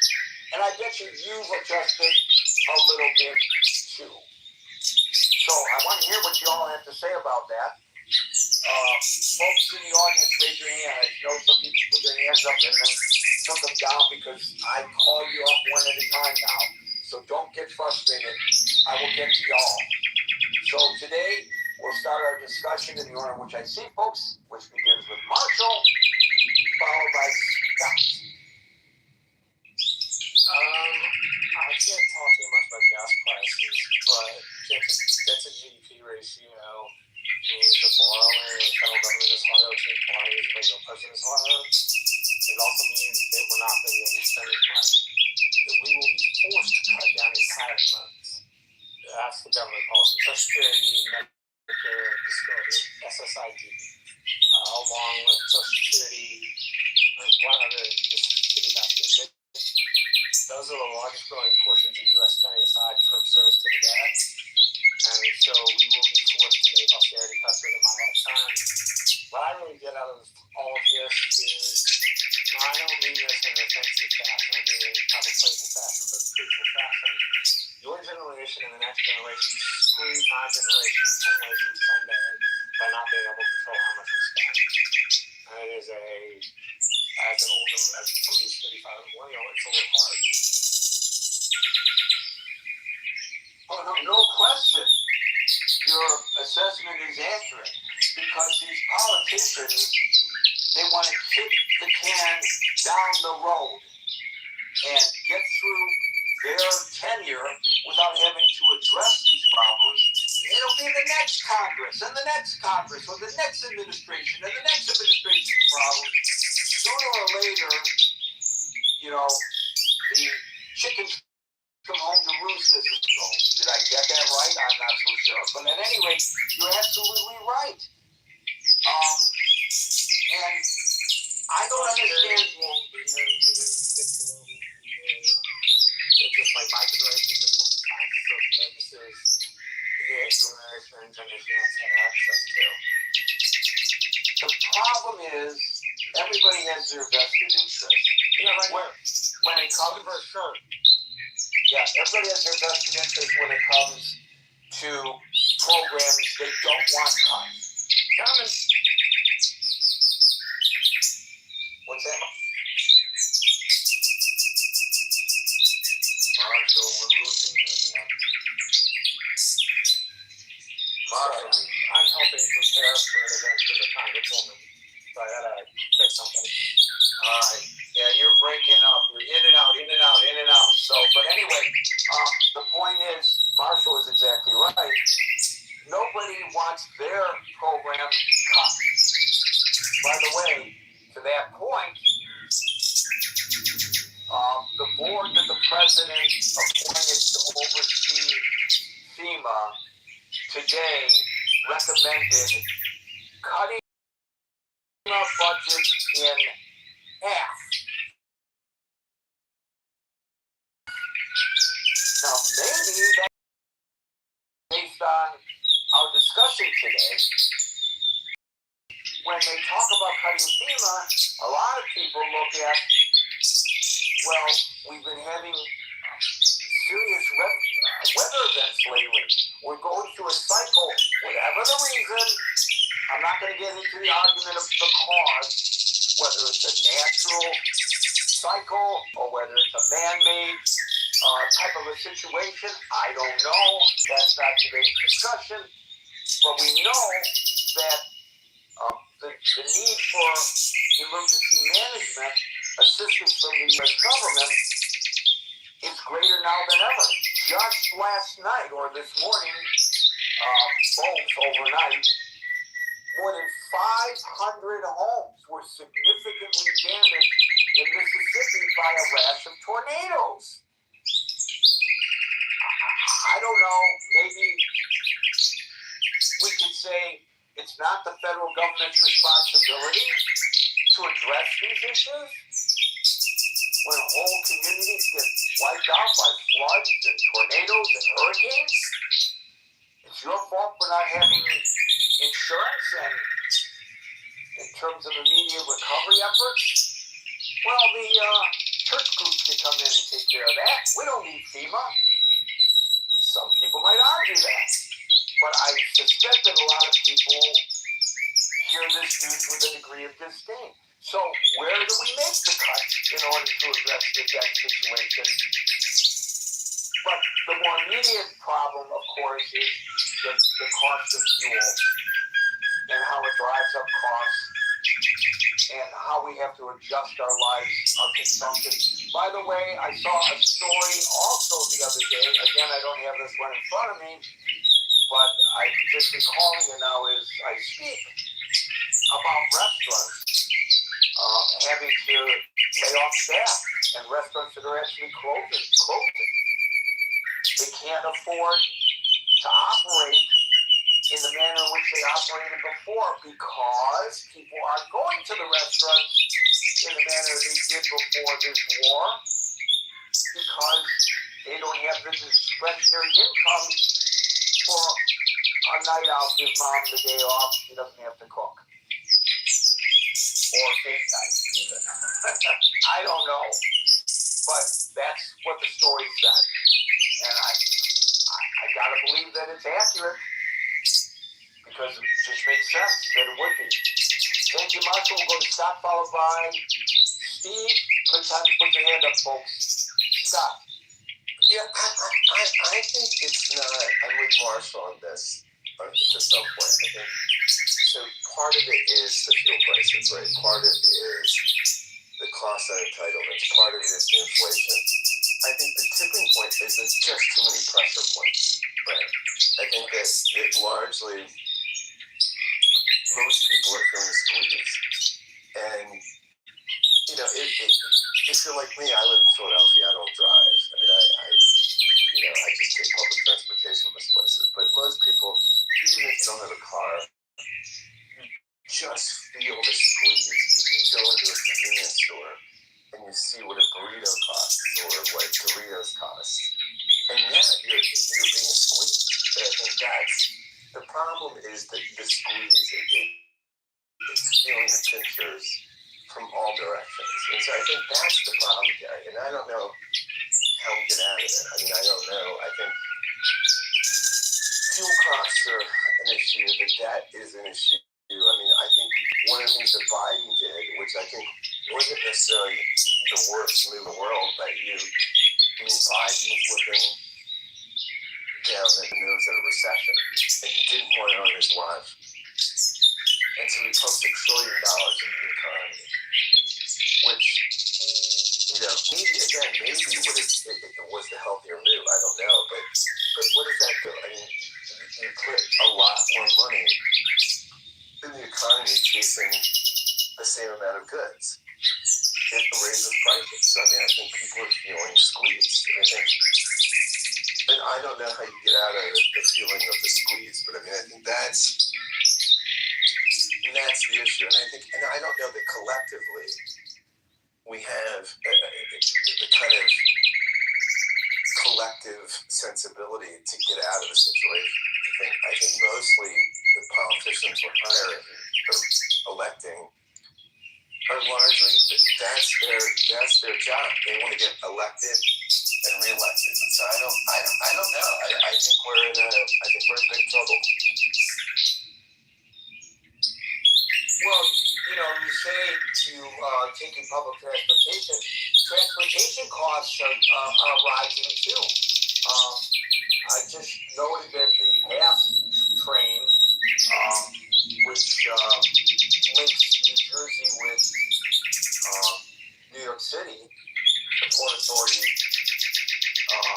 the PATH train, it's going up in price.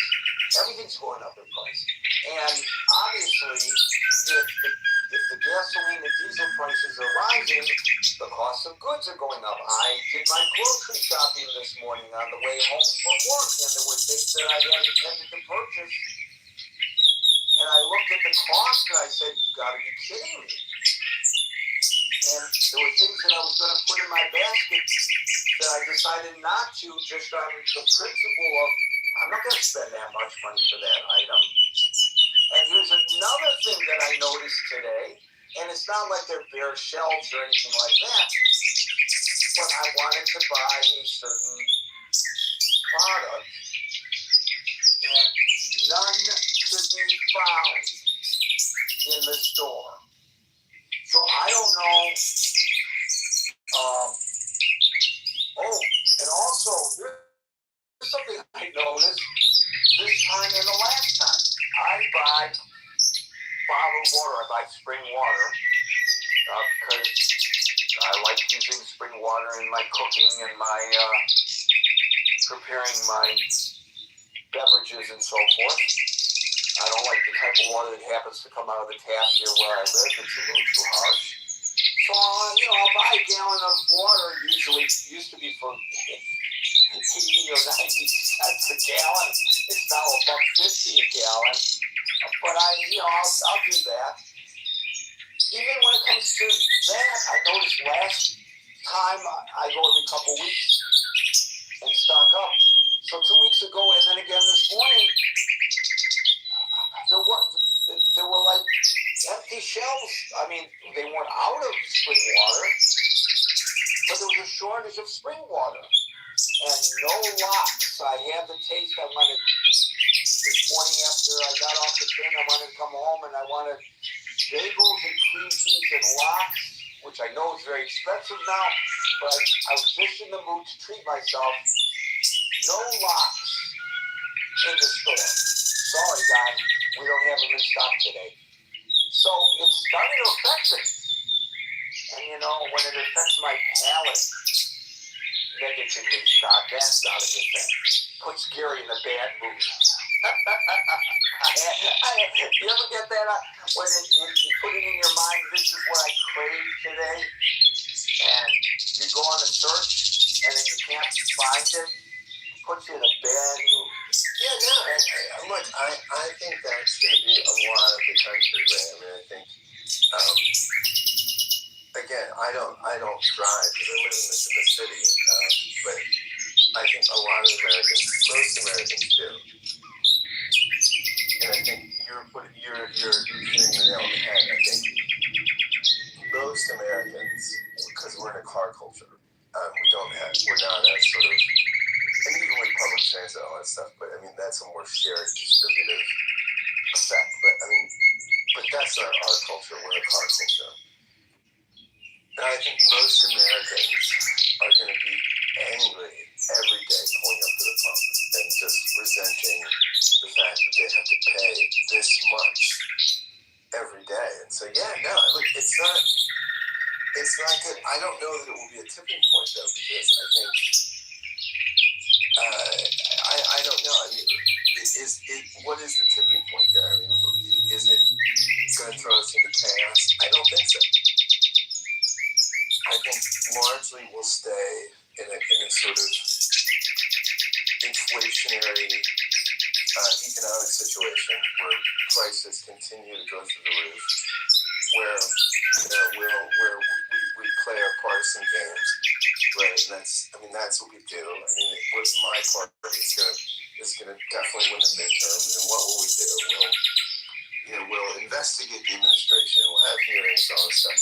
But nobody's going to problem solve until the thing collapses, because that's not, we don't have politicians that are problem solvers or creative. So it's just going to, we will just do management. And so that will be, I don't think it's going to get better until it gets worse. Thank you for that, Scott. I don't know whether there will be pitchforks and lanterns lit, torches lit because of all this. But there might be a tipping point where people just, they're not willing to take it anymore. And I don't know how they would express that. But the midterms are coming up. Thank you, Scott. We'll go to Steve, followed by Jay. Hey, Gary, how's it going? I'm good. I'm having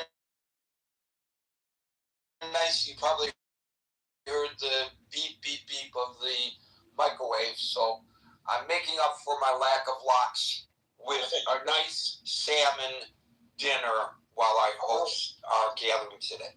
That sounds good, but I'm not a salmon lover. But to the point, I think the two things you're describing, Gary, one is event-driven, the oil price. The second is a structural issue, which the event-driven can bleed into the structural temporarily, but it's not the long-term issue here. And I'm thinking, it was the early 80s when we started offshoring all our manufacturing-based economy. And your town actually is a perfect example of what could have contributed to this. The workforce that's in Detroit right now versus, say, the late 60s, early 70s, and the kind of money that those people that worked in the factories in Detroit making automobiles is going to be extracted from Social Security and from Medicare and Medicaid is going to be disproportionate in a ratio kind of way to the type of money that's being put back in by the residents now, because the type of jobs they have is not going to generate the same income that a factory worker in the late 60s or early 70s was generating to the federal government. And here's something else too, that just, when this whole thing first started, me and my wife was having a conversation, and I told her, and this is really true, you cannot become wealthy as a country without making something. You have to have a manufacturing base to produce wealth. Look at what happened in China when they captured all of our manufacturing and the rise of their economy. We've been going in this direction for a long time, and Marshall talking about, well, your generation has got my generation. Well, in a sense it did, but the people inside that generation didn't offshore all these manufacturing jobs over to China. And this is what is disconcerting to me, is when Trump talks about trying to reinvigorate the manufacturing base inside the United States through different pressure mechanisms where people can start finding a better job than, say, working at Walmart and having to get food stamps to live. How much do you think that's going to supply a structural issue in the deficit? Not much, because they're not going to be putting in as much, and they're going to be extracting resources to feed themselves. This is a structural issue that's been going on for a long, long time. And what we've done, we've been living off of a credit card, and payday's coming. And you know, here's what's just totally blows my mind. Within the federal government, you know there has to be a lot of waste and fraud. And when we had this Doge thing, maybe these guys didn't do it correctly. But the idea, and this isn't, you know, you look at the highlighted issues like what we see in Minneapolis. That's just a symptom of a much broader problem. You can go into the Defense Department and the budget they have and the contractors they have. You know, everyone's heard about the $300 hammer. Well, when you get in these kind of shapes, you got to go through these systems. You got to root out the waste and abuse to where you really find out what the true structural problem is. You know, how big is it? Well, you're not going to know until you get that thing lean and mean. So I think what we're talking about today, as soon as the Strait of Hormuz is opened up and ships starts flowing again, and we see equilibrium in the oil supply, and the futures traders aren't so paranoid about what's going to happen tomorrow in the Middle East, you'll see this oil price thing bounce back real quick. The other issue, though, the structural issue with the debt, is going to take some serious politicians, and it's going to take a willingness to tell the people the truth. If you don't have manufacturing in the United States, and you think that people working at these service jobs is going to produce the type of income to the federal government that it takes to fund this stuff, you're living in a delusional fantasy. So I don't know how this isn't obvious to everyone. I don't know. What do you think about it? Well, I want to talk. You covered a couple of things. Here's what I think about us knowing about the problem with regard to government spending, because I don't know that the price of oil is going to fall very quickly, as you suggest. I hope you're right, and that the analysts that I quoted earlier are wrong. And I'm putting my money on you because that's what I want. I want it to fall quickly. But you talked about the government waste and how we've known about this all along. And I'm old enough to remember, and I don't know whether you are, William Proxmire. He was a Democratic senator from Wisconsin. And every month he issued his Golden Fleece Award. He did this from 1975 to 1988. Right. So he did it for a long time. Every month he brought examples of, you mentioned the expensive hammers, that kind of thing. Right. Ridiculous or ironic, wasteful government spending. Yeah. And he targeted projects he considered wasteful. And, for example, here was one that he did. The National Science Foundation. Your tax dollars were used, and I'm not saying we shouldn't have a National Science Foundation, right? But your tax dollars were used, Proxmire told us, to fund a study on why people fall in love. That was the first Golden Fleece city. Yeah. You know? Right. Why do people fall in love? There's a song that will answer your question for you a lot cheaper. Anyway, right. The point is, we know about these wasteful spendings, and we laugh about them, or we claim that we're going to do something about it, but nobody does anything.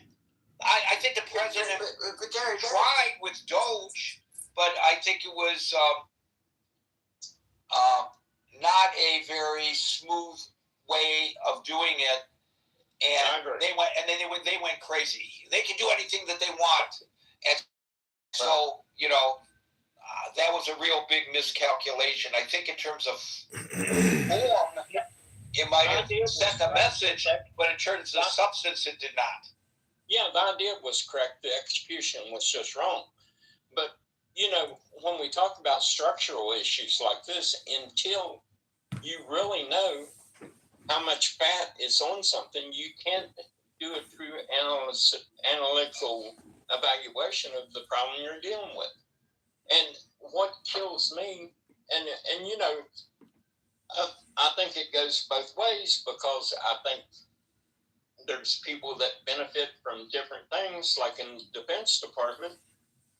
I could only imagine how much, waste is floating around there. And then in entitlements, you hear these stories of all the time of people renting these office spaces, no one's there. So I think there's got to be and Harry, I got to tell you, as someone that's dealt with some budgetary issues, this is partly our fault too, as Americans, because one of the hardest things that you'll see is when you talk to people about budgetary constraints, they look at you like, well, why can't we? Well, why can't we is because this is not monopoly money, and these same accounting principles and same business principles that run a company run a government. Clarity to what you're doing. And people in government projects, and it's like I know what it is, because there's no accountability to the failure. I would go out of business. If you're in government and you make bad decisions, you just tax people more. You never have to feel the pain of your decision making. And until we get something like that going, we're in bad shape. But I think one is an event and one is structural. I'll leave it there. So it's not as if there aren't organizations within government whose job it is to watchdog all of this. There are more than 70 federal inspectors general. Although Trump, which I don't understand it, given that he wanted to cut all this wasteful spending, he got rid of a bunch of inspectors general. But across all the major federal agencies, each of them has a inspector general, and there's the Government Accountability Office, which is the primary watchdog. Each audit federal spending, they identify waste, they root out fraud, abuse, and mismanagement. Great. But as you point out correctly, they have no authority to order changes. They just report them. And apparently, in spite of the fact that this administration wanted to cut the federal spending with this DOGE thing, which, as you and I both recognize, kind of backfired, at the same time, they were eliminating inspectors general because, I don't know, I guess some people don't want to know that they have a serious or terminal disease. So they don't go to the doctor. Or they fire the doctor who gives them the bad news, because that's not what they want to hear. I understand that. There's a psychological reason for that. But you're exactly right. In the private sector, as you were talking, I was thinking about where I work. If my vice president and general manager, who has our division, can't keep things profitable, well, he's going to be gone. And somebody who can ensure profitability will move in, and there will be probably cuts in personnel as a result.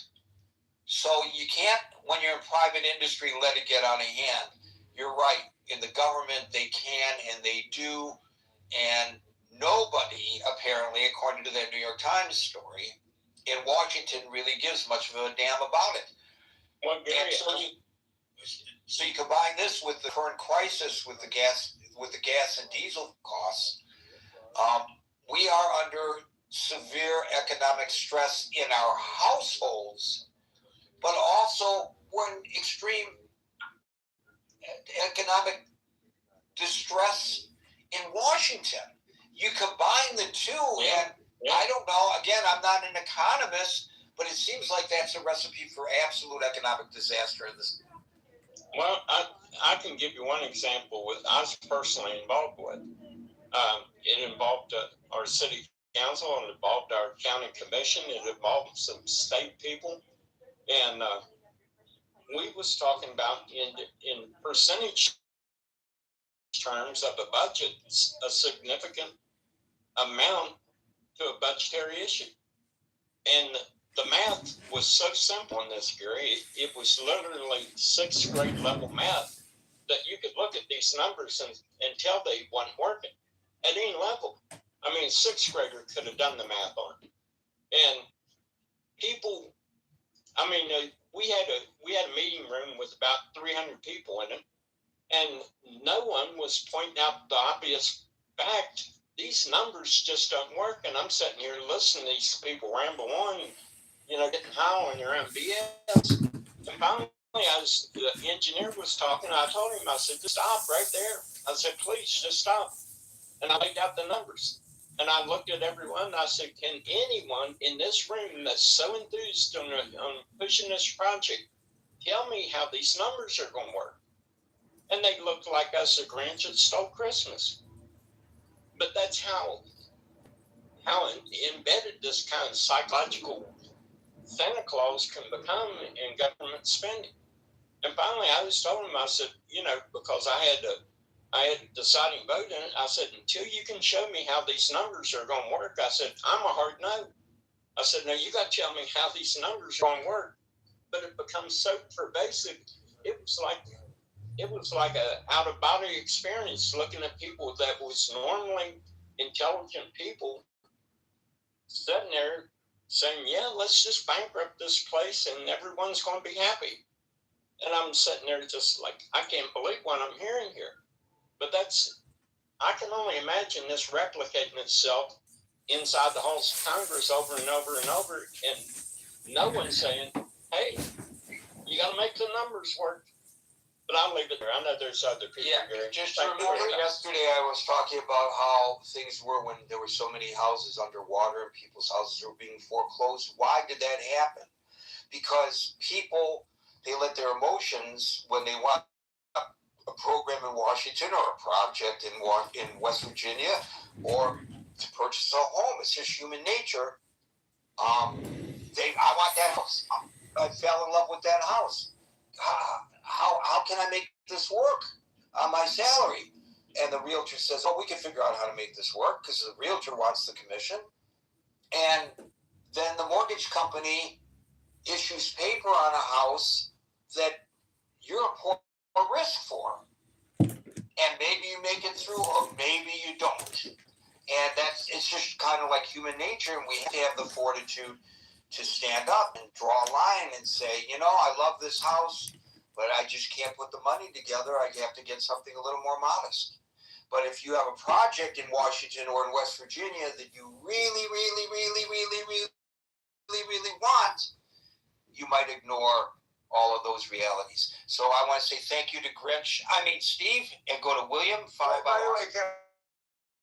Can I just make one comment? I think there is a number, right? It's 60. It's about 60% of debt to GDP. I mean, there's a level where we can function. I mean, it's not. If we can get to 60% of debt to GDP ratio, but we're now functioning at over 100%. I think we're close to. I mean, I think we're close to 200% or something. That's the problem. I mean, what we'd have to do.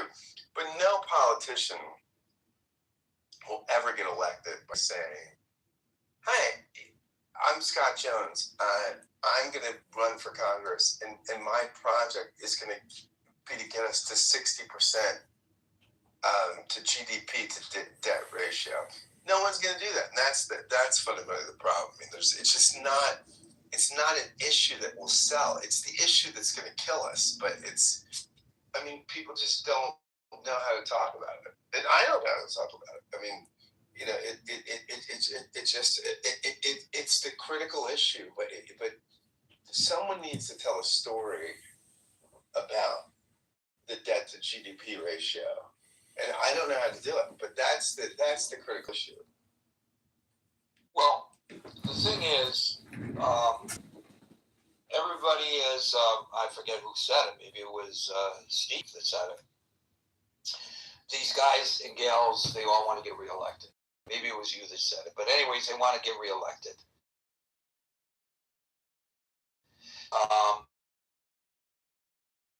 I have a bill before my fellow members of Congress, and I'm trying to whip up support for the bill. And you come to me and say, I'll support your bill, Gary, but I need something for my district. I need something to come home to my people. And that's when these make-up projects get approved by Congress. And this is when people end up, building these bridges to nowhere and so forth in order to pork barrel things to garner the votes that they need to pass the project that they really want to see cleared the Congress. So as long as we have that attitude, it's just going to kind of continue, I think. We'll now go to William, followed by Marcus. Thank you, Steve. So I'm with Scott. And actually, Scott, if you want to run for Congress, you can win on a cost-cutting issue of take back our streets in Philadelphia, because banning the Philadelphia Parking Authority would get you elected. Very expensive. It's a tax on every citizen. The executive director of the Philadelphia Parking Authority makes more than the governor of the state. It's like a racket, and they're playing around with a lot of things that the room would not be interested in. But that'll get you elected to Congress in Philly. And I'm going to ride my bike over to the Mexican store and get some tacos and beans and rice. So I'm not worried about how much fuel I'm putting in my car, because I don't move my car. If I move my car, I can't find a space, and I'll get tickets, and they're very expensive. But the cost is being driven up, I think, more locally in Philadelphia by the cost of diesel fuel, because everything gets trucked in here. Some things come by rail, but the trucking, the cost for the truckers is going to drive up our prices on the fuel. And that's built into the cost of the products that are sold in the stores, cost of the groceries. That's one factor. There are multiple factors, like Scott was saying. The tariffs were supposed to bring industry back into the United States. Maybe it brings some, it loses other industry. Some industry was cross-border. Some industries are establishing themselves in Canada rather than the United States for a variety of reasons. And like the Griffin Ascend factories that are scheduled to go up in Canada, and that is also going to cut into sales of fourth generation fighters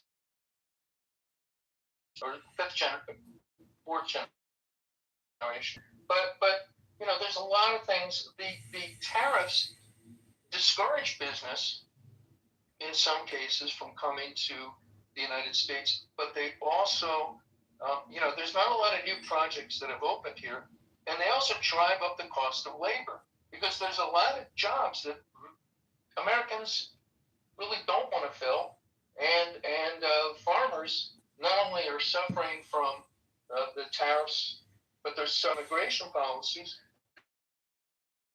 because a lot of our workers are, or what used to be our workers, who were living honestly and not committing crimes and paying taxes. a lot of them are being kicked out of the country. And when you drive up all the costs for living, it's going to discourage young people from having kids, or they'll put it off until later. The birth rate is way down. Right, and that is going to cause a demographic problem. So we'll actually need more laborers in the long run. And so the whole idea that we need to kick people out of our country because they're taking jobs, nah, not really. I mean, they're taking jobs that Americans often don't want to fill, and they are filling out a labor force that in many aspects is understaffed. And also, we're not immune. Like, it just, you know, the United States is an exporter of fuel. The U.S. production is doing really well because of the shale and the different technologies that have come online for petrochemical and oil extraction. We've got more gas than we can actually use. There's actually flare-offs all the time out west. I've seen some discussion about that. So, you know, we're energy independent, more or less. There's certain crude grades of oil that mix better in refineries and that are beneficial to have to make certain levels of product, but overall the United States is energy independent. But the costs around the rest of the world are going to have a downward pressure on global economies. And so if there's a global recession, a global depression, and we're manufacturing things, and we do manufacture some things, who's going to buy our stuff? Who's going to want to, you know, pay the higher prices for the things that we have to sell? I mean, it's not. We are connected to the broader world, whether or not you want to deglobalize or not. We're not making everything here, and we do sell some things overseas. And if you depress demand because people don't have money for your products, you're going to sell less products. So overall, it doesn't. We're not just isolated. We're not just Fortress America with two big ocean moats on either side and hostile neighbors to our north and south now. But, you know, we have, we've lost a lot of trade. We've lost a lot of tourist trade for people that don't want to come to the United States from Canada because of the basically grotesque activities of the ICE agents and the hostility towards foreigners and the xenophobia of certain Americans and the tourist dollars are way down. That's an industry that's depressed. And, as far as the insurance, the insurance costs are off the charts. You want to ban FEMA? Terrific. How much is that going to drive up the cost for the almost uninsurable residences in South Florida? Or we're not into the fire season yet in the West. All these things, we have people that are working in government that actually provide value. They're not all just, do nothing, waste money jobs. They provide value. They provide value for the American people. And it's not just in the north and the coast, but, in the south. We're going to get hit with hurricanes. It's going to happen. Whether or not you want to believe it's related to global warming or not, it's still going to hit. You can believe it when the tide rises and the water crests over the walls. So, FEMA provides a really essential service for states, regardless of political affiliation. So, that's going to hurt. That's going to drive up costs in one way or another. And it also, if you put people out of work, you're circulating less money in the economy. People are buying less stuff, and that has ramifications. So, you have to actually, I'm a lawyer. I'm not an economist. I just read things. But, a lot of these things are going to turn around and bite us in the ass, and that is a legal term. So, yeah, it's just a lot of things that are happening that are going to depress the economy. They're going to cut into real estate prices and make lower the quality of life for us and for our kids that want to start families, and that's going to be a problem. So you mentioned the immigration issue and jobs, etc. One only needs to look at Japan. Japan was very, very tight on immigration because they want to maintain a homogenous society where everybody is Japanese. And, unlike the United States, people, and part of this may be genetic, but also they don't eat a lot of processed foods in Japan. And so they have a real problem there of longevity. People live much in Japan. That's a problem that people live in the United States because now you have the need for elder care.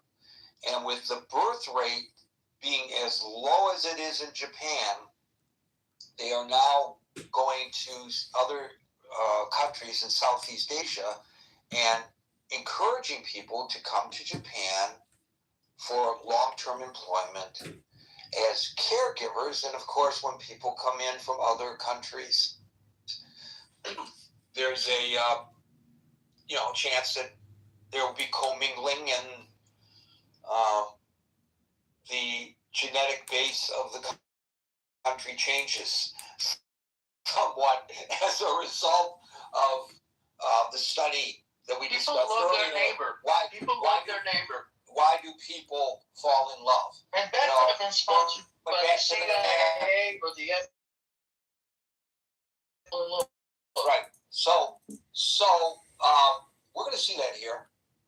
We're going to see a complete shift from the current strategy on immigration, I believe, as our country continues to age and the birth rate is such that we don't have a lot of young people, especially young people who are predisposed to doing elder care.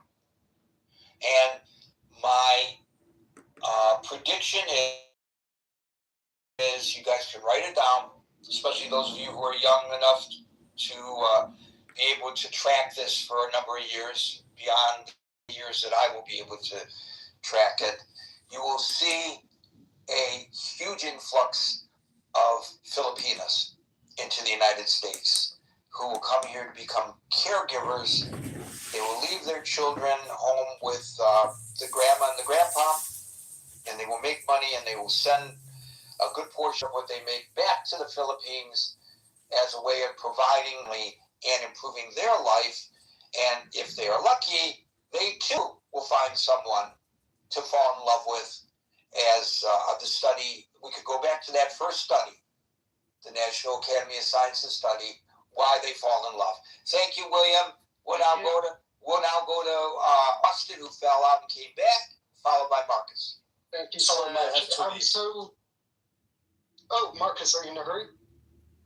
No, Austin followed by Marcus. Marcus left. Go ahead. Okay, cool. So I'm so glad that William spoke because he was getting to some vital points. I think we're often chasing the wrong ball. We look into the 21st century. We have a lot of technology for alternative fuels.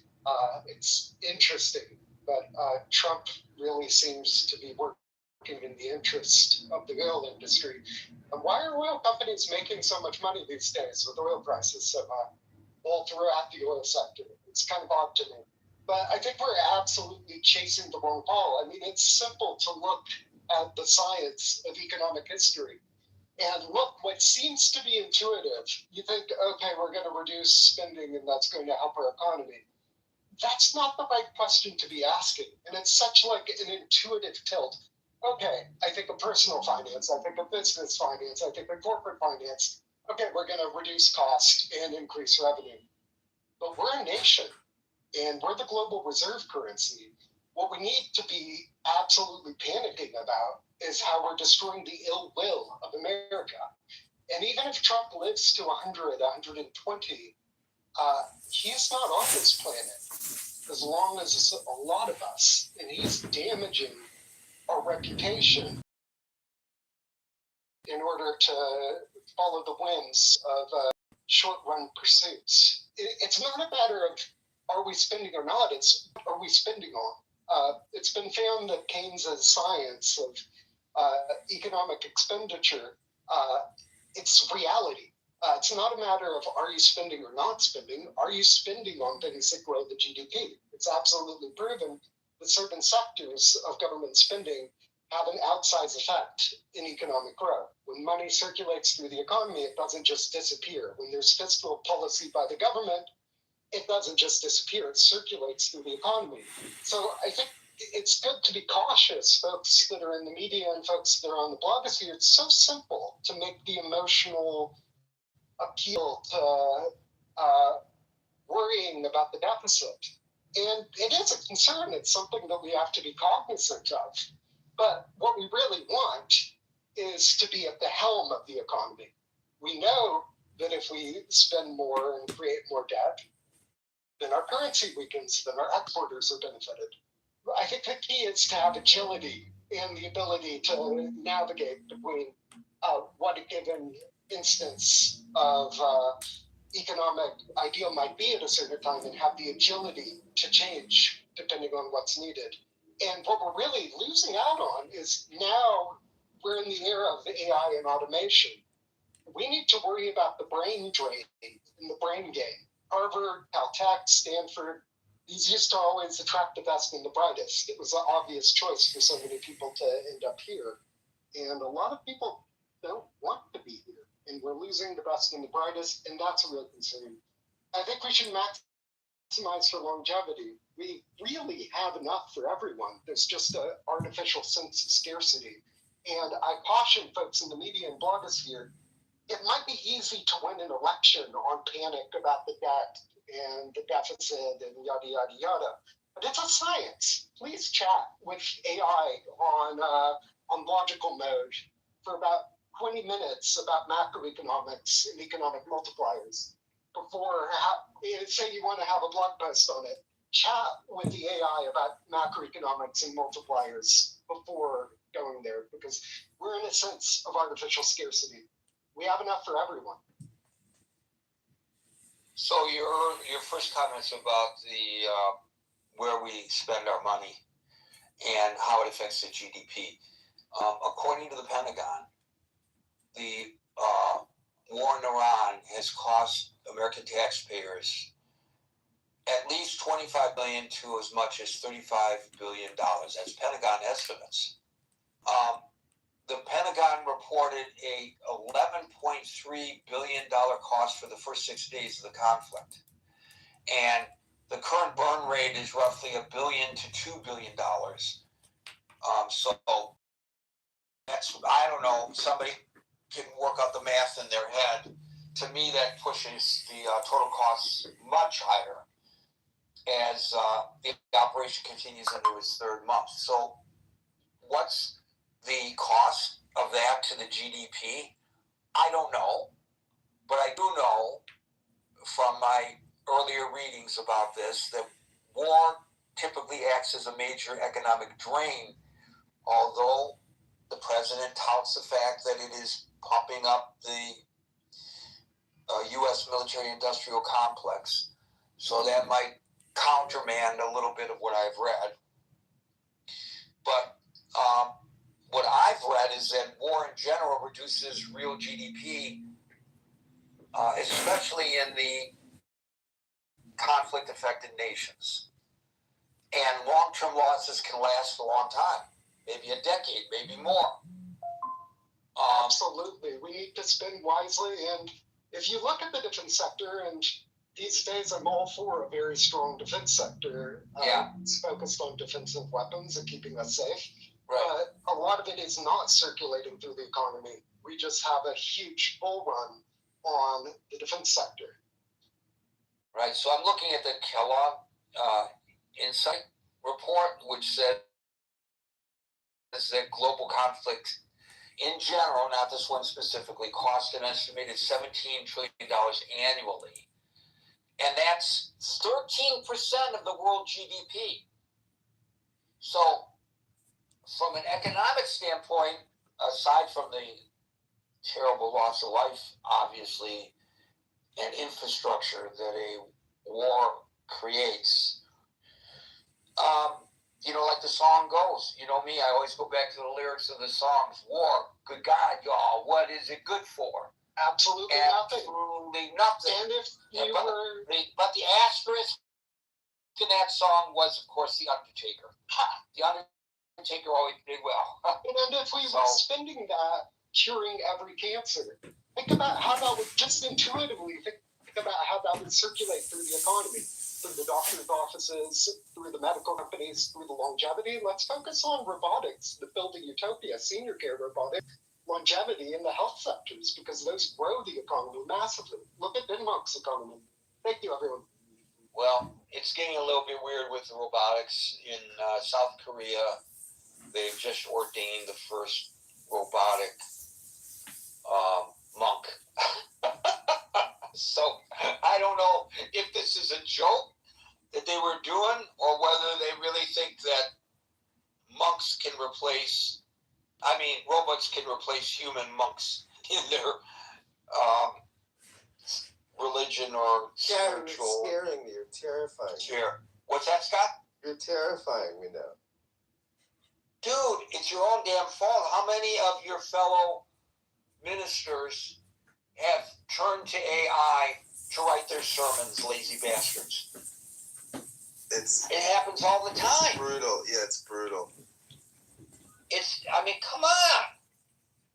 Well, we can't generate our own words.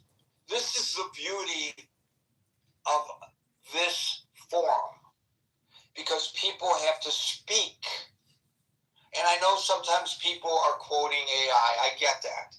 But generally speaking, people are speaking their truth to the room. They're not speaking ChatGPT's truth to the room. Monsef, followed by Dara. Thank you, Gary. Hey, what made me come up is the previous speaker on stage on some basic laws of economics and how they make a country work and all that. I wanted to acknowledge William and Austin's comments. They were spot on. I don't mean to pick on our friend in West Virginia, but when your idea for a successful country is that you can't get ahead unless we produce something, it's very vague. There is a concept called the comparative advantage concept. You make what you're good at, because otherwise you'll be wasting your time in doing stuff that is below your skill level, and by the time you get to produce it, even if it's produced locally, you're not going to be able to sell it because it's going to cost you too much. And that's the basics of international trade. We let other countries produce what they can produce at the best cost that they can do it, and we produce a lot in the United States. The comparative advantage of producing some of the best technologies in the world. We specialize in that, and that's our thing. It doesn't make sense to stop producing F-35s and go to build manufacturing, like Virginia, Ohio, whatever, to make brooms and kitchen whatever, or T-shirts or clothing, because it has this idea that politicians talk about. We're going to build factories. We're going to get your unskilled workers to work, and they're not going to make a living because no one is going to be willing to buy a $40 broom, and no one will be willing to buy a $50 T-shirt. That's why when you buy your T-shirt, it doesn't say in the back made in Japan. It says it's made in Bangladesh or made in places where Bangladesh and Vietnam. Yeah, Bangladesh, Vietnam, but there is an idea that it makes sense for Levi's or whatever to go to places like that. It's a great situation. You got a cost of living that is lower, that is cheaper. It makes sense to send your work there. They get to feed their families or whatever. Yes, sometimes it gets a little crazy with manufacturing like that, and a little good values, I guess, is necessary to make sure that you don't get into slavery and stuff like, child labor and stuff like that. But, and the infamous fires in the Bangladesh garment factories, right? Yeah, but the reality is someone can live on $100 or $150 salary, monthly salary in Vietnam, Bangladesh, China, and make T-shirts. But if you do that same job in the U.S., you'll have to pay him at least minimum wage. And the guy from West Virginia, I bet he's not willing to go to Walmart. It won't be a Walmart because Walmart is all China, and go and spend $15 for a broom. And that's why these empty, promises by our politicians, we're gonna build factories. Well, factories of what? We do have factories. We gotta build product that we can be good at and sell with, an added value to both the economy and to society. Anyway, enough of that. So I mean, it's the little courses sometimes in your free community college would educate our voting populace, because the minute a president or whatever would go up there and say crap like that, at least people would be educated to say that. But you just say in the beginning of whatever, we're gonna build factories, but it's not necessarily gonna benefit society. I want to go back to gas prices and why they are expensive. I don't know if Gary, you saw the Washington Post today, a thing that meant that it was a report that was that the CIA, has given to the administration about their, what they see. Right. Yeah, I actually posted something about that in the chat, which is linked above. And basically, what it says is that the CIA report to, and I don't know where the Washington Post got this, their sources at the CIA or probably their sources at the White House. But the report said that if it becomes a stalemate over the Strait of Hormuz and the oil, ultimately Iran can handle that. The United States cannot. We will have to blink first, is basically what it's basically another 5 months before it can see some real damage to its economy. It also said that they still are sitting on a massive arsenal of missiles and whatever. This new deal. And by the way, let me just interject.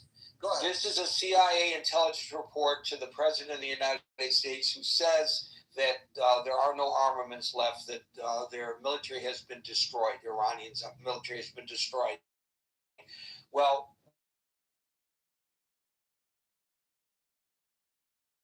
where's he getting his information from? Although he is not unusual in this regard when it comes to elected officials, he is in the sense that he has exploited this ability way beyond any other politician, at least in my lifetime, that I can recall. Right. And the deal that they are trying to get now, how is this different than what Obama did? I mean, he trashed the Obama deal. We're getting but it was Obama, so it was wrong. It's his and it's right. This gets back to yesterday where I got yelled at for making a comparison that I promised I would never make again, about how when Biden finally proposed locking up the border, it was bad. But then after the president came in, I know it's not the exact same program, it was good.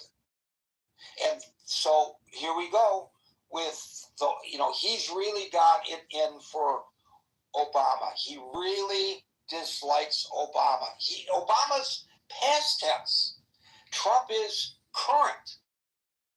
He doesn't have to worry about what Obama did, or what Bill Clinton did, or what Jimmy Carter did. Those people are no longer in charge. And I don't know why he obsesses with this stuff to the degree that he does.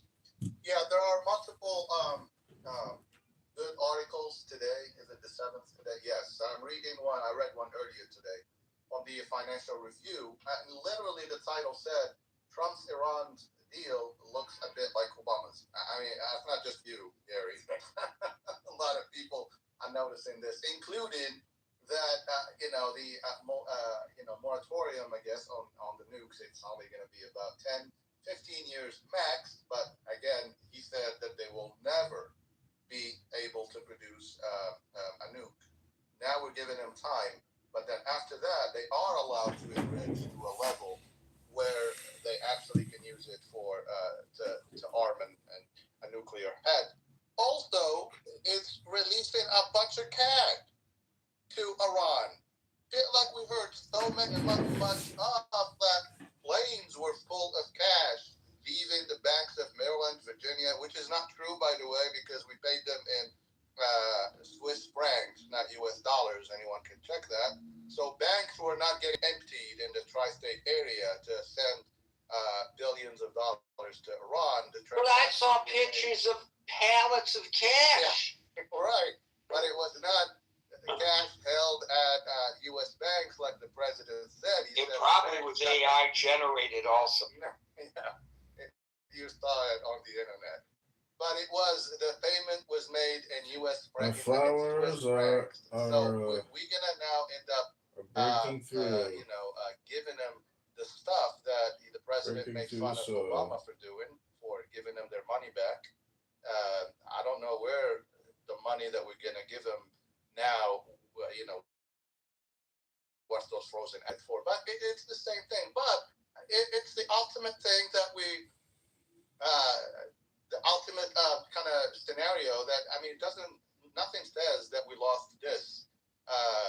More than this. We went 180 degrees from, we went there, we won the first day. The regime change, it didn't happen. The torture of the Iranian people. Sorry, Alan, I know we were very hopeful in the beginning that it's going to be liberation to the Iranian people. You don't see anyone talk about the poor Iranians. And, if there is any help on the way, or if there is any things in these deals, written in the deals that you that the Iranian regime has to stop. They're collateral damage. Because the reality is, when this war ends, if there's no regime change, and the chances of there being a regime change are very dim, I think is what you're saying, and I would agree. That's right. It's going to be retribution time for all those people who we encouraged. Our government encouraged them. Now, they may not have needed our encouragement, but our government encouraged them to take to the streets. We encourage them to do so. Just remember that if, in fact, and I hope I'm wrong, that mass executions occur and mass incarcerations occur because people simply went to the streets to protest the regime. We have some culpability in what happens to them as well. Yeah, I'm not going to be long. I think I just got a notification that I think we're just launching some new attacks in Iran. But the idea that gas prices are going down anytime soon, like you said this a few days ago, Gary, that when they go up like a rocket. When they fall, they fall like a feather. Summer driving season is coming. Don't expect gas to be, even if the war ends, even whatever. It's going to be a slow, going down. And I'm just amazed at MAGA and how much they are willing to tolerate the pain in order to see, it's not even a pain for the stuff the president say. Are you willing to tolerate a nuclear Iran? Well, we are going to end up with a nuclear Iran based on this deal, whether it's in 10 years or 15 years from now. It's just a matter of kicking the can down the road. It's not eliminating that threat. I'm gonna let others speak, Gary. Thanks a lot. Thank you very much, Monsef. We'll now go to Daryl, followed by David. Hey, Gary, can you hear me? No. Okay, well, I just got to ask. So I'm going to ask for some latitude here. I want to talk about, and I'm going to tie this to fuel. So before the UAE Property taxes are not going OPEC, they had issued, their finance minister had issued a dire warning saying that, hey, if we don't some of this oil out here, we may actually have to start selling oil in Chinese, in yuan, RMB. And so what we're doing right now is we're setting up like currency swap lines for the UAE. And this is really only done in times of emergency, like in 2008 with the crisis, 2020 with COVID. Because what happens is if they start selling oil in Chinese RMB, they don't need to hold all those treasury notes, the American, they don't need to hold American dollars. So this is a precedent. Scott Besson actually went in, he spoke before, I think, the Senate last week about this, and we're setting up currency swap lines to aid with liquidity. The problem is, though, that China has started prepaying Iran for oil. And so there was this thing that we're going to starve Iran, and we're going to basically, break them economically, and, we're going to starve them. But China started prepaying for oil. Iran's sitting on about $40 billion in its central bank. And so the idea possibly that another OPEC company, I don't know if you saw yesterday, Saudi Arabia is kicking everybody out. If another OPEC country decides, hey, with this threat, now it could just be a threat, if they start threatening, hey, if we can't get through Hormuz, we're going to start making our own deals with China, and we're going to start making our deals in Chinese money. What will happen is you'll see that these countries don't need to hold American dollars because they're now trading oil and other things. And economically, what's going to happen is the American dollar is going to become less valuable because countries don't need to hold it. And what would happen with our debt? You'll see countries, hey, we don't need to hold these treasuries anymore because we're not, collecting. We're selling money outside of the petrodollar system. So we don't need these dollars. You'll see massive inflation. You will see massive inflation. And I think we're talking about gas. We're talking about gas prices. But this ties into so many other things, right? It ties into interest rates, right? Not just interest rates on mortgages, but just interest rates if you need to go and finance a car, if your credit card, all these other things that can be devastating for our economy. And the idea that we're possibly setting up a swap line, currency swap line for the UAE is something we really need to take seriously. The idea that China is pre-buying oil or paying for oil that they haven't even acquired yet from Iran just to hold up Iran, it kind of feels like there's an economic alliance that's building against this country, and it's not just about the price of gas. It's about how all of these things will impact us. You're going to see prices going up in the supermarkets, prices at restaurants. Prices are just going to start to go up. And someone said something earlier. What was it Monsef said? Monsef said something really, really brilliant, but I lost it. That's all I wanted to say. We need to start thinking about not just the price of, the cost at the pump, but what is happening globally, economically. And the UAE leaving OPEC is not a good sign for the future of the American dollar. That's all I want to say. Thank you for that, Daryl. Ching, we've been trying to invite you up, and Francine also, but it's not working. I know you were up once. Maybe if you leave the room and come back and try again, we'll be able to bring you up. It's a technical issue. Monsef mentioned about he could just got an alert about attacks. I've got that information for you. U.S. forces, this is according to the U.S. Central Command, targeted Iranian military facilities they say were responsible for launching a series of unprovoked missile, drone, and small boat attacks against American warships transiting the Strait of Hormuz. Interesting, given the fact that they denied that our ships were under attack. Just want to point that out. I remember now, Gary. I remember what you had said earlier about the CIA and that memo that dropped earlier.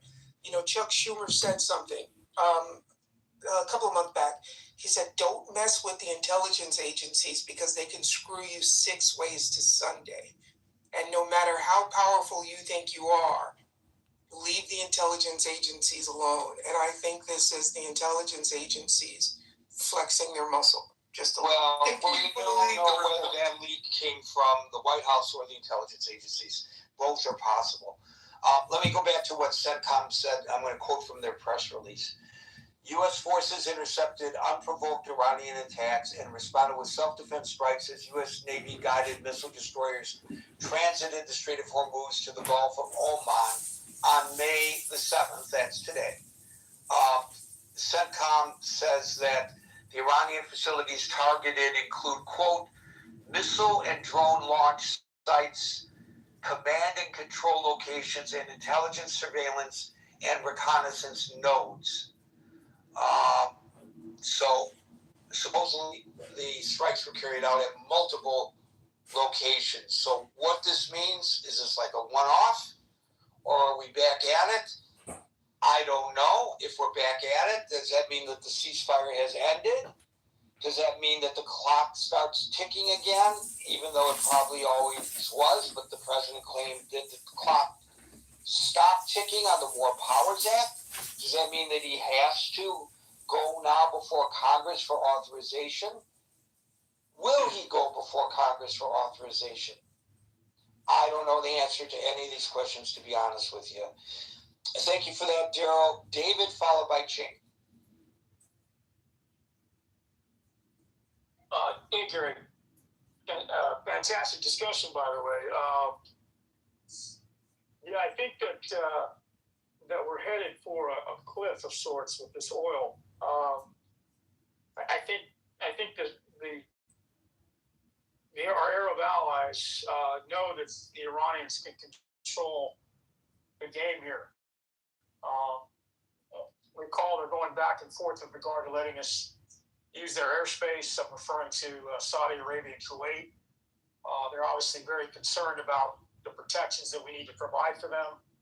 The UAE, as was mentioned, is going alone on the OPEC game now. But Iran has a history of handling these issues. They have a history of, I heard it argued here that they can just start burning their oil fields and start shutting them down and waiting us out. There's all kinds of ways that they can play this. So the fact that we're trying to blockade them is great, but if they can wait it out and the rest of the world starts to suffer, I'm hearing it argued right now, Gary, that even though we have a lot of oil, we can't transport fuel when we fly somewhere else. So airline companies are at the mercy of wherever it is they're flying to make sure they can refuel. So who's going to want to get on a plane and go to a middle economy country like Vietnam or Thailand, where they could potentially be out of fuel and you're sandbagged in a country waiting this out? So, the poorer nations of the world, obviously, we don't give a damn about because, they can just suffer and white knuckle it and deal with it in their own way. But this is going to trickle to our first world allies in Japan and Vietnam. And, these are going to have unknown consequences on the stock market, on the international markets, on our bond market. It's already trending higher. This is going to cause pain points with regard to housing, automobiles that were mentioned. All the borrowing that goes on in this great country is tied to these indexes. And you can't get investment over here at the lower rates that we need them to be at to keep inflation down when we're at risk of defaulting, when we're at risk of rising military costs to defend this. So, everything that Trump sort of messaged and attempted to sell going into the election has completely not materialized, in my opinion. And I hope the American people are happy that he's in the White House now and not Kamala Harris, who potentially would not have done any of this. So here we are. We're playing the game now. Israel obviously is very sensitive to this these talking points. This one-page memo that's come out, basically spelling out what's on the table here. And they're obviously a kink and a thorn in the side of making sure that we don't go back to what it is we originally had with Obama 10 years ago, Gary. So, I mean, at the end of the day, the hemorrhaging's got to stop at some point. I mean, Americans, we're going into the summertime, Gary. I mean, Americans are having to travel more domestically. A lot of Americans drive SUVs. They're pro-American. They buy the big trucks. And all this is eating into their gas costs, their ability to spend time or extra money on their families. So those are going to be some serious pain points this summer if gas prices continue to surge, which I think they are. Everything's pointing that way. So, I think Trump needs to get his head wrapped around this. The War Powers Act, as you mentioned, is sunsetting. And, I think it's time that our intelligence apparatuses, in tandem with our elected officials outside of the presidency, get together and solve this mess before it's too late. Thank you. Thank you, David. And Shane, you get the last.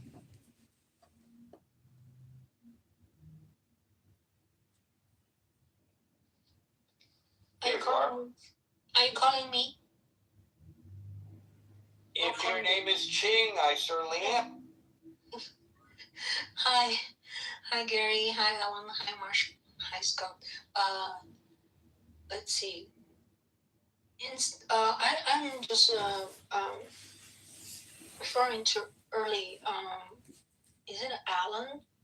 I forgot who was it. Oh, Steve. We're talking about China, America, and America is always has been service-based economy, and I read some articles says right now it's actually good that we are not based in manufacture, because when you rely on when you have manufacture based economy, and then the oil assumption is even higher, and we're probably going to be in shitholes. And in terms of China economy right now, I was just looking for, even 4 weeks ago, the American dollar trading is actually not as good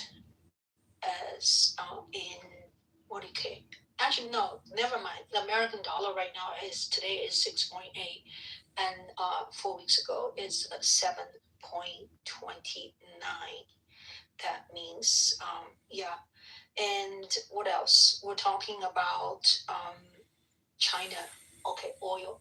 When I was in China just 6 months ago, and we talk about this, economy, and then lately talk to more people when we have a phone conversation, and my friend say you don't have to worry about oil shortage. China has a huge reserve, about 5-6 years of they dig these holes in the ground, and they have plenty of supply of oil. So to them, it's not critical that the Middle Eastern and other countries that is in shortage of oil. And as gasoline price goes up, this is a much more close to everyday life issue, except some people don't use cars, and then they don't feel the pain hearing somebody else's pain is different. When you go on to pump those gasoline, I would take pictures of the gasoline. I took a picture about 3 weeks ago, then I took a picture just about last week, and I use Plus version, and my oil tank is not that huge, but it increased. Like it used to be like $40. I can take care of the whole tank. Now it's more than $60. So it is pretty ouch. So I don't use car every day. It's more like a entertainment equipment for me. But now I have to reduce my entertainment. Has increased greatly the price. This morning at 3:00, Gary, I got a text message. Of course, I saw it only later at 8 a.m. And somebody bought a Asiana ticket using my credit card, and somehow, my credit card has compromised. It was quite a lot of money, close to $1,800. So I was assuming it's a international flight, probably round trip. So people are desperate, and people are breaking the laws. So of course I canceled my credit card, but it's a pain in the butt. When you cancel a credit card, right? Sometimes, your utility is going to the credit card and deduct automatically. Now you have to call all the companies,